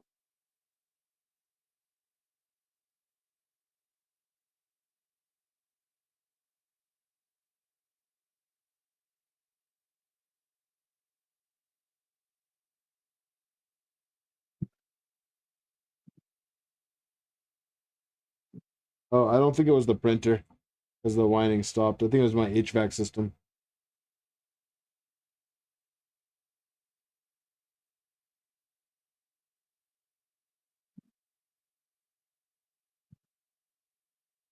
You sure it wasn't the wife just talking to you? Doesn't talk.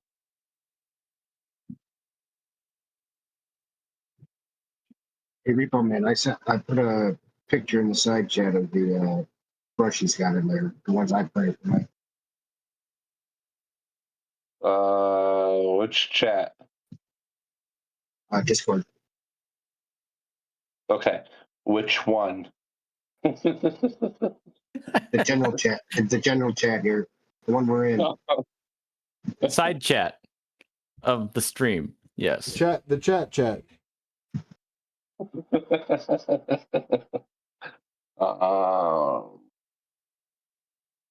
I only say that because then it's also there's actually the stream chat thing that exists separately from the live stream chat thing. I don't see it. Look at the little message bubble on the upright of the stream that we have right now. Oh, okay. Yeah, so when you have a voice channel, there is a chat, a physical, or I guess a text thread that goes along with it. Okay. I didn't know that because I have my computer next to me where I have Discord open, a TV in front of me that's playing the YouTube, and a phone in my hand with Discord on voice chat. So I'm like, okay, I'm confused. I like it. You're fully committed. We're getting this done. Well, and then the thing is, like, you can say which Discord, because then, like, oh, well, this could be in, Voron Discord. It could be Armor 3D's Discord. It could be, yeah. Well, yeah, I was thinking Armored 3D Discord, but it's like, how many chats are actually in there? Couple dozen? Probably. And I haven't checked it yet today, so there's new messages on all of them.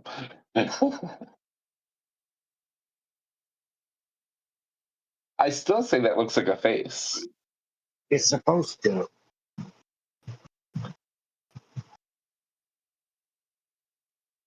That one I don't see a face that much into it, but I just see two eyes, a nose, and a mouth maybe right here. But yeah, I see it. I see it. You're not alone. Okay. Let me. I feel like I cut my mouse with a razor. There's like a groove down the side of it. It adds character. Oh, for sure. Grip. People buy grip tape. Oh, there you go. Grip.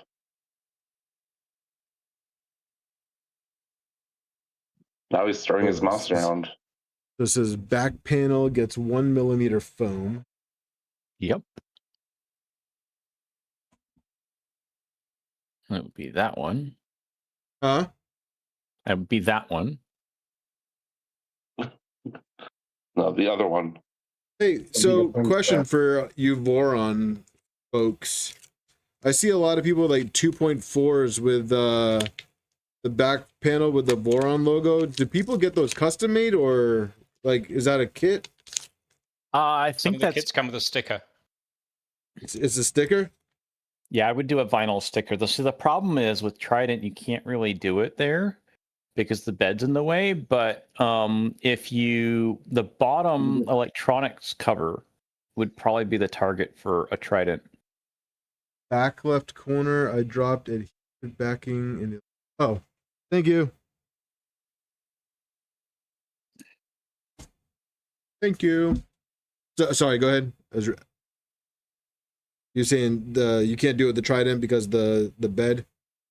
Well, you could, but it's like you have the Z rail in the back there, and then you have stuff in front of it.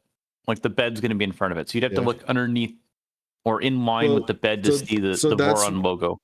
That's why when I reached out to LTX about getting my panels cut, I opted to get my logo cut into the electronics bay panel. Good choice. Well, I would not say yes for that, but not sticking your hand in a live printer. What? That too. You stuck your hand in and waved it around right over the power supply. Yeah, right here. Dave, go bang, yo. Yeah. He said, and then someone said, yeah, good choice. I'm like, yeah, maybe not. It's just electricity. It's not going to kill me.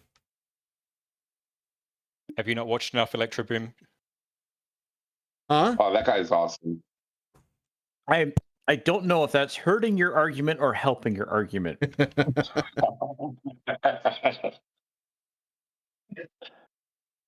That's you guys talking about the Indian guy, right? Yeah. Iranian. That guy's he's hilarious. Medi. But I mean, he does it. I mean, some of this is like pure accidental, it seems like. But I mean, I think he knows what he's doing. Oh, for sure. He knows what he's doing. Very good cutoffs. 100%. Yeah, and there's 100%. I don't know how he does it, but like there was the one where he did the seat heater and ended up sitting on the hot nichrome wire or something like that, and it melted into his pants. And I was like, I could tell that was accidental. But the fact that he was willing to go to that edge to do it was like crazy. So, interesting story about Medi. You know all those annoying French and English-speaking toys by VTech? He's the asshole who designed them all.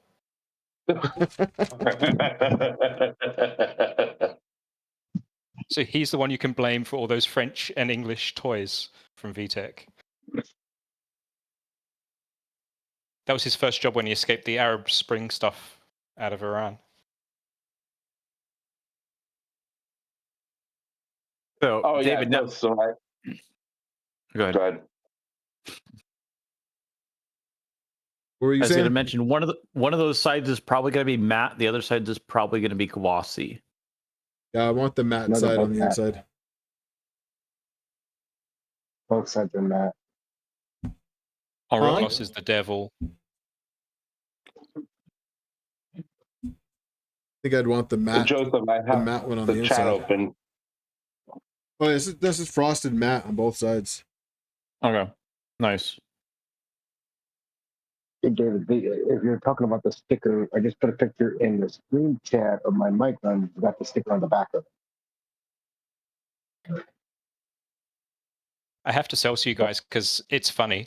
I just got back from a test drive of an EV with my wife, and this thing is 0 to 60 in about 4.2 seconds or something.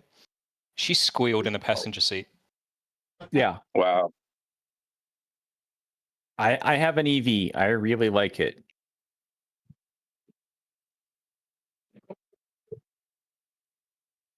I want one. The wife says no. Joseph, that's a good color to show them next to the printed and stuff like that. That one, it shows how close those are. Those are actually a pretty good match between the two. It's just the sheen. Thanks for posting that. Say that again.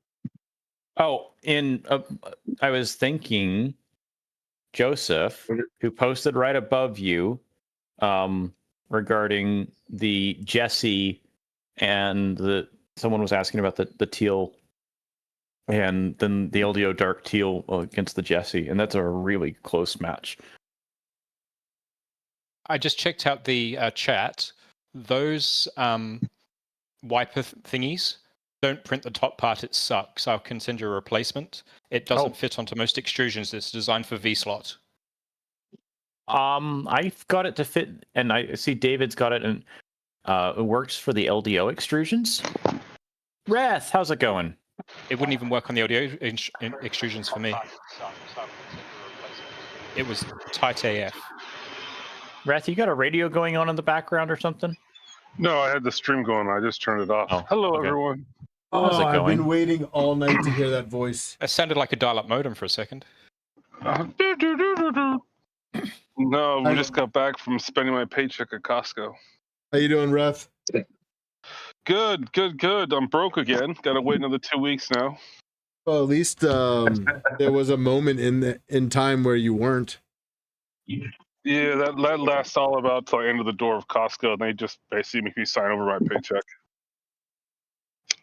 I'll be back in 40 minutes. I gotta do it at home. Okay, drive safe. Yep. I've got to go shortly. I'm waiting for the latest beta testing gear to turn up from BTT. And screw you guys, that's going to be more fun. Is it Vivid? No. Is it EBB Gen 2? No comment. It is. I hope it goes well. Though I'm a little... I love the concept of what I've seen from that, but like one thing that bugs me is that I get the switching to the XT32+2, but then that means it's really hard to do proper CAN topology. When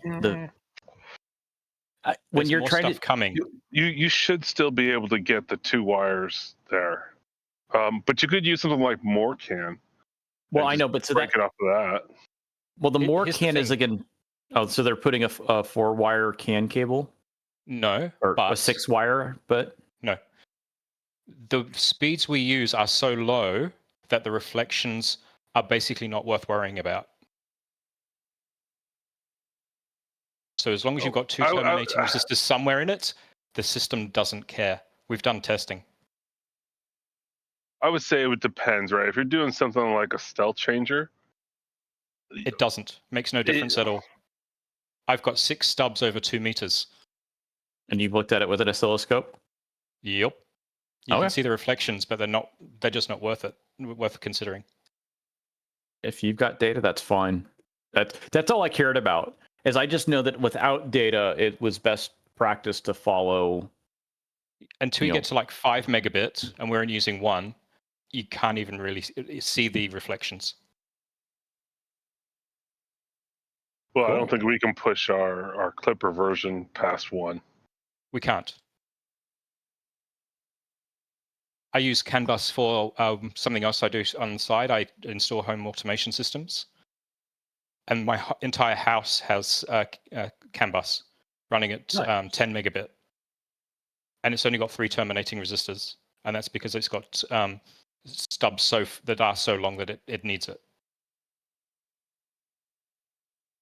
Very neat. And then be able to have the resource then to validate that. Because I'd seen it, and it's like other people had gotten it working, and it was just like, it's like, okay, it's working, but like all of the BTT, I know FISEC, and I forget, I guess Mellow. Yeah, they all had those breakout boards, and I'm like, ISIC Tech was the only one that actually went through and had the proper, pass-through CAN chain. There's stuff coming. Okay. I can just say stuff. I've got a prototype on my V2 right now. Hey, Dave.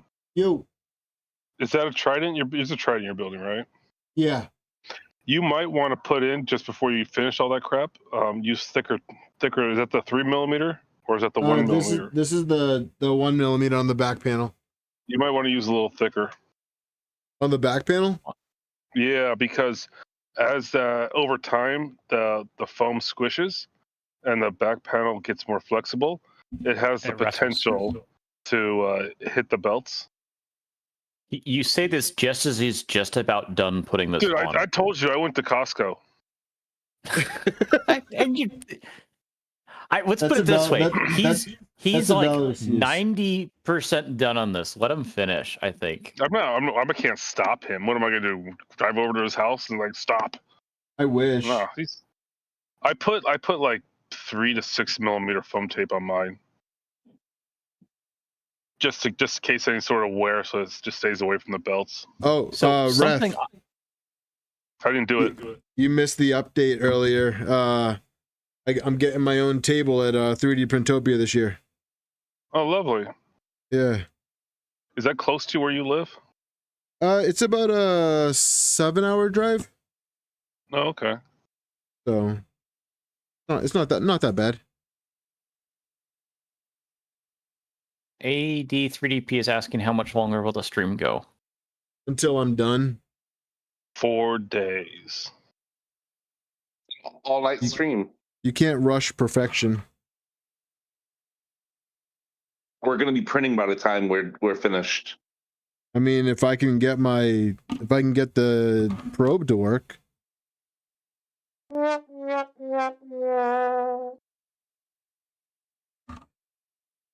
God, this is a family channel.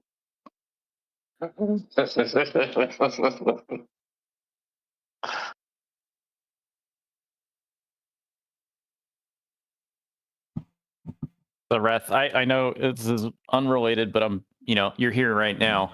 I got the cube going. I need to get some pictures on it, but I think it's, I don't know. I did is this PA you, Rogue? test. Are you talking, Rogue? Yes, I am. Okay, I don't know people's voices, so you gotta cut me some slack. Okay, go ahead. I'm sorry. Surely you know mine. I don't know yours either, man. Who's the only Aussie in chat? I don't know, because I'm on my iPad now outside. It's down under Maker Man Phil. Let me look up. Like and subscribe and all that. Repo Man? Are you... No. Yeah. So down under Maker. Okay. Look. All right. I'm sorry. Go ahead. What was your question? Hello. No, it's okay. Don't worry about it. I'll cut the man some slack. I got the cube printed. I think I got either or something with the. I did a PA test and it looks like I'm good, but for some reason the cube's showing something. So on the corners. Yeah. So the better PA test to do is the actual live one. AD3D. I'm probably gonna go for probably another hour or so. Okay, I'll have to look up the procedure for the live one. So get the enclosure on, and then try and get a little more troubleshooting on this PZ probe. I would like to at least get it to home successfully on its own. My ducks are here. I'll be back in a bit. See ya. His ducks are here? Isn't your studio in your home? The live PA test is you just print like a 30 by 30 cube, right, in your slicer. Yep. Just some standard object cube, and you start out with whatever you have, and what you're looking for is all the corners for there to be no gap, and then no gap either directly in the corner or right before or right after that corner. So what you're going to do is you're going to set pressure advance equal to, and then whatever the value is in Clipper, and you're just going to keep doing that until you let it do like a layer or two, right, just to see how it changed, and then you're going to keep doing that. And then if you're doing like a high flow nozzle, you might want to actually reduce smooth time, which you can do with that same command, is smooth_time instead of advance. And you can drop that down to as low as, I think, 0.02. Yeah, because it's default 0.04. Right, and I usually go 0.03. That's actually something I probably should redo it with the PA test. But there's no good test, the automatic test that does smooth time. Yeah, the other one that I'm complaining about that we don't have a good test for is retract speed and making sure that you can retract, or the retract acceleration. I guess it comes with both, how fast you can do that. And is there a setting for that? Yes, and at least in Orca, you can set that for. I mean, not it's displayed in the UI, but there are settings to, go X speed or something like that. I'm back for a second, guys. There's a rival slicer to Orca who's doing a crapload of work on this right now. I was on a hookup 2 nights ago. So watch this space, but there's stuff coming to solve a lot of that stuff you're talking about. Cool. Again, part of this is I'm sensitive to this and curious about it because years back I was setting up a Bondtech BMG and extruder, and I had it where it was working on, solid flow. So like the infill was completely fine, but fine details and retract and starts of a line were always really weak, and I figured it out that I was de-retracting too fast and skipping steps. And so this is where it's like, okay, well, this 30 millimeters per second that's defaulting in Orca or wherever is like, well, where does this come from? Where is this limit? Are we at 80% threshold? Are we, can we go twice as fast? I don't know. And I don't see a good way to test this. I mean, you could just print the retract test and just change your de-retract. Instead of changing your retract, change your de-retract.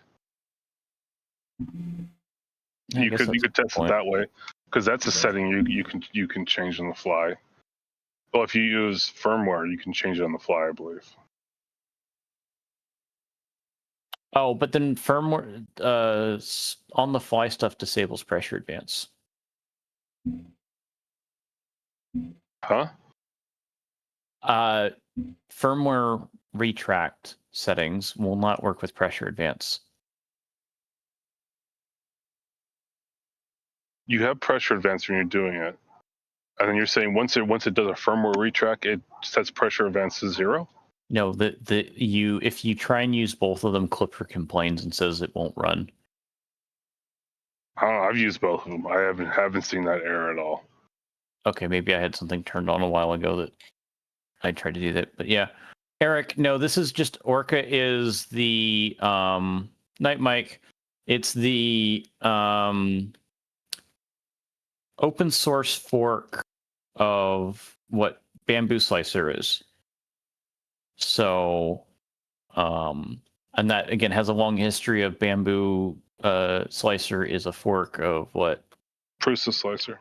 Prusa Slicer, which is a fork of Slick 3R. Yeah, Slick 3R, and so by the nature that stays open source. So Troy, basically they all started with Slick 3R. You have all of the ones we're talking about, because you have Cura and it's its own thing, but Slick 3R started it. And then went to Prusa Slicer, and then Super Slicer gave you every single knob you could turn. And then Bamboo came out and they wanted to do their own thing, have it look their own way. So they illegally basically stole Prusa Slicer, got caught, had to open it up. Then you get Orca Slicer off that. And now you have another fork of Prusa Slicer called Prusa Slicer Boss Edition, which is done by M. Jonas Chat. And that's the best of Super Slicer. So what he's done is he's taken certain aspects of Super Slicer, thrown it into Prusa Slicer. He's also taken aspects of Orca Slicer and thrown it into Prusa Slicer. And then you have Creality, did the same thing. With whom? Creality. Who they take it from? Orca. A lot of the even, yeah, I think, or probably Elegoo, I think, has Orca as well as their base. Yeah, a lot of the OEM stuff, they're reskinning Orca Slicer now. Orca should start charging a license fee. Are they? They can't. They can't, yeah, because it's GPLv3. It's all based on Prusa Slicer. It says essentially that with that license, that any derivative work that you create must be released with the source code available and maintain that license And so essentially anyone who's forked that must provide the source, and therefore it stays open source for the entire life of any of the derivative works. That's why we still have it as open source, is because of that license mandates that they release it as open source, so that anyone else can then make modifications and things can grow. Mm-hmm. It's a little bit aggressive of a license, but I do love the concept of what they're trying to enforce, is that you can see like how many options we have now and how much they're all growing together, because they can't go closed source on the license. If that's the case, I have a question then. The Creality multi-filament system, it's called CFS. It goes from USB to 485, but instead of 6-pin, it's 3-pin. But it's not using USB or 485 protocol or CAN protocol. It's using Creality's own special sauce protocol. How does that work around that? So RS-45 is a physical layer and has nothing to do with the communications layer. Just like CAN is a physical layer, and if you want to get into it, Ethernet is also a physical layer. There's different layers of Ethernet, but for the most part, if you're talking about the PHYs, it's a physical layer, so layer 1 stuff. You could do anything else on that. Essentially, RS-45 is half duplex serial. Well, yeah, but they're not using it as that. They're using it as their own special sauce. Okay. Per Creality, because I asked them about that for my video. So that's their own choosing. Okay, so that doesn't violate all this other things. So we're talking about the slicer. The slicer is the software to generate the G code.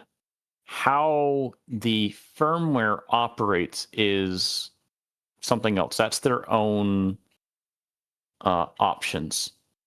Okay, I understand now. Now, if they had used, and it depends on the licenses of the dependencies, if they used Clipper firmware, and I don't know what license Clipper has, then you might need to release the source code for that. If they started closed sourced and just used STM32 code that they wrote, and then so that's how Beacon works. Beacon publishes their communications interface as an open source Clipper module, but the code, the binary code that runs on the microcontroller, is proprietary, and I believe they've closed sourced it. Okay. Yeah, they're using their version of Clipper, but it's all cut down. Well, again, they have a plugin. The plugin is open source, but the firmware on the microcontroller that does all the magic can be closed sourced because of that. Okay.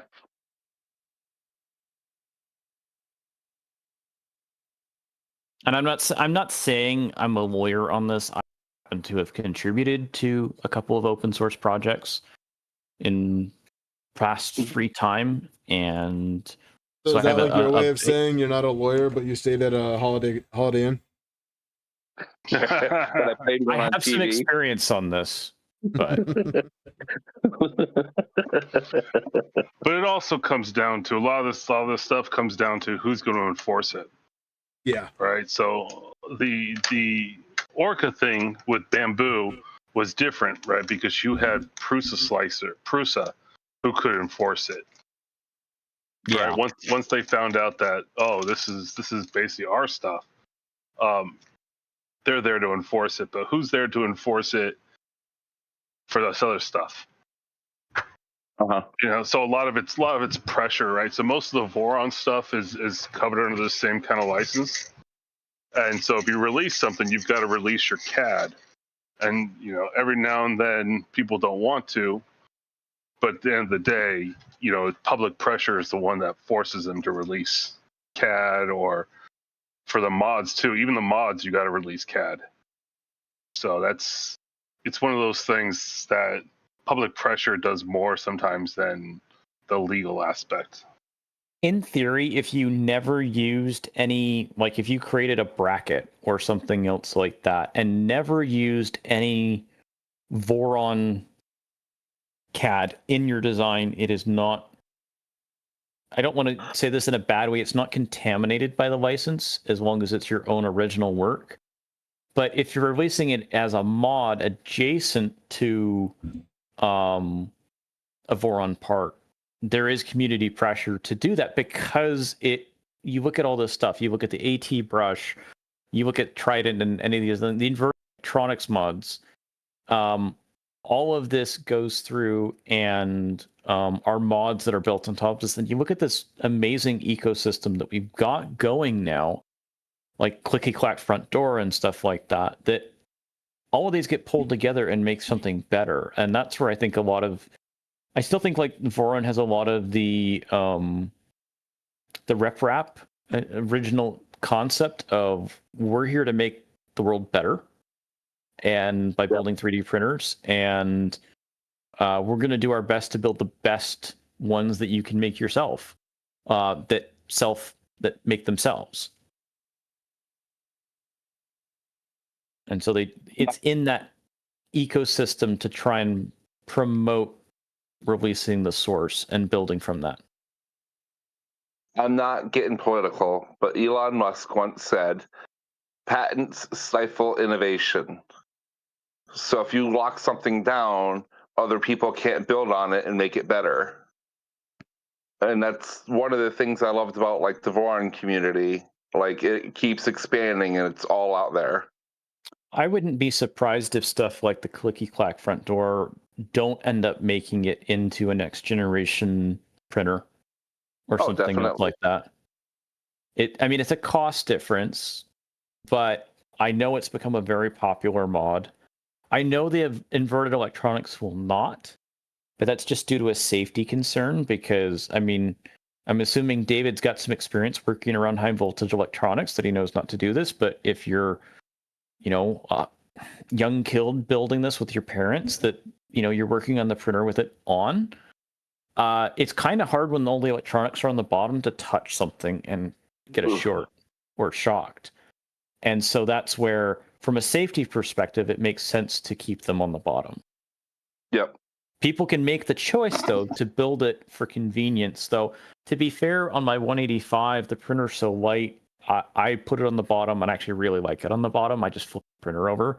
My 300, I do sort of like the convenience of it being on top, but then there's also the thing I realized recently, actually I still need to clean it out, is that any of the failed prints or prime lines or anything else like that you just throw in the bottom of the printer, it gets caught up.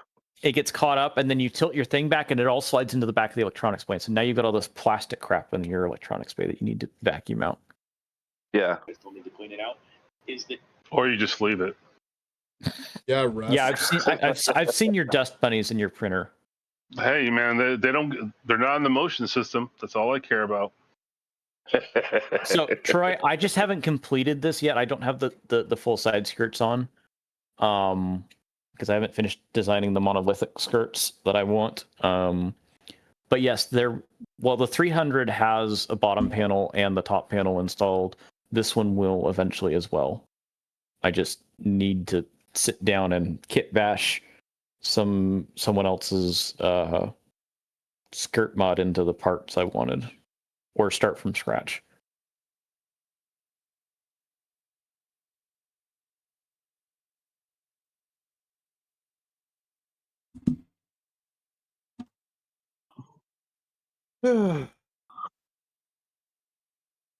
That Creality CFS though, I love that thing. I'm learning how to use it, and that's how my video is going as a newbie into 3D printing. But in Florida we have a very high humidity. Like inside my house is like 43%, and just the desiccant in it. It has no physical heater, but just the desiccant inside the sealed unit has brought the the humidity from 41 to 24, I think it's sitting at right now. And I'm like, holy cow. They have good seals in it and everything. Well, that's, I think, the critical thing of maintaining it. I've actually gone through, and this is me being lazy, and also, I had initially I had some rechargeable desiccants, put them in my spool storage boxes that have a gasket seal, and eventually put, the little battery-powered displays in there. And David, just put the two bottom corners on first. Just twist them to the extrusion and then set the bottom of your panel into it. Okay. But I've gone and recently got some Bluetooth ones, and they're super nice. That now I have that connected to my home automation stuff. And so now I can see it remotely and then write an automation to send a notification that, hey, this box has gotten above the predetermined threshold that I've yet to decide. And we'll go from there. Did you slide that underneath the little clip there on the side for the latch? Yeah. I'm glad you're paying attention. I got focused on you talking. I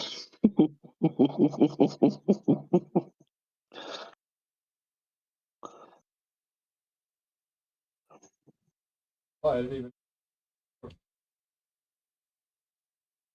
Yes, so you don't need the middle clip for that. That will have the anchor point for it. That, like I say, and then like the hinges ones will require you to use two straight ones on the top and bottom on the other side. So like if you're going to put on the side panel for the other one, you put at the bottom front, put a straight one. Backside, put a corner. And then same on the top, when you put that on, I put a straight one on the top front corner of the hinge side.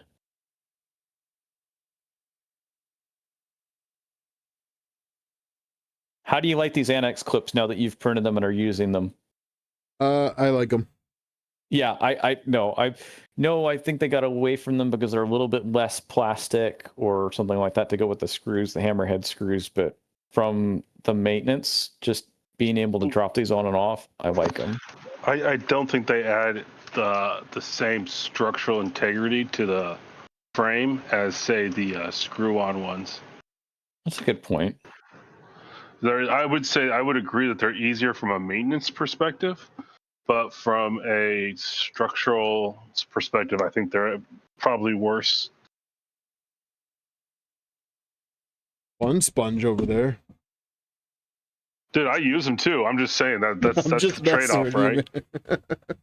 I love them too because I can. But then again, I run most of my machines without any panels. Yeah, but you're not doing ABS on them. No, are you? The ones without panels, no, it's all PLA, so I don't care. Do they just pop in and twist? Is that how these work? Yeah. So they're flat and they've got a little angle on it. They only do want to go. So just FYI, if you ever try and spin them backwards, that they don't go in. But yeah, you just do that. You just give them a quarter turn, and they latch into the extrusion, and then they hold. And from that aspect of the convenience of just being able to go through and change them, I love them. Because I know sometimes if you're not paying attention and you get the hammerhead nuts, the trick is you loosen them and almost unscrew them and then tighten them, and then they should make the quarter turn rotation and grab into the extrusion. But otherwise, if not, then you're stuck with trying to get those to fall into place on the extrusions. And I try to use the. You're gonna be heading out. Have a good one. Thanks for stopping by, man. I appreciate it. I try to use the rolling nuts whenever possible. Yeah, actually, I was a little. I actually went and did this because I was tired of the little corner pieces, the wire spots in the wire covers. Those on my 300 were okay. I would get one of them, and then the other one would be a pain to get anchored down. And so when I did my tiny T, I extended them ever so slightly to go and cover the roll-in nuts with, so you can't actually see them. And those, I don't know that there's much of a cost difference between the two, but yeah, I agree. Well, not back in the day when you could go from AliExpress. There was like cost difference was de minimis. Well, still, if you're designing this for kits, you know, someone's sourcing it. But yeah, I don't think that there's that much of a difference, and then I'm almost just switching to them just because then I don't have to go chase the nut down if I accidentally unscrewed it too far. It's, well, assuming I didn't pop it out of the channel, but yeah. Talking about hammerhead versus roller. Yeah. So like imagine trying to use two hammerheads where each of the annex twist locks are, because that's what the stock panel clips would be. Yeah, I'm probably, I might be in the minority with this, but I actually really like hammer. They're good in specific applications, but I very much will say I do prefer the roll-ins in certain other applications. Like if you're always going to put these, you know, annex clips back, or just like the panel clips back on in the same spot, I would rather the nuts stay in place so I can just screw them back on without having to go chase down the hammerhead nut wherever it went. No, I understand. I just so maybe if I do more printer builds like this, I would say that makes more sense. But having started off with the custom builds and stuff with being conversions and dealing with like reality extrusions, the roll-ins don't tend to be very tight. That's probably Creality extrusions.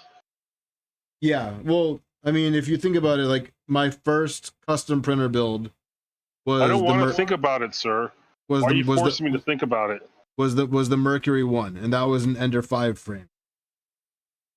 So you know, rolling nuts with that, like they don't want to stay in place. And then you know, I go and I build 3 of these Ender 3 NGs, and you know, same situation with the Ender 3 extrusions. I just find it easier dealing with the hammerheads. I could, you know, from based on what you're saying, from the type of extrusions you started with, I could understand that. It makes perfect sense, right? But as you go to more refined extrusions, you know, Masumi's or basically anything in the LDO kits, they become, I think, more of a pain in the ass than anything. Oh, 100%. 100%. I mean, when I did the switch wire and I got those the T-nuts in that kit, the roll-ins, I was like, wow, is this what they're supposed to be like? Like it was night and day. Yep.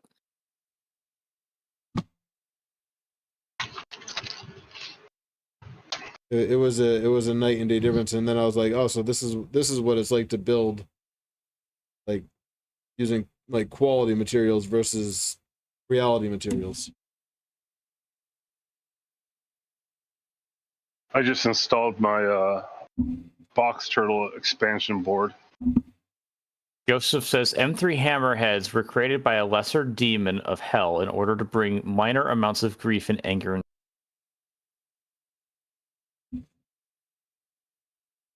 You know, if you have a mic, you're able to join here as well and talk with us.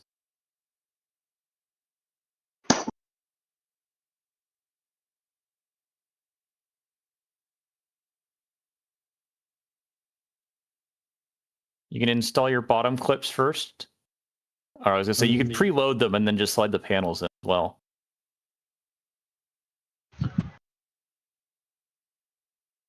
Did everybody like and subscribe? You gotta like and subscribe, man, if you haven't done it yet.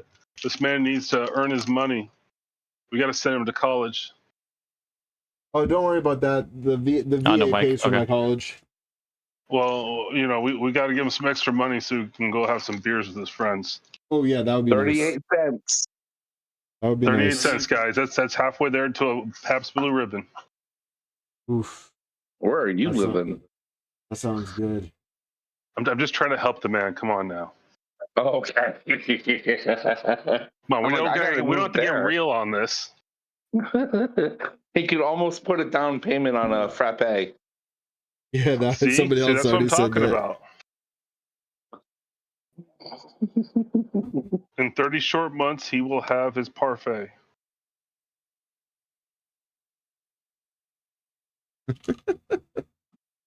Speaking of getting paid by YouTube, I actually just got my first paycheck from YouTube. Sweet. Can I get a loan, man? No, because We'll come back. I could still use one of those.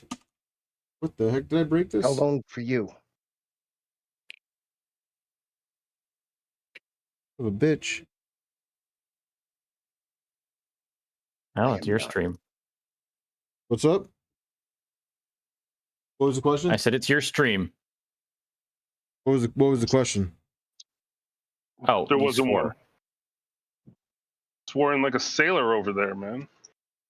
Oh, yeah. Sorry, military law enforcement, I swear. If my swearing offends anybody, I'm really sorry. Just let me My know. Christian ears can't handle it. I mean, let me know in the comments if my bad words is making you uncomfortable, and I'll ban you. That way you don't have to listen to it. I'm feeling very uncomfortable right now.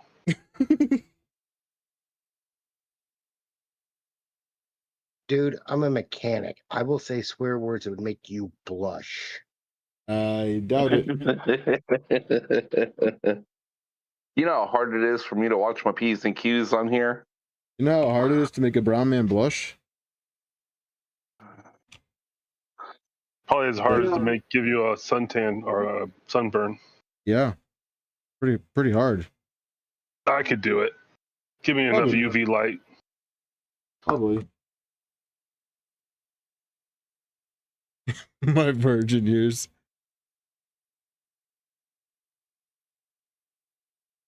Oh, there's one to go.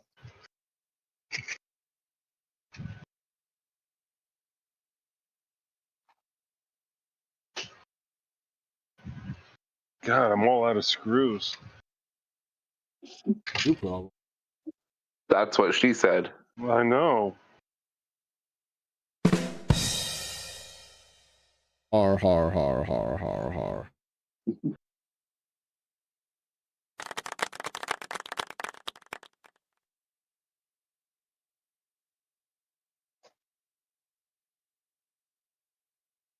Sweary Phil.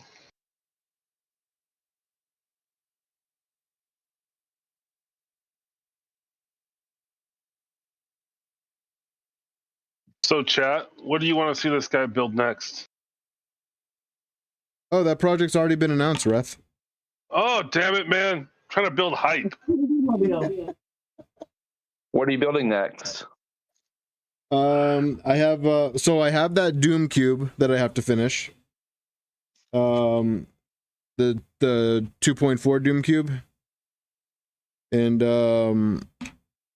after that, I'm waiting on my Nebula from DLL PDF and Fabreeko. When are you going to do a rat rig? When they send me one. Oh, they ain't doing that.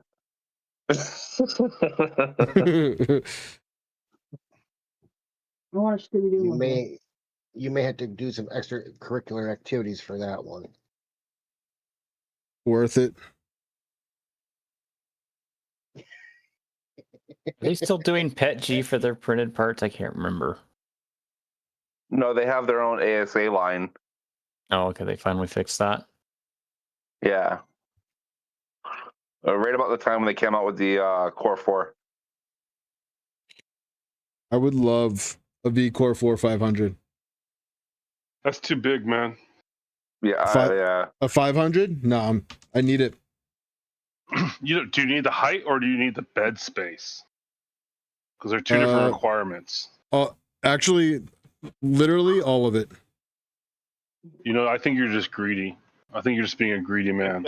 No, so I have a customer that wants me to make him a 20-foot tall Frankenstein statue. Well, why don't you go Gigastorm or wherever that one is? So I would, but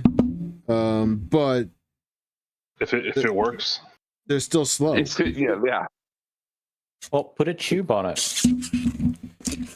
Yeah, that hot is $800. So, it's a production machine. I'm And YouTube's paying unemployed. for it. I'm unemployed. No, you have a business. It's a business expense. Yeah, you're making 38 cents a video. It adds up. 38 cents a video. Well, actually, this would be a small business. A YouTuber, a full-time YouTuber, is considered a business. So you're allowed losses on your first 3 or 5 years of having a business. And if it's below $2,500, you can take the full depreciation the first year you have it. Or for each item that's below $2,500, that's a machinery, you can take the full depreciation. Which means it comes off your personal taxes at whatever your tax rate is.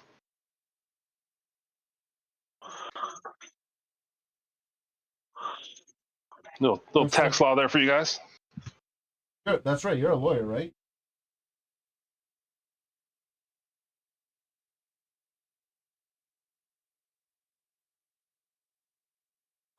You're a lawyer, right? And they've been known to sponsor people machines. Talking about Elegoo? Yeah. Yeah. On it. So earlier this week, just kidding. Last week on Friday. Liar.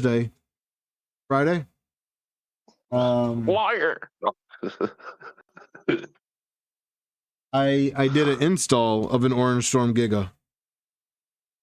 How did that go? Yeah. If you you can see it in chat. I posted a picture of it. It's actually kind of an impressive machine. And setup on it was fairly quick. I think I got it done in a couple hours. Including leveling the platform. Oh, that's the hardest thing I've heard. Honestly, not that bad. Just time consuming because it's not quick. Just time consuming. Yeah, if they were able to come out with one solid bed instead of having all those mesh beds together. So you can actually get a build plate from Luke's lab. That's just one solid piece. From Luke's lab, you can also get this really nice high flow hot end. Yeah, I know.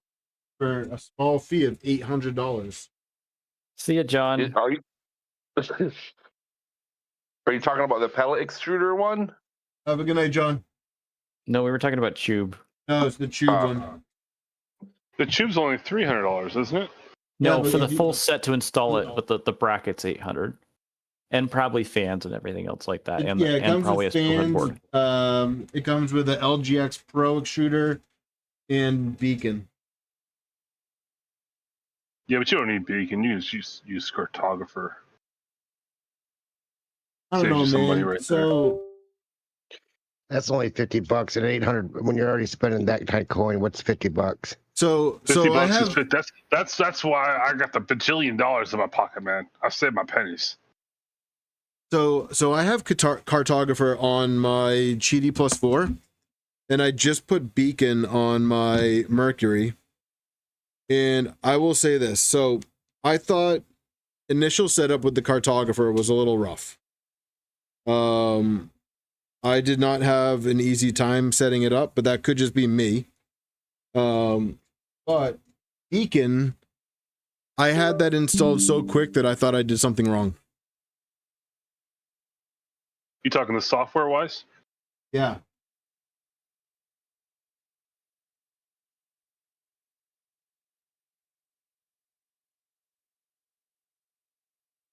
And even right now, still, like I still have some first layer issues with cartographer.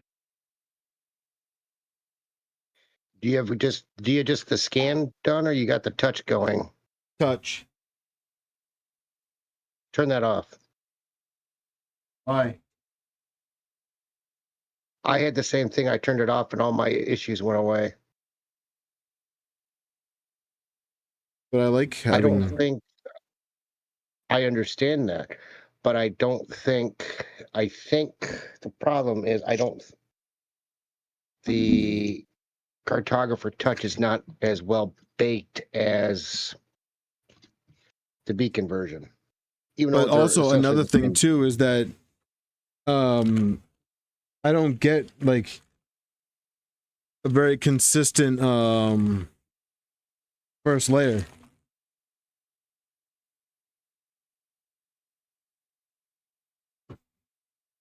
Like I'm not getting a consistent first layer with it either. So With what, the cartographer or the beacon? with cartographer.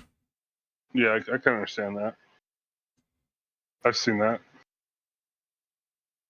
And you know, at first I thought maybe it was just because it was the cheaty. And maybe it was something to do with you know, the cheaty's branch of firmware. But I don't know, to be perfectly honest with you. I don't want you to be honest with me. I want you to lie to me. I know you do. Tell me how special I am. Well, that wouldn't be a lie. You're not very special. Thank you. You're so special. Special ed. Don't you talk about my ref like that.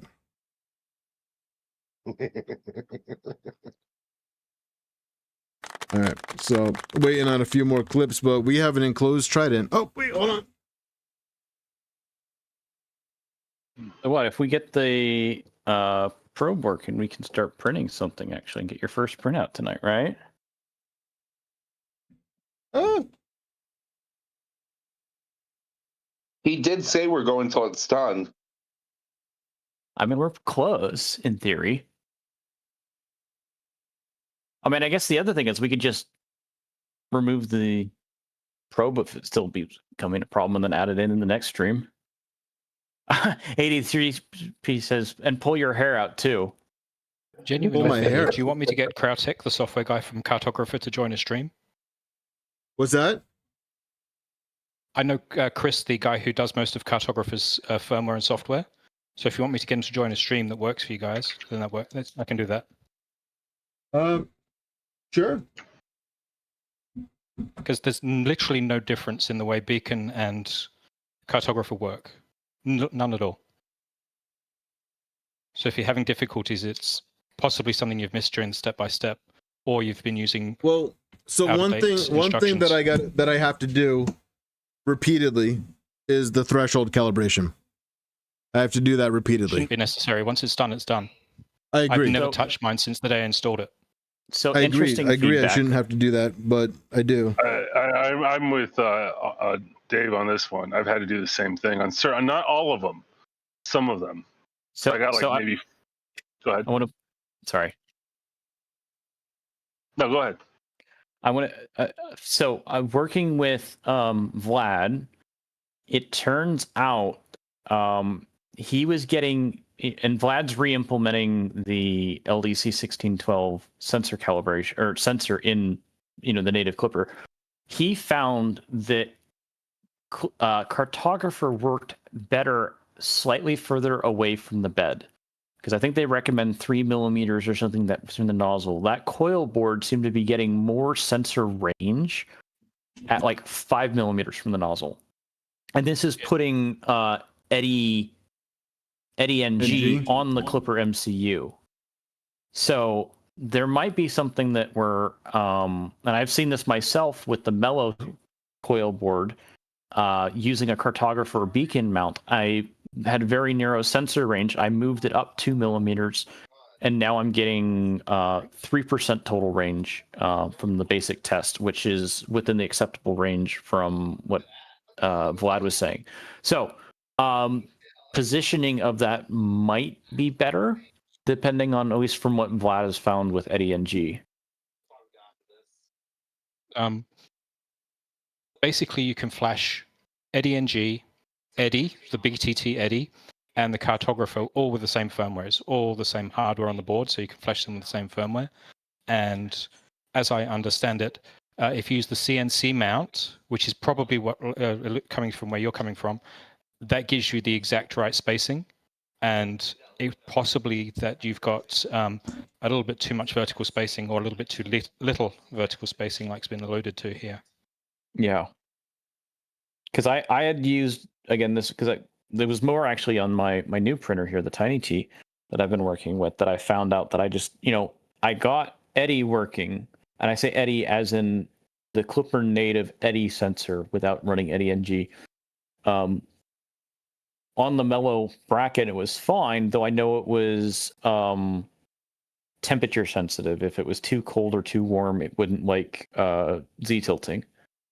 And with and this is with the temperature ramp actually no, this one didn't have the ramp calibration. But my other printer was like that with the calibration put in. And so with Eddie and G, it was saying I couldn't do anything above 0.8 millimeters, and it wouldn't like doing it for touch to generate the initial touch. And so this is where then I reached out to Vlad, and he said, "Oh yeah, your range is way low," and suggested moving it up. And it's in the wiki says 5 millimeters from the nozzle, which I think Beacon wants like 2 to 3. So anything that's designed for Beacon might be too close. Interesting. Yeah. As I understand it, Kato is supposed to be 2.6 to 3.4 off, but that's from memory. Yeah, and I think what Vlad was finding is it actually worked better slightly further away from the nozzle offset than that. I also got tipped the nod that there's a I'm whole not new 100% generation sure of how Katos far coming, away my which is Cardo just a is single board. from my thing. Let me see. So, all right. So somebody said to push the button on the back of the PZ probe and for the second light. What was that? That was Django, right? It was either Django or it might have been Django. Or is it Repo Man? It was Django. Okay. Well, Django's no longer here. He's no longer with us. Man, that's gonna be a pain to get to with the back panel on. Well, no, you take the top off. Take the top panel off and then reach in through the top. No, I think the side will be easiest. I think the side will be easiest because I gotta be able to see the switch too, and it's buried under the stealth burner. Oh, under it. Yeah. Okay. You can probably leave the bottom panel, the bottom latches on, by the way, and just slide it in and out. That is until you put handles on the top, and then you have to slide the bottom latches out because it's anchored on the top.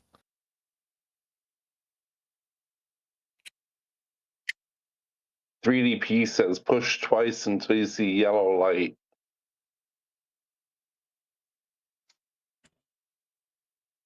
Push twice until you see yellow light. Yeah, that's what he just posted. There's 6 of us here who haven't hit that like button, so I'm gonna find you guys if you don't hit that. We got 6 of us. Gotta hit that like button. Gotta hit that subscribe button. We're gonna send Bruno after you. I'll post a screenshot to show my like if you need me to. We got people on all continents. We'll find you. Gotta hit that like button. You know what I think is really rude? All those people who jump into people's streams, enter the draw, but never like. That's so rude.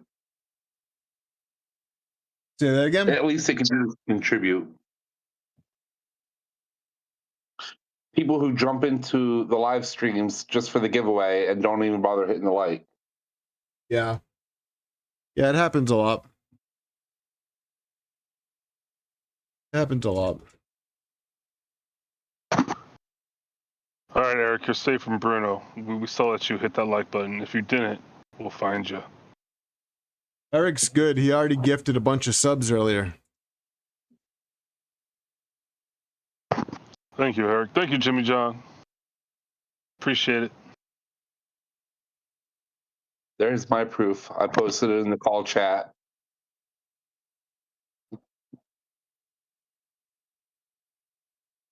All right, some of you just joined. Welcome, welcome. We're here having David entertain us, and please hit that like and subscribe button. We gotta get if David. anybody who just joined is familiar with the E3D PZ probe, please let me know how I can make it work. You take it out. Well, what you do is you get your Zimmer frame, because you're going to need it, because it's going to take that long before it's actually finished probing. Yeah. Yeah. I don't know, man. Kenneth says, I smashed it first thing. Thank you, Kenneth. Thank you, Kenneth.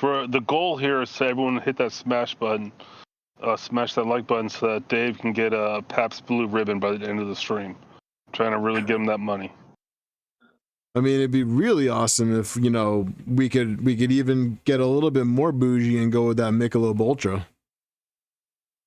I think, you know what? Let's start small, man. Let's just start small. I'm working on my beach body. Okay, so I need the fewer carbs. Thank you, Adam. Ball. If you're working on a beach body, I'm working on something else. You know, it's not a father figure; it's a dad bod.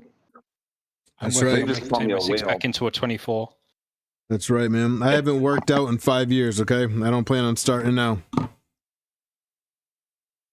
That's how I was until I got sick. I didn't work out. I just worked hard. Well, I used to have to work out. You know, military law enforcement. You know, it was all about my strength and endurance. So. Have a good night, guys. I gotta go put the kids to bed. All right, Reth. Take care. Have a good one. Dave used to be Reacher.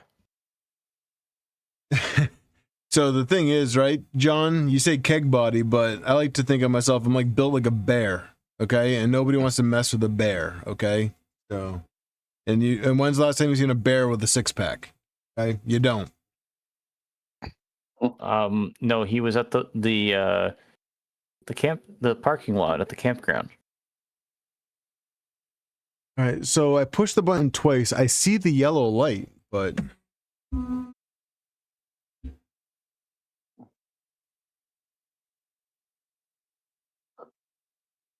who posted that? 83DP. What else you got for us, 3DP?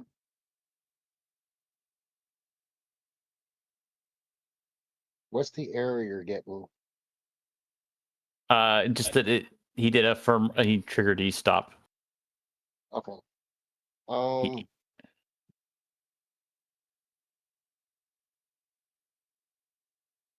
There it goes again. We can't really see what that screen says, though. I'll make it bigger. It just said, it was basically just giving me a middle finger. It's basically just giving me a middle finger because if you can hold off hitting the update button, I can probably roll you back to a working commit, or at least one that won't be crashing every single time. I'm wondering actually if I need to, if it's like updating, if like the firmware is out of date on the, I know I didn't get the protocol error, but if the Nighthawk firmware, I don't think so. It's not complaining, and yes, they are slightly different, but I don't think they're that far away. Troy, if we test the pin and test the sensor with looking at the thing, it does work. So you'll see right here, they're all open. And if we push on the thing, again, there's probably not enough space for there. It will show up as triggered. So the board's working from a sensitivity perspective of like sensing force. And so if we do this and then re-trigger the probes, you'll see that they're triggering on here. Well, actually, no, interesting. That was only just doing the stepper. Oh, no, okay, it's just timing. But so it's functioning in that sense that like you probe it and it's working. And we've just had it every single time that it tries to do it in its homing thing. I'm just gonna run it through every button. I'm gonna push the button once and just run it. LTX says might need to slow down the Z homing.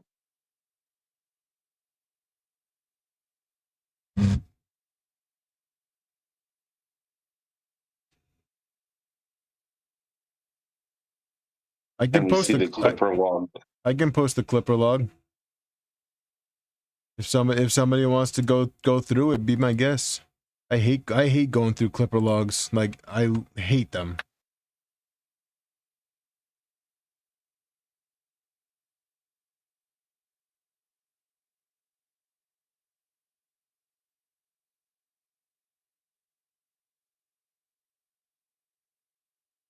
I mean, what I would suggest doing also as well, David, is if we can't figure something else, I would go through and create a help ticket in the Voron server for a Trident, and see if people there might have more experience with this. Yeah, I'll do that. I'm also gonna reach out to E3D. Yeah. I'm gonna email them after the stream. E3D has a Discord channel specifically for this. Maybe you'll find something there. Do they? Well, maybe we say, hey, we've got this stream. Is anyone available to help live or experience Long with time this? of day. It's like 3 a.m. there. Well, I was thinking wise users, but yes. It's 5 o'clock somewhere.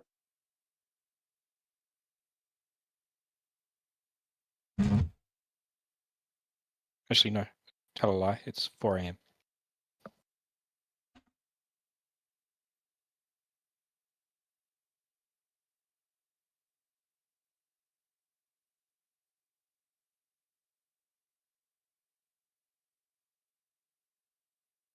I just don't want to damage this nozzle.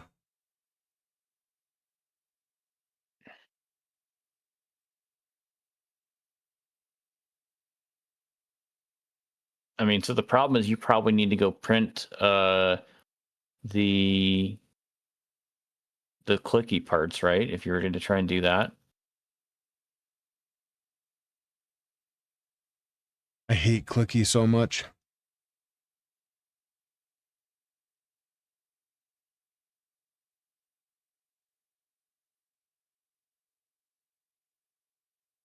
Dude, come on, man. This is So again, I can get you on an older version of Clipper that hopefully doesn't have this restart thing, but you'll have to promise me that you won't click the update button. I honestly don't know if it's Clipper, man, because I literally just updated 2 of my other printers, and neither of them are doing this.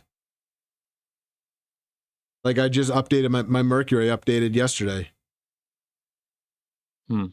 Unless something was pushed out today, and I updated my Box Turtle printer today. I have one that's like 2 weeks behind, and it's been fine.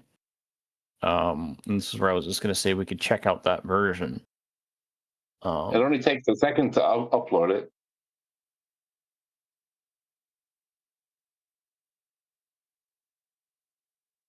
Yeah. We can try it.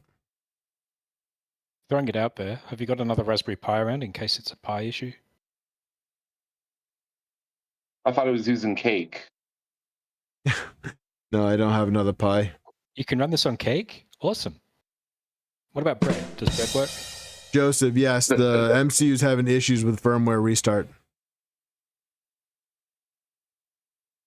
Have you got that little command for firmware restarts type next to each MCU? We commented it out.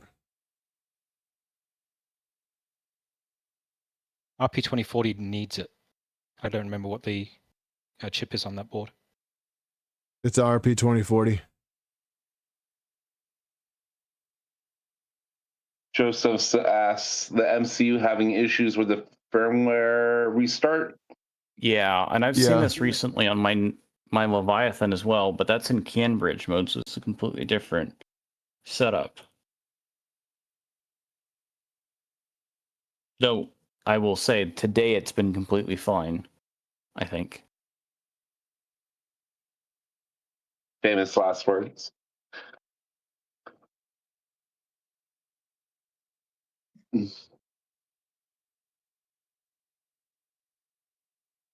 I have that issue on my V2 SKR 1.4S. Been, I don't know if you didn't finish. Yep. Would doing a probe calibrate do anything right now? Oh my God. That's a good question. Because we haven't calibrated anything. We're just trying to home it. So it definitely doesn't know where 0 is. It's a thought. I don't know. I could be wrong. Let me go back to the E3D website, see if they have anything on that. So the probe calibrate, I don't know that matters because it's going to be... We can't even get a trigger to work appropriately. Calibrate then sets the offset, like if you wanted to do something. So our offset should be 0. Tap, you actually have a distance. I guess this one, technically, we might have a negative offset slightly, but it wouldn't... I don't think it would be a whole bunch. Yeah, I'm on 152 as well, Joseph.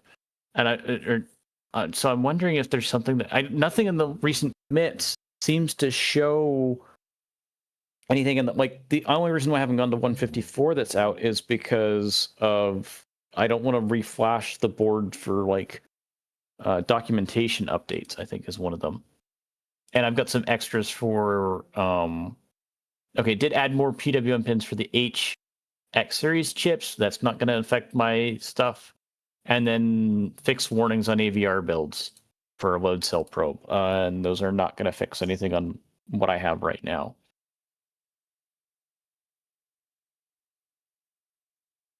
So that's the only reason why I haven't bothered going to 154. But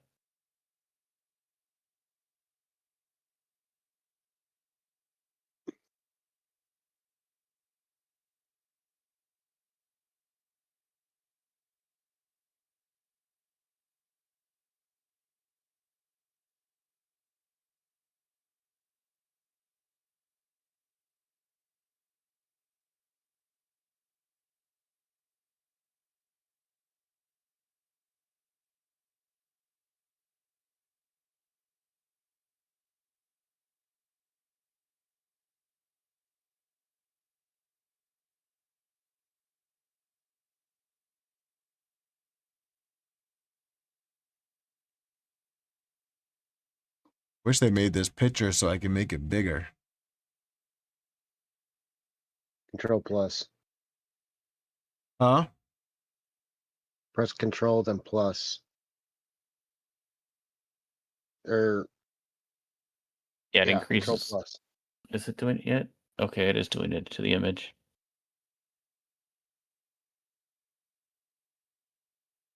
It's just saying that the context should be down when it goes into the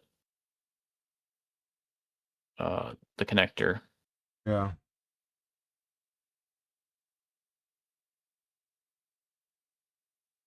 Joseph says nothing goofy in the Clippy log file. Thank you, Joseph.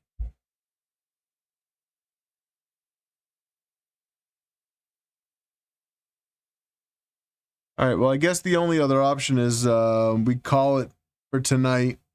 I'll watch that Nero video, see what Nero goes through, and see what E3D says. Yeah, and then get that. I would open that ticket Yeah. Did I miss? Voron Discord. Did I miss the giveaway? No, No, he hasn't because done we it yet. didn't do it. Good call. Let me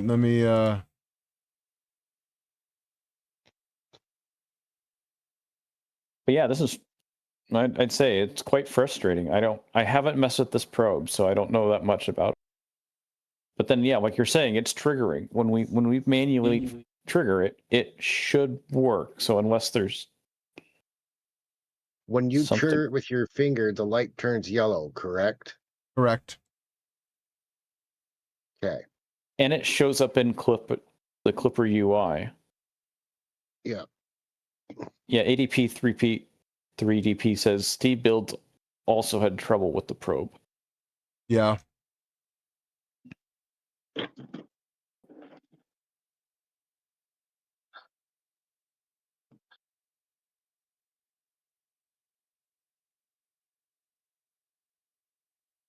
Joseph says, what about commenting out the current change on probe activation? I'll say I'm gonna look at that in a second. I'm just copying the names over for the giveaway. So, Troy, that's because we're hitting the E-stop once it's collided with the bed and pushing the tool head up. So that's us trying to prevent additional damage. Or I say users trying to prevent additional damage. You still have that bad bed on there, don't you? Yep. David? Yeah. Okay. Yeah. The crappy bed's still on it. Okay. Are we running this PZO off the Pi? No. Off of UART? No. No, it's in the less preferred end stop mode on the It's directly hooked up, off one of the GPIO it's hooked up pins. the same way that Modbot did in his video.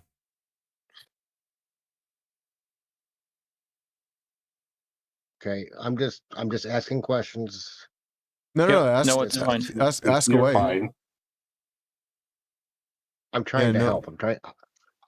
I appreciate it. I appreciate the input. The only reason I ask about the UART setup, because there was a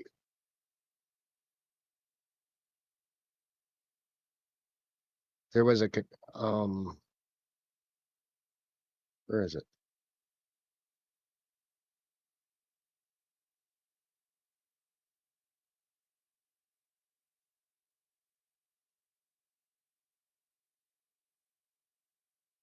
Where'd it go?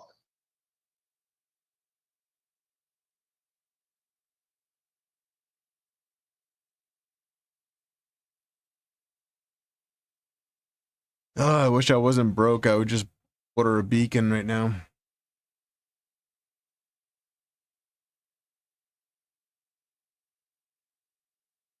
Hey, Rogue, those JST connectors on the DigiKey site, what subcategory would they be under?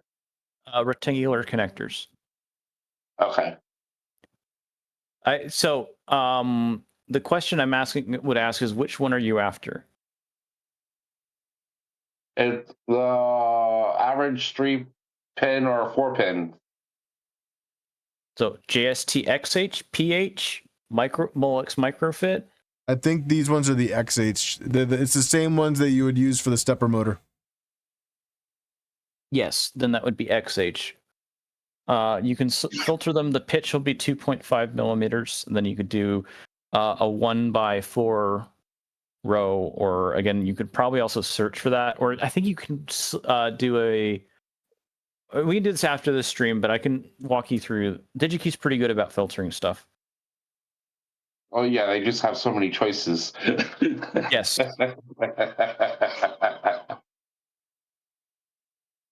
I'm trying to use them for RGB lighting is my specific goal at the moment.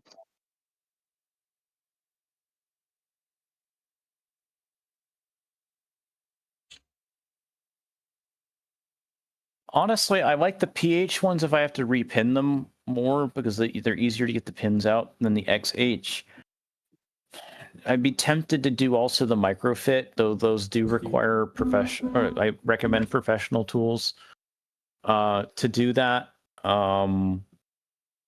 But the sets aren't too bad for those.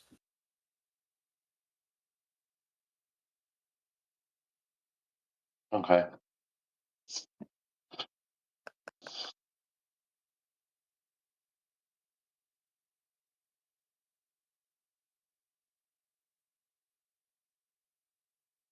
Oh, Eric, that might have been when I was trying to move it manually.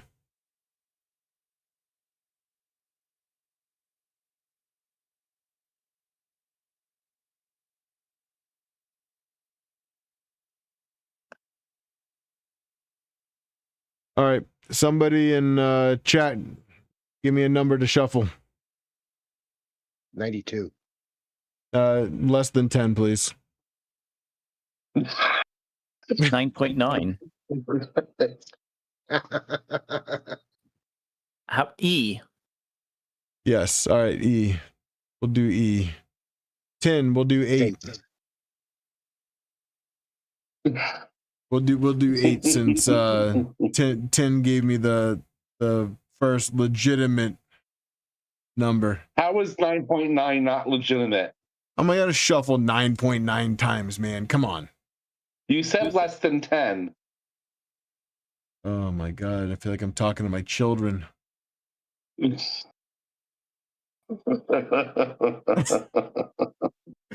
All right, we did it 8 times. Best of luck, everybody.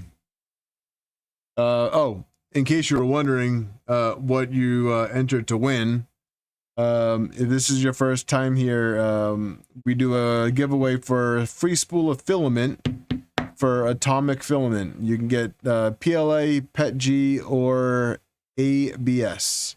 Whatever color you want, just pick it from their website. Let me know. Fastest way to do it is through Discord. So join the Discord, shoot me a message on Discord, and I'll be able to get your order over ASAP. So also, this is a US only giveaway. Just a heads up. Good luck, everybody.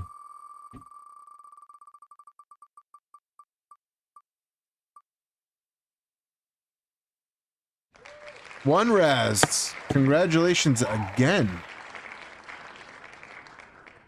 Is he here? I don't know if he's still here, but we are streaming pretty late, so I might just give this one to him. Oh, he's here. Oh yeah, he commented 7. See that? Yep.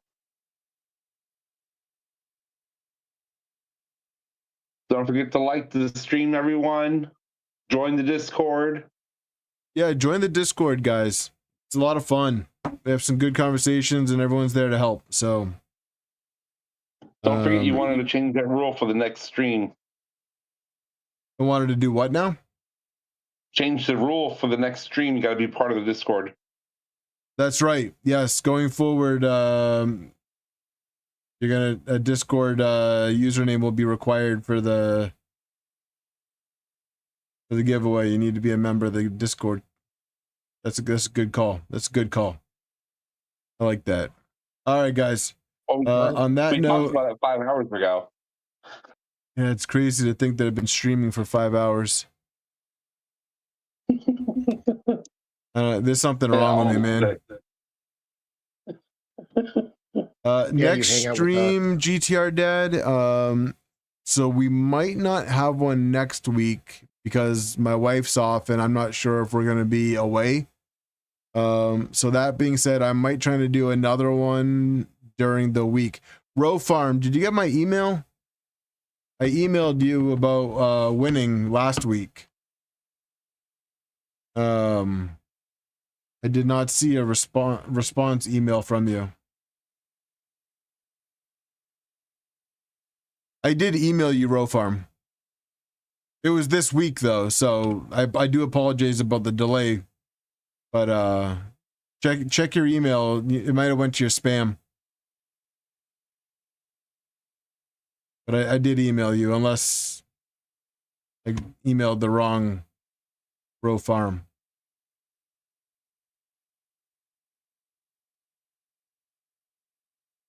But yeah, shoot me a message on Discord, Ro. We'll get you squared away. Check your emails too. In one raz, shoot me a message again. Let me know what you want this time around. But to those of you that were in the voice chat, thank you for joining me tonight. I appreciate you guys. All right, Ro, send me a message on Discord. That's probably the best way to get a hold of me. I'll get back to you right away. Thanks, guys. Well, have a good night. You as well. Good night. You as well. And I'll update on this PZ probe.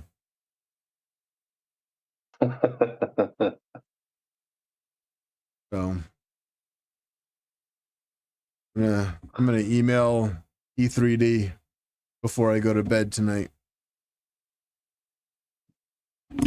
All right, guys. Have a good night.